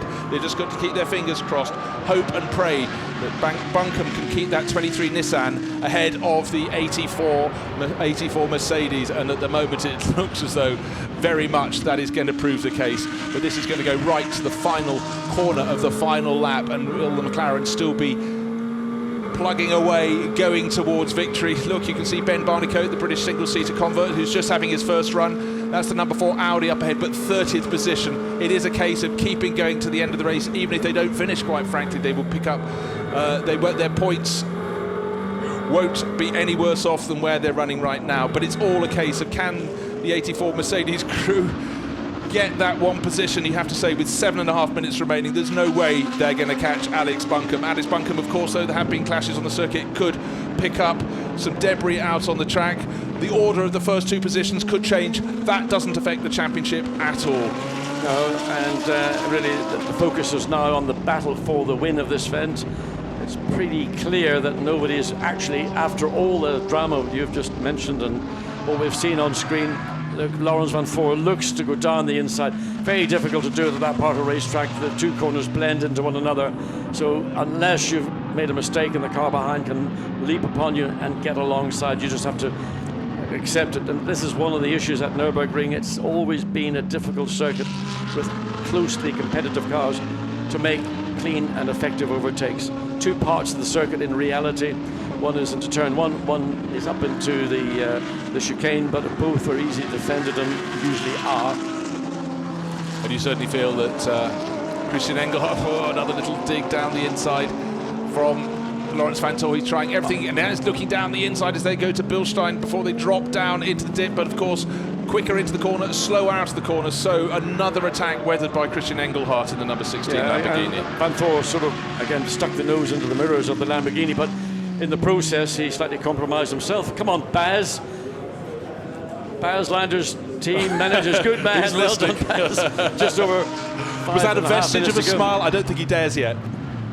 No, Yes, if they Baz shunt, is- suddenly what is the championship in his patch, in his lap, will swing the way of HTP Motorsport. HTP, it looks like Maxi Buch would have a good run at Alex Buncombe. All he needed was to get past the Nissan into third place. But once we had the restart of the race after the full course yellow, out it went. A brilliant, brilliant restart from Alex Buncombe. And that has cemented third place, we feel, for the Nissan, and that will give the championship, the Endurance Cup elements of the Blancpain GT Series, to McLaren. But there's nothing they can do about it, nothing in their power. They've just got to hope and pray that the Nissan of Alex Buncombe can stay in third place, and the Nissan of Alex Buncombe is getting right onto the tail of the lead battle now. 1.5 seconds down, 5 minutes on the clock. Has Laurens Vanthoor got a chance to go into the lead of the race? And if he gets in front, can he stay in front? Would it be one of those moves down to turn one where you just fleetingly hit the front of the field and then haven't braked hard enough, and then on the exit of the corner the Lamborghini goes back ahead? But Vanthoor has made many tries and the clock is running down. Team boss of Garage 59 starting to rub his head. Baz Linders, he's watching that Nissan come closer. He doesn't mind which of those cars finish in which position. He just wants to be sure the HTP Motorsport entry number 84 with Maxi Buch on board does not get up and do anything to gain a position. It might come from the first two having a clash. He's not going to be able to catch Alex Buncombe in the Nissan. In fact, 10, nearly 11 seconds between them now. So he won't manage that. It's a question as if the cars stay on the track as they are after a truly awful weekend for the Garage 59 McLaren crew, they can come away with the Endurance Cup trophy, and that will be one heck of an achievement. And for the BMW crew that won the Spa 24 Hours, starting on the 19th row of the grid, it's been a valiant charge. They've risen as high as 11th place overall, just 3 seconds down on the number 8 Bentley that also came here with championship hopes, but it's gone away from those two crew. So it now looks as though it's going to go away from HTP Mercedes and give it to the team that came here first on points. As Laurens Vanthoor makes a charge, it does look as though McLaren will take not the day, but take the Endurance Cup. And was that the last attempt from Laurens Vanthoor? It looks as though, if anything, Christian Engelhardt has opened out the biggest advantage he's had for several laps as they go down to turn 3. There's no way that Vanthoor is close enough. And now what Vanthoor can see is that he has just over a second ahead of Alex Buncombe. Buncombe, we thought his charge was spiked. He got to 2.5 seconds away. They all started lapping at identical pace, but now Buncombe has very much got a taste of getting into this lead battle. But quite simply, they'll be hoping in the McLaren camp that he doesn't. They want him to stay where he is, just be sure that he finishes in third place. A pit visitor at the late stage, the number 8 Bentley has come in. Of course, this was a car that was told that it didn't complete one of its pit stops properly, and it seems to have just run through the pit lane, gone out of my sight, but that will drop it way down the order. Mirko Bortolotti doesn't really know where to look. He started the race in the 16 Lamborghini, worked his way from 5th place up into the lead of the race, ahead of the sister car, the number 19. And here it is, the last couple of minutes of the race, looking as though it's going to take a very, very well-earned victory here at the Nurburgring. Don't forget, today was a day that looked as though it would never start. We didn't think we were going to get to qualifying. Qualifying 1 and 2 both fogged off. We had a delay for the start of qualifying 3. And then the Lamborghinis qualified 1st and 5th. Quite an achievement. And right now, the one that qualified 5th with 2 minutes on the clock looks as though it's going to pick up its first win in the Endurance Cup. They had a 3rd place, number 16 crew, when Jeroen Blekemolen was part of the outfit at Silverstone. But this would be a far, far bigger result for them. And right now, it looks as though there are no answers being offered by Laurens Vanthoor and catching them, but just staying gently behind them, powering down the start-finish straight. The first 3 cars covered by 1.75 seconds. That is all after nearly 3 hours of racing.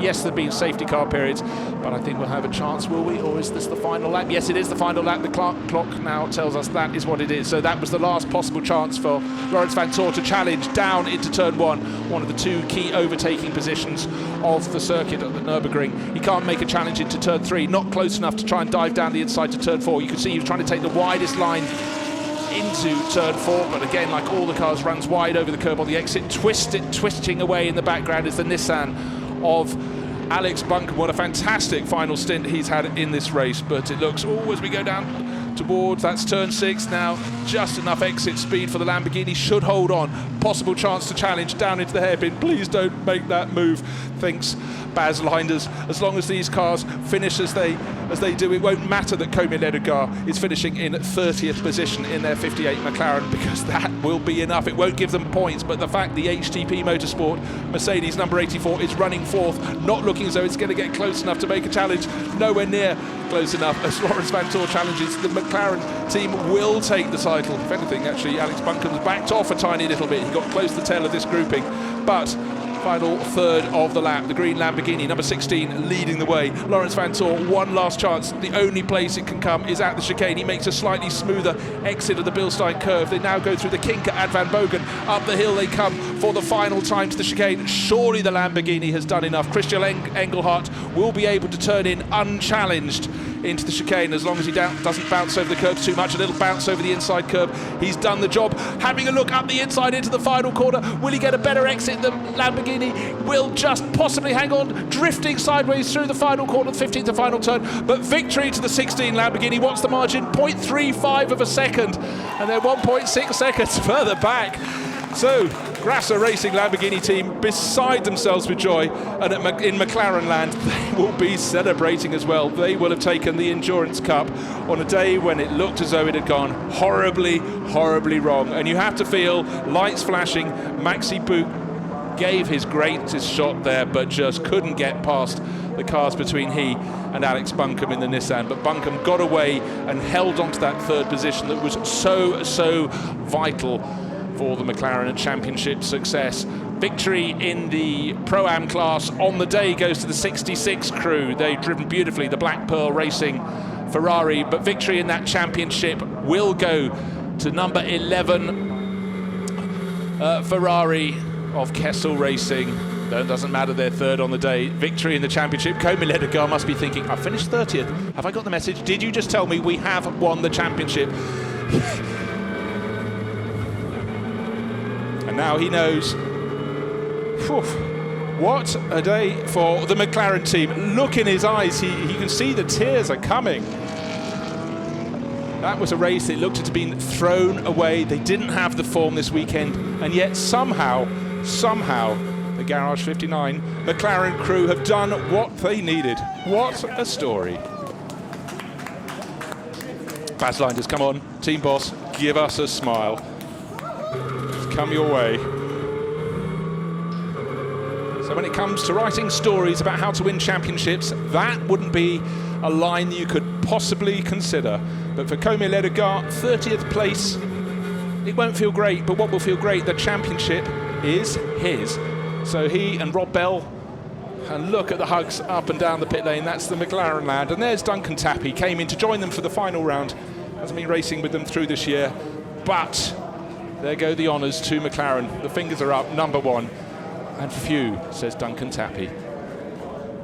Victory on the day, though, here at the Nurburgring goes the way of Lamborghini and the Grasser Racing team, who really looked on fantastic form this weekend.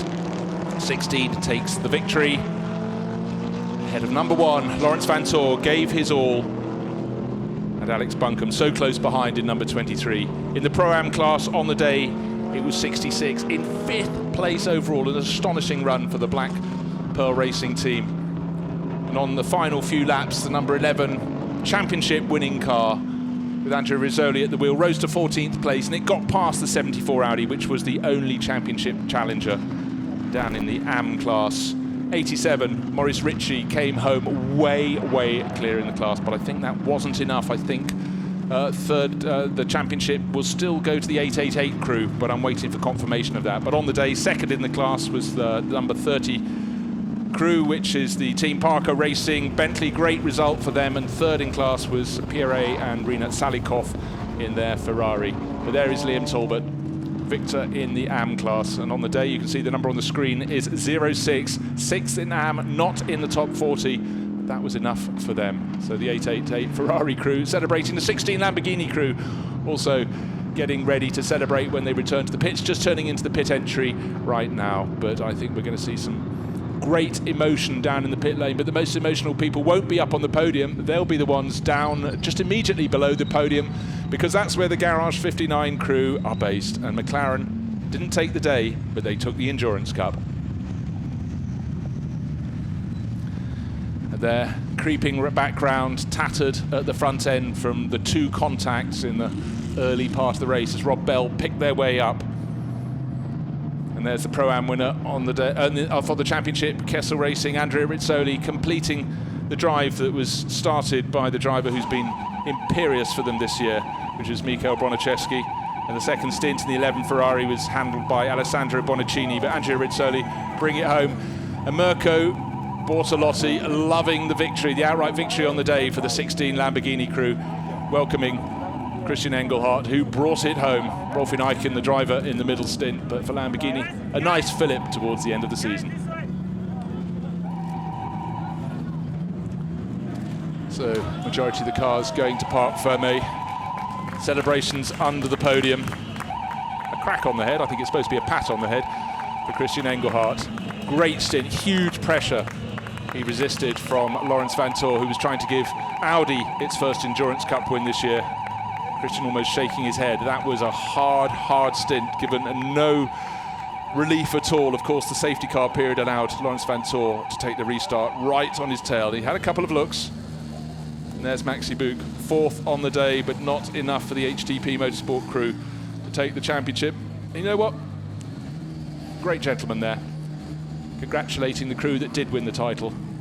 McLaren GT team, Garage 59. Good to see that level of sportsmanship. Rob Bell down there looking very relieved. And in fact, interviews will be coming our way. I can see Rob Bell looks so he's going to be cornered by Dakota, waiting for the go-ahead. But McLaren somehow, and the Garage 59 crew, have taken the championship. So let's go down to the pit lane to hear a very happy it's the winning Lamborghini team, but all of a sudden the whole team, the children are here. Mirko Bortolotti, Christian Engelhardt. Christian, let me ask, you had a stunning drive that final stint. You're under pressure all the way from Laurens Vanthoor. You never put a wheel wrong. Yeah, it was really a hard race, but all thanks to Mirko, who did a fantastic job at the start and gained us all the positions into the lead. For me, the job was to bring it home, and it was a tough fight for sure. He challenged me a lot, but it was a lot of fun also, and I'm very happy to bring it home for the whole team, working so hard all the season, and ending the season with the win is so great. Well, great job. Mirko, you've been on it all weekend, you were quick on Friday. Where has this pace come from? I haven't quite seen it all year. Well, I don't know. I mean, we're pushing really hard every race, and we're getting the maximum out of the car. So we are really happy. Actually, last year I was on pole here. This morning was unlucky in traffic. I think I was on the way there, fighting at least for it. But in the race it was massive. I really had a good start, managed to gain some places, to get in the lead. And I want to dedicate this win to the whole team, to all 1,500 employees of Lamborghini working so hard in Sant'Agata. Thank you very much. Well done, Mirko. Rolf Eichen, you're the third driver, you're the middle driver, in fact, in the stint. I mean, what delight must you be? It was fantastic effort all through. Yeah, it was a great race. We had really a good car. The team did a great job. The car was really good to drive. We have to thank the whole team. It's hard work. We had a hard year, a lot of disappointments in the year, and now we are really happy about this victory. Really happy. So I think you should be a brilliant job. Well done. Congratulations. Thank you. So John Watson in a very happy place. You could hear all the cheering and shouting from the GRT Grasser Racing team as Mirko Bortolotti, Christian Engelhardt and Rolf Eichen enjoyed their interview very much. I think it's going to be a very happy place on the top step of the podium. Now, finally, we get the blue sky above the Nurburgring. It's been in short supply today, but the racing has been absolutely tip-top, and the championship outcome in the Endurance Cup not known until the cars crossed the finish line. But 4th place was not enough. So let's hear from the crew that finished in 2nd place. Number 1 Audi crew. Laurens, 2nd place, you pushed absolutely to the limit, but just the Lamborghini had the legs. Yeah, obviously quite disappointing when you try for an hour or half an hour to overtake. I had the better pace, but I tried everything. I almost went off a couple of times by trying things, but there was just no way no way past without making a very big contact. I tried 2 times and we touched slightly. I tried to fool him, but he turned in and I touched his rear. So he was driving well. He wasn't making mistakes. He was doing the job like you had to do it, and I just didn't have the confidence in the brakes to make a lunge from far. But yeah. Anyway, fantastic drive, and a fantastic drive by younger brother Dries. I thought that was the best drive I've seen from you all this season. I don't know whether you agree with that or not, but it looked brilliant. Well, thanks. It was a difficult stint. I had a lot of traffic in my stint, and I was a bit getting frustrated by the blue flags because they were just ignoring them. But anyway, I think we did all did a pretty good job. If we look where we came from, Fred made a really good start. Just a pity that we could not get the Lambo, but anyway, still happy with P2 and yeah. Good job. Fred, are you a book fan? Did you read a lot of books? Actually, no, not anymore.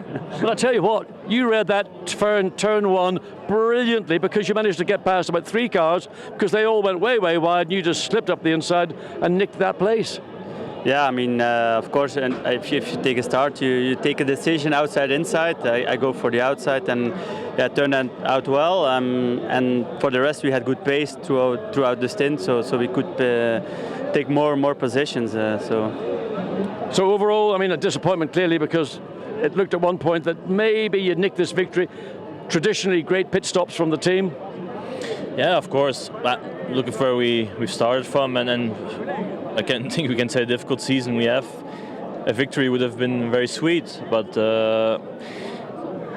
in the end, you can always think about what could we have done better. But I think we all did our best, and it looks like there was a maximum which we could achieve. It was a hard season, a frustrating season. We were always up there, but always had some kind of problem on the way. So it's good to finish it at least with the podium. See you in Barcelona. So pride in what they achieved from the number 1 Audi crew. Don't forget they started on the 7th row and yet came through to 2nd place. But for Laurens Vanthoor, anything other than victory is not enough. They got close and he, as he said, worked so hard for half an hour and just couldn't get past that 16 Lamborghini to take victory. There is their car in the great livery. Let's go to the world of Nissan. Where has this Nissan been hiding? Is there a bushel somewhere at Nurburgring we don't know about? No, for some reason the car just loves this track, as I do, and obviously these two do as well. And we knew the car was going to be pretty good on the old tyre. We knew that from free practice, and we felt pretty comfortable all weekend. On the new tyre, we didn't find any sort of peak in the tyre, and a bit concerned for quali, but the wet conditions suited myself in Q3 and managed to get the car up there. And these two did an amazing stint. You know, Lucas at the start. That was the hard work, to be fair. He got the car where it needed to be, and Mitsu, just put in some stunning times, and I just brought the car home. It was really close there with these two. I was catching them a bit, and then we know this car's not that best on its tyre, and I didn't quite have enough there at the end to make a move on them. Well done. Well, Lucas, you started the race. I mean, how many cars do you think you overtook in your stint? Have you any idea? I have no idea, but I had a lot of fun. That's what I know. The car felt fantastic. I decided to go on the outside in the first corner, and I think it was the right choice. I overtook like 7 cars in the first corner, so yeah, we were P7, then up to P4. Then the guys did an amazing pit stop. We went up to P3. In the pit stop, we overtook the Lambo, and then Mitsu did an amazing job. Incredible times, as Alex said, and Alex did the job as always, amazing pushing, and he got close to the leaders.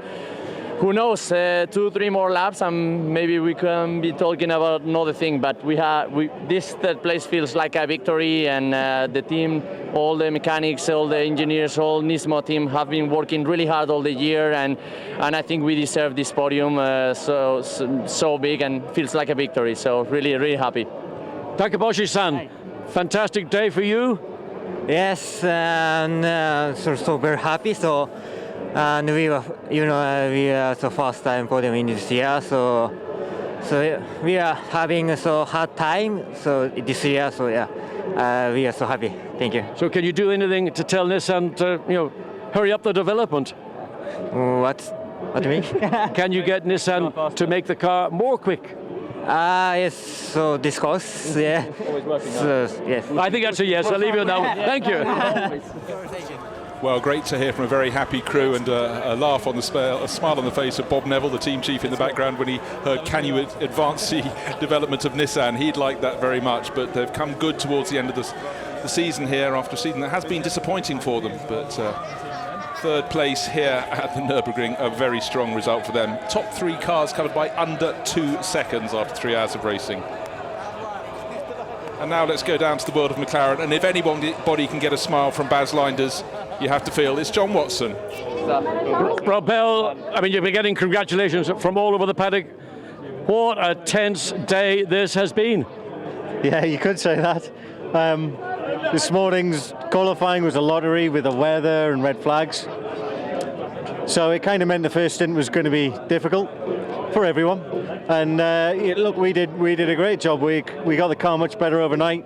The beginning of my stint was really good. We were competitive and going forward, and then I made a stupid mistake and outbraked myself a bit, and unfortunately hit the Audi ahead. But look, that's racing. I apologise to them. It's one of those things. It's happened to me before. And look, we got lucky. We stayed on the track, kept going, got a drive through, but hung on in there till the end. And it's great for everyone at Garage 59 and McLaren and Shane in New Zealand. Duncan stepped in, did his bit, fantastic job, and obviously Com did his bit as well. So we're absolutely delighted, even though we've had a pretty terrible weekend. Well, Duncan, come here, you stepped in because Shane van Gisbergen was overseas racing there. I mean, it's almost like a dream come true for you. Yeah, I mean, I've just said to the guys, I said I feel a bit embarrassed to, turn up, have a bit Not like you to be embarrassed, is it, Duncan? No, not really, but, when you get, you're driving around, you're sensible, and then you get hit from behind and you get spun around, you feel like you haven't contributed that much. The guys have had a wonderful season and won races. I'm glad to be a part of it, and I'm proud to be a part of it, but these guys are the ones that got the results. Well done. Com, by the time you got into the 58, McLaren, it was beaten up, it had contact. All you had to do was avoid anything or just bring the car home. Yeah, true. We had to bring the car home. We did it. It was not the best weekend, but the team did just a fantastic job all year long, and I'm really thankful to them, to McLaren GT, to the whole Garage 59. These are emotional moments, and we think you said some of those when you were behind the wheel coming back into the paddock. Yes. Yes. Well, look, congratulations, fantastic season for you. The man who's masterminded all this, of course, is one of the great characters, personalities, not just in the paddock, everywhere. Baz Linders. I mean, how many people in the pit lane did you go and talk to say, can you help us, can you help us?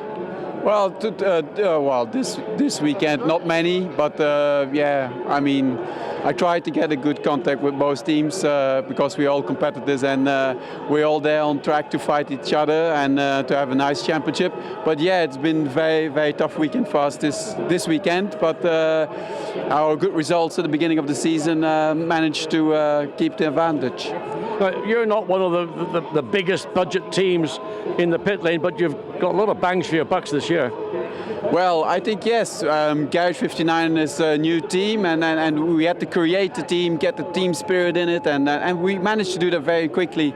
And then at the beginning of the year, we weren't always the fastest car, but we did races without any mistakes. The drivers didn't make any mistakes. They made some today. Rob made some today, but the rest of the season that was like perfect, and we could take advantage of the mistake of others as well in the pits as on the track. And I think that was key to our win, and also the McLaren 650S is, I mean, we have proven now more than once, not just here, I would say, here in Europe, but also in America and Australia, that it's just a really good car, and it's a championship winning car. Well, the team is a part of my life. All I can say is, well done, Baz, to the Garage 59 team. Fantastic job. Thank you. So we said that John Watson would get a smile out of Baz Linders, and he certainly did. You could just imagine the relief in that garage. And here are the results. Lamborghini 16 taking the victory by under half a second from just resisting the charge from the number one Audi. Lawrence Van Tor at the wheel. And coming hard on their tails, we had Alex Buncombe, he took third place. That was crucial. If the 84 Mercedes that finished fourth had gone one place higher, they would have been celebrating the championship, not the Garage 59 McLaren crew. Fifth place for the top car in Pro-Am. That's the Black Pearl Racing team. Great opening stint from Daniel Karlitz in that. But then we look down to 20th place to see the next class winner. That was in the AM class, and it was the number 87 Mercedes ACA ASP, but it wasn't to prove enough for them to take honours in that class. In the Endurance Cup, hugely exciting racing today. We had safety car periods, we had fog in qualifying that backed everything up, and we got almost all of the cars to the finish of the race. See, 36 cars within one lap of the race winner. Yes, slightly bunched up by the safety cars, but it was nip and tuck racing here at Nurburgring. In the background now you can see some bluish sky. It's been a day of difficult weather. The drivers put that behind them and put on a fantastic performance, but for McLaren, they have come away with the Endurance Cup overall. And the last few cars on the bottom of the timing screen there didn't make it to the finish, but more than 40 cars, full racing speed, down to I think 45th position out of the 54 cars that came here, got all their racing in. But on the day, a victory to Lamborghini, number 60, but only just from the number 1 Audi crew, and showing the variety. Third place on the day to Nissan, fourth place to Mercedes, fifth place to the Pro-Am Ferrari. So plenty of variety at the top end. Long faces, but a lot of smiling faces here at the Nürburgring. And we're about to see the first ones coming out onto the podium, waiting for the cheers to be raised, and in time-honoured fashion, we will call them out onto the podium. The smiling faces of the lucky few. So out onto the podium from Rinaldi Racing. Third place on the day, that's Pierre Eret and Rinat Salikov. This is in the AM class. Second place on the day going to Chris Harris and Derek Pearce, the Bentley crew. There's the ACA ASP team manager, because victory on the day in the AM class went to the 87 crew. Maurice Ritchie coming out onto the podium along with Jean-Luc Bobelic and Gilles Vannelet. Very delighted with their performance. 20th place overall.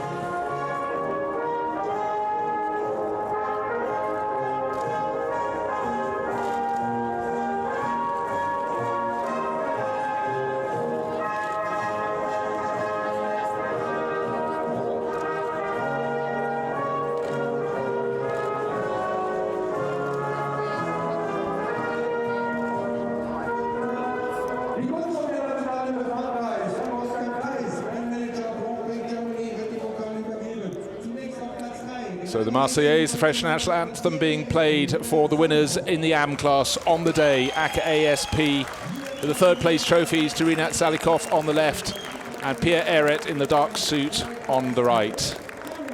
Second place trophies to Chris Harris, he's just received his, raising it up, and Derek Pearce, the Team Parker Racing Bentley boys. And the biggest trophies of all in the AM class going to the 87 Mercedes crew from ACA ASP. They've got the team award there. And for its winning lineup of Maurice Ritchie, Gilles Vannelet and Jean-Luc Bobelic. Here come the trophies. Maurice Ritchie on the right, Bobelic in the middle, and Gilles Vannelet waiting for his cup, the third of the trophies for the winners. I think they enjoyed that very much indeed. He said, if the weather's bad, we will do well. He thought it was going to be wet. It was foggy this morning, but they've come out on top. And there they take the victor's check in the AM class.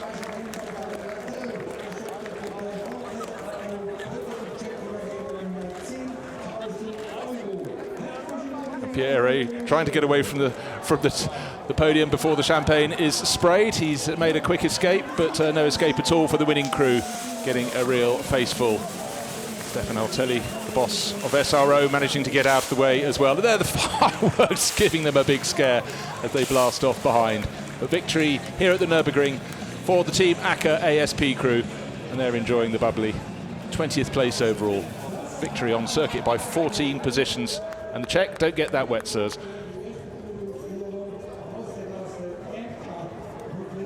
So So for Jerome Policorn's crew, he's the boss of ACA ASP. Gilles Vandelet, quite a character, deciding to treat everyone to a little bit of spray down from the podium.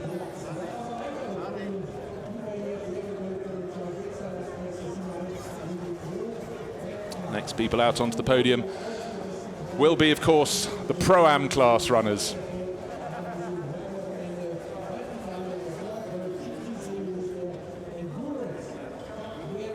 The fact that we had Pro-Am winners finishing 5th overall, remarkable run from Black Pearl Racing, but the team that finished 3rd will be the first ones we greet out onto the podium. That's the 74 crew. They were the championship challengers. It didn't happen for them. They didn't take the Pro-Am honours overall, but a great season for the ISR racing crew. 74, Franck Pereira, Philippe Gioc and Henri Acide, waiting for them to be called out. And here they come in their red and white suits, led out by Franck Pereira, who's really added a spring in the step of the ISR team. And for Henri Acide and Philippe Gioc, 3rd place on the day, 2nd place on the day, car 11, they take the championship. That's the Kessel Racing Ferrari crew of Michel Bronicheschi, taller figure of Alessandro Bonaccini on the left and Andrea Rizzoli on the right. And Black Pearl Racing, they are loving this moment. What a hugely strong performance from the 2 drivers there, Daniel Karlwitz and Alexander Matschel.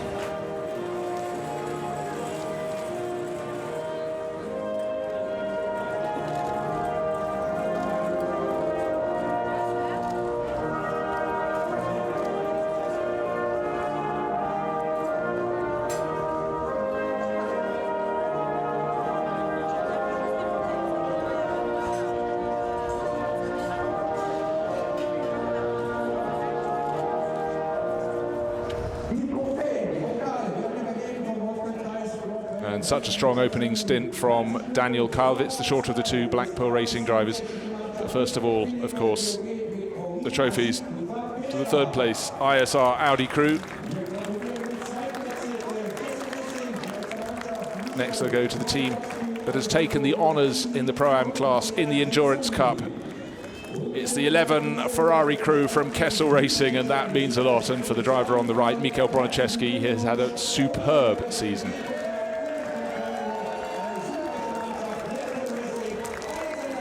And the Black Pearl Racing honours go to the team boss, and the 2 trophies to, first of all, German racer Alexander Matschel, and then compatriot Daniel Karlwitz, so strong in the opening stints of the race.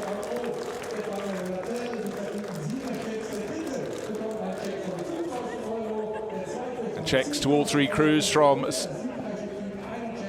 Stefan Rettel, and 15,000 euros for the winners on the day of the Pro-Am Cup, the Black Pearl Racing Ferrari crew.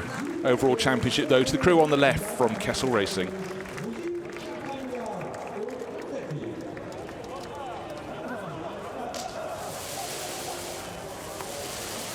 More fireworks in the background. Fireworks with the champagne on the podium. And for Black Pearl Racing, that was a very, very strong result. 5th place overall, just under 40 seconds down on the race-winning Lamborghini. What a great result from the Pro-Am runners. Andrea Rizzoli getting champagne blasted up his nostrils, but he won't mind at all. Great shot there from Bonaccini. And so now, of course, we wait for the final podium ceremony presentation, which will go to the top 3 finishers on the day. It won't include the champions in the Pro-Am Cup, in the overall Endurance Cup, because they finished in 30th position, but it matters not for the Garage 59 McLaren crew. They know where they are, and somehow, just somehow, on a day when things were going wrong all around them, they managed to keep their cool. It was taken out of their hands, the championship battle, and yet they lasted to the finish, and that was all that needed to happen. They just had to have the 84 Mercedes crew not finishing in the top 3. They didn't. They finished 4th, and that was enough to give McLaren the Endurance Cup. So about to welcome the top 3 crews in 3rd place. A great charge at the end of the race from Alex Buncombe, but sharing with the fast starting Lucas Ordonez, and in the middle Mitsunora Takiboshi, walking up onto 3rd place for Nissan GT Academy team RJN.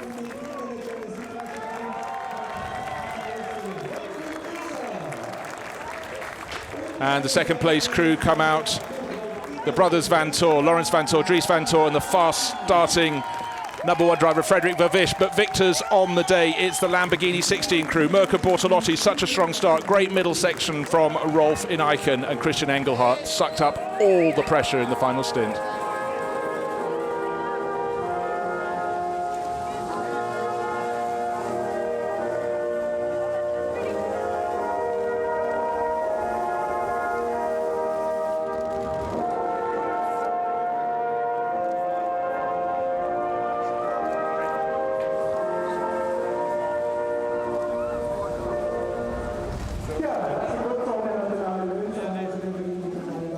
The Austrian national anthem for the Grasser Racing team, entrance of the race-winning Lamborghini. It certainly was a race right to the end. These top 3 crews covered by under 2 seconds at the end of 3 hours of racing. A great charge from Nissan to put their season onto a good standing as we go towards the final race of the season, the Sprint Cup event at Barcelona in a few weeks' time.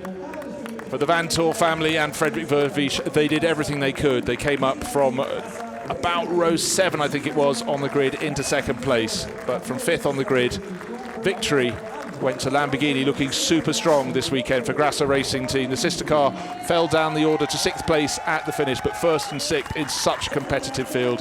Hugely pleasing for the Grasser Racing team. Mirko Bortolotti on the right-hand side of the podium, such a strong stint from him. Christian Engelhardt on the left, and in the middle, Rolf Ineichen, very, very pleased with their day's entertainment and performance here at the Nurburgring. I think there's been so many standout performances here this afternoon, Bruce. I mean, just on the podium, Fred Vervish, brilliant start. Dries van Thor, outstanding middle stint in the 2nd place Audi. But there's this team, the Lamborghini Grasser Racing team, and Christian Engelhardt under extreme pressure all the way from Lawrence van Thor. Lawrence did say in the post interviews that having a little bit of problem with braking, which may in part be running very close, but he never really felt sufficiently confident to take that lunge that you need to know when you put your foot in the brake. It's going to perform as it's designed to do. And I mean, a chase all the way to the checkered flag. And I mean, our friends at Nissan struggle all year, a car that's never really managed to get on top of its potential. Yet here at Nürburgring, as last year, you know, a great performance, and what a fill-up for Bob Neville, who runs the team, and for the 23 car. The 22 car, we believe, might have been able to do something not dissimilar, but it just got caught out in that qualifying.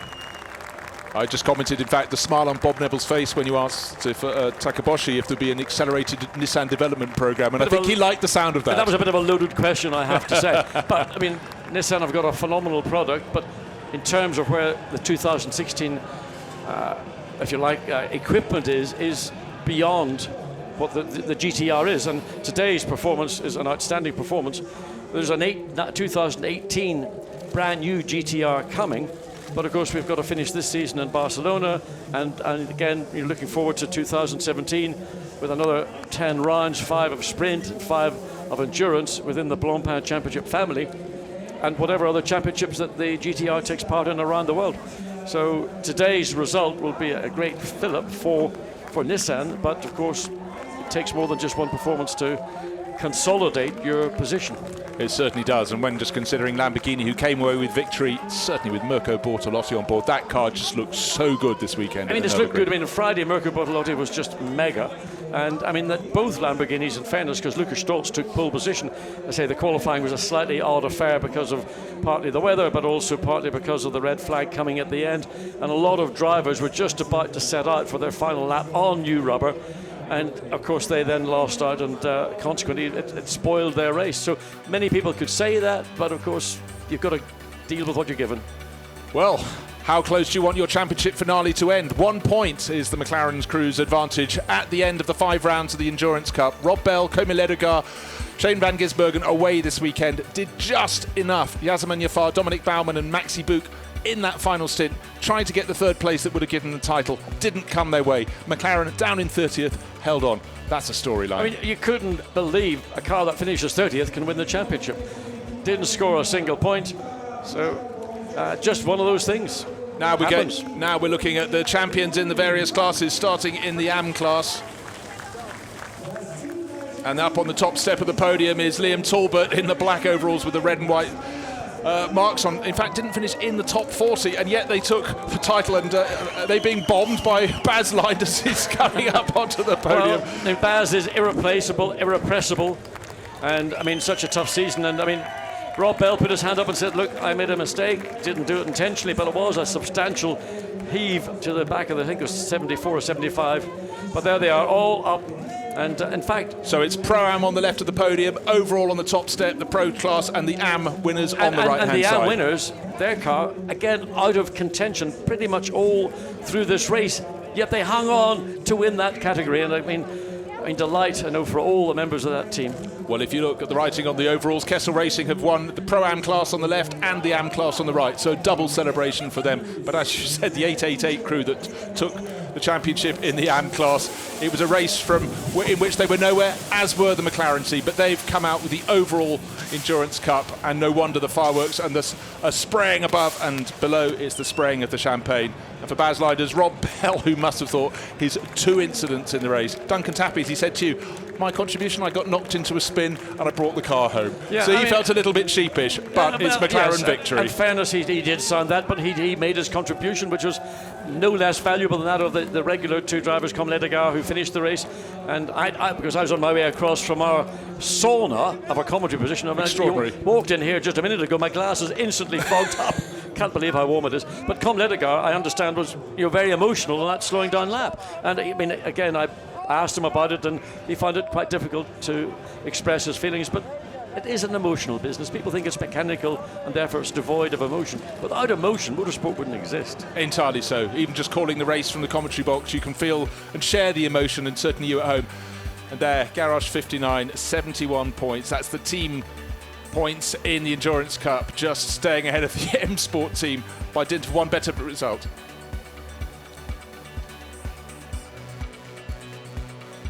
Well, look at that. Bruce hasn't really changed all day, just it's getting a little bit darker as the evening closes in, but what a morning we had here with the fog or damp track that got dry very quickly. Right, the Pro-Am driver points there is proof that Kessel Racing came out on top of the pile. So let's go to highlights, we're going to highlights of the season. 5 rounds are being completed. We know who's champion. The 2016 Blancpain GT Series Endurance Cup kicked off in April at Monza. 54 cars down to the first corner. And of course there'll be casualties at the first chicane, but luckily just running across the grass. Beautiful sunshine, wonderful conditions to kick off the season. And contact right from the outset, Lamborghini versus Bentley. Lockups down at the front, but it was Mercedes and Audi working their way towards the 4. And also the motor-based Aston Martin had a go. 0-3 on the windscreen, moving right into contention in the early stages of the race. The BMW, though, it wasn't all going right, being pushed back into the garage. Again, contact at the chicanes, a feature always of Monza. That was front end and back end for the Parker Motorsport Bentley. And then Bentley of the different team, of the M Sport team, along with Nissan, getting right into the heart of the action. Action even out of the Lesmos at the back of the circuit. And then unfortunately for Kessel Racing Ferrari, that was the end of the race. A smoky retirement. The pits super crowded. After the pit stops, through came the Garage 59 McLaren up towards the front of the field. Ooh, that's the Frey Racing Jaguar having a bit of contact down at the first chicane and driving through along with one of the Garage 59 McLarens. But a huge blowout for the 99 Row Racing BMW, and you can see why their race was run. There was debris out on the circuit. McLaren staying wide of the circuit, and the reason was it's being chased super hard. Shane van Gisbergen, could he hang on? A huge push from Maxi Buch in the 84 Mercedes. This went all the way to the flag. It was really, really tight and exciting, but there, victory for McLaren at the end of the opening round. Chased hard by Mercedes and Bentley. 3 makes on the podium at Monza. The sun wasn't shining for round 2 at Silverstone, but the racing was certainly enthralling, with Lamborghini Mirko Bortolotti at the wheel taking the lead through the opening corner of the race. Super tight action, as you'd expect, and round went the sister Lamborghini. Nissan was in the wars in that early contact, limping back to the pits, and the number 8 Bentley also in for running repairs. Out front, though, the sister car, number 7 Bentley, right in the heart of the action. Too much so with the 85 Mercedes, taking it for a spin. The 84 Mercedes was right in the heart of the action, working its way forward past the 99 BMW, up into 3rd position. Chased hard by the 85 sister car from HTP Motorsport. Silverstone provided a great arena in which to pass and repass. Early pit stop for number 1 Audi. Was this going to be a masterstroke? All their leading rivals came in over the next few laps, and then it was a case to see where everybody slotted back in, and it certainly advanced the number 1 Audi. Mirko Bortolotti thought the chances for his Grasser Racing Lamborghini were very strong too, but as you can see, the number 1 Audi came steaming past up the inside. Was it a move that was going to stick? Bortolotti watched nervously from the pits, still in the heart of the battle. The number 1 Audi was certainly advancing. The number 84 Mercedes close in. You can see 0-2 on the windscreen. A bit of traffic in front as they came out of club. Number 1 Audi out wide on the exit of club and up the inside. 0-2 on the Mercedes windscreen, soon to turn to 0-1 as they turned into Abbey, into the lead of the race. Great delight down in the pit lane. Huge tension down in the Team WRT camp. As close can be. 85 Mercedes jinking around the outside of the Lamborghini and losing out to the 99 BMW. Started to make progress, but at the checkered flag it was HTP Motorsport and Mercedes, lights flashing. Victory taken for Maxi Buch, Dominic Baumann and Yasemin Jaafar. Down to the sunshine of Paul Ricard for the 6 hours of racing, twice the fun. And it was the 50 Ferrari in the lead of the race, but the Bentleys were hunting it down. At the opening lap, saw the Bentleys swing to the front and one of the McLarens coming through as well. And of course, as you can expect with that many cars, there was plenty of action all the way down the field. Kessel Racing Ferrari going for a spin, then Jürgen Haring's Porsche in flames, pulling off the circuit, was dealt with quickly. More spinners out at the bottom end of the circuit, but Paul Ricard affords plenty of space to go out and play. And then a problem with the ABS on the number 7 Bentley meant a long, slow lap round to the pits. Malcolm Wilson, the team boss at M Sport, concerned about repairs. And as you can see, the light started to come down. The wonderful evening night always afforded in the 6 hours. And the Scuderia Praha Ferrari taken for a spin. Working its way towards the front though was the Garage 59 McLaren, Rob Bell, Komi Ledegaard and Shane van Gisbergen going very well, but the 50 Ferrari still in the hunt as well. The Lamborghini, a very late call to come in towards the pits. Not everyone came in so fast, and problem for HTP Motorsport, limping around the track. This was the change of the lead. The 50 Ferrari diving in front of the 58 McLaren for the lead, and then fire down in the Bentley pits. Fortunately, the number 8 car was extinguished quickly and lost, can you believe it, only a lap. And now the 58 McLaren in the lead, nerves all around. That was win number 2. The 6 hours completed a second win for Rob Bell, Komi Ledegaard and Shane van Gisbergen. Spa 24 hours, the big one, down the hill into Eau Rouge for the first time. And look, Audi, Lamborghini, Bentley, Ferrari, 4 makes of cars at the very front end. And one of the Ferraris off on the opening lap. That was the 333 Rinaldi Racing entry. Kevin Estra in the wars, clashing on the exit of the pits. Both drivers okay, and the Row Racing BMW M6 started working its way to the fore. Now it's night time. This is the magical time at the Spa 24 hours. The 99 in the lead of the race in the small of the night. Eau Rouge at night, cars sending up the sparks. Fireworks lighting the night sky. Absolutely superb. The 8 Bentley going well. Wolfgang Reip going for a little spin, but got away with that at the source. Small mistake here for Wolfgang Reip, overshot his pit stop, so the M Sport crew lost a few seconds, bringing him back to the right position. Wonderful, wonderful nighttime racing. And then the 84 crew, that's Yasemin Jaafar going for a spin at the top of La Source, and minor impact with the rear wing, but gets away with it. And then, what do you need when the mechanics are tired? A flurry of rain. What sort of tyres do you fit? Full wets, intermediates, do you leave them out on slicks? As well as the rain, there were punctures and flailing rear tyre. Cut a fuel line in the number 6 Audi. Very, very quick evacuation, but then drizzle turned to proper rain. BMW watching Bentley, Bentley watching BMW. And even in the late stage of the races, that's the number 50 Ferrari going for a spin at the top of the hill. Now we can see why the 50 Ferrari went round. The carcass came off that left rear wheel, so great save though by Passin Mathoris. But consternation at M Sport, because it seems one of the Bentley drivers has stayed out too long. For 99 BMW, all going well. And here is a drive-through penalty. And then the skating rink at the bus stop. Round they go. Look at that Lamborghini coming up the middle, simply unable to steer. And there it is, the checkered flag. And for Maxime Martin, his family have won this race before. He's frequently been second, but joining Philippe Eng and Alexander Sims, the big race of the year goes the way of Row Racing and BMW.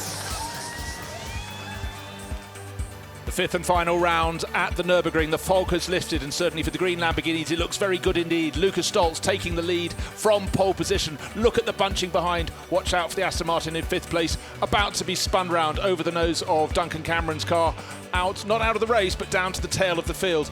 And with a lot of the championship runners down the order after just the one qualifying session, the fog, things were sorted out. That was the 59 McLaren going off on the exit of turn 4 on the opening lap. Contact with the back of the yellow Ferrari, and the bodywork would rub again and again through the remainder of the race. Safety car while the 59 McLaren was cleared up, and once it was released, the 5-second advantage came the way of the Lamborghinis all over again. And from Bentley, Maxime Soulet desperate to get past and not too happy with what he thought was a bit of blocking up ahead. But then Rob Bell, too deep, a mistake, he owned up to it, but for the 25 Audi, that wasn't very fun at all. Spun round into the gravel.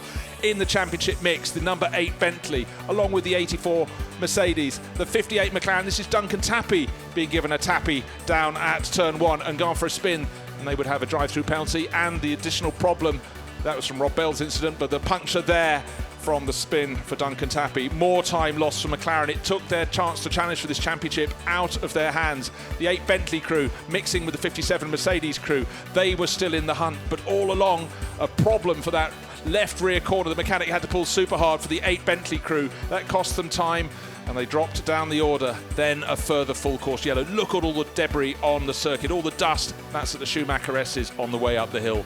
So we're waiting for the restart, and it was the number 1 Audi hunting down Christian Engelhardt in the 16 Lamborghini. Look how snaky he got down into turn 1, braking as late as he could. The tyres cold on the restart, but the story of the race in this final restart was the 23 Nissan. If he could hold on to 3rd place, that would give McLaren, who were running down in the 34th position this time, the trophy. They would get the Endurance Cup title. The 84 Mercedes crew, we saw Yasemin Yafar in the pits there, had to get up to 3rd place overall. They were running in 4th.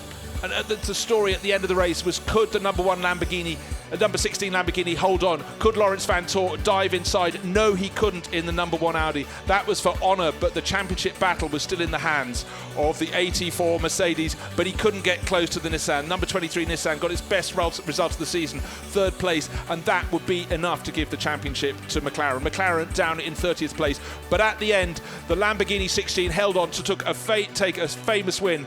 Number 1 Audi tucked in behind, and 2 seconds covered the top 3 runners, but that 3rd place meant the championship victory in the Endurance Cup went to the Garage 59 McLaren crew.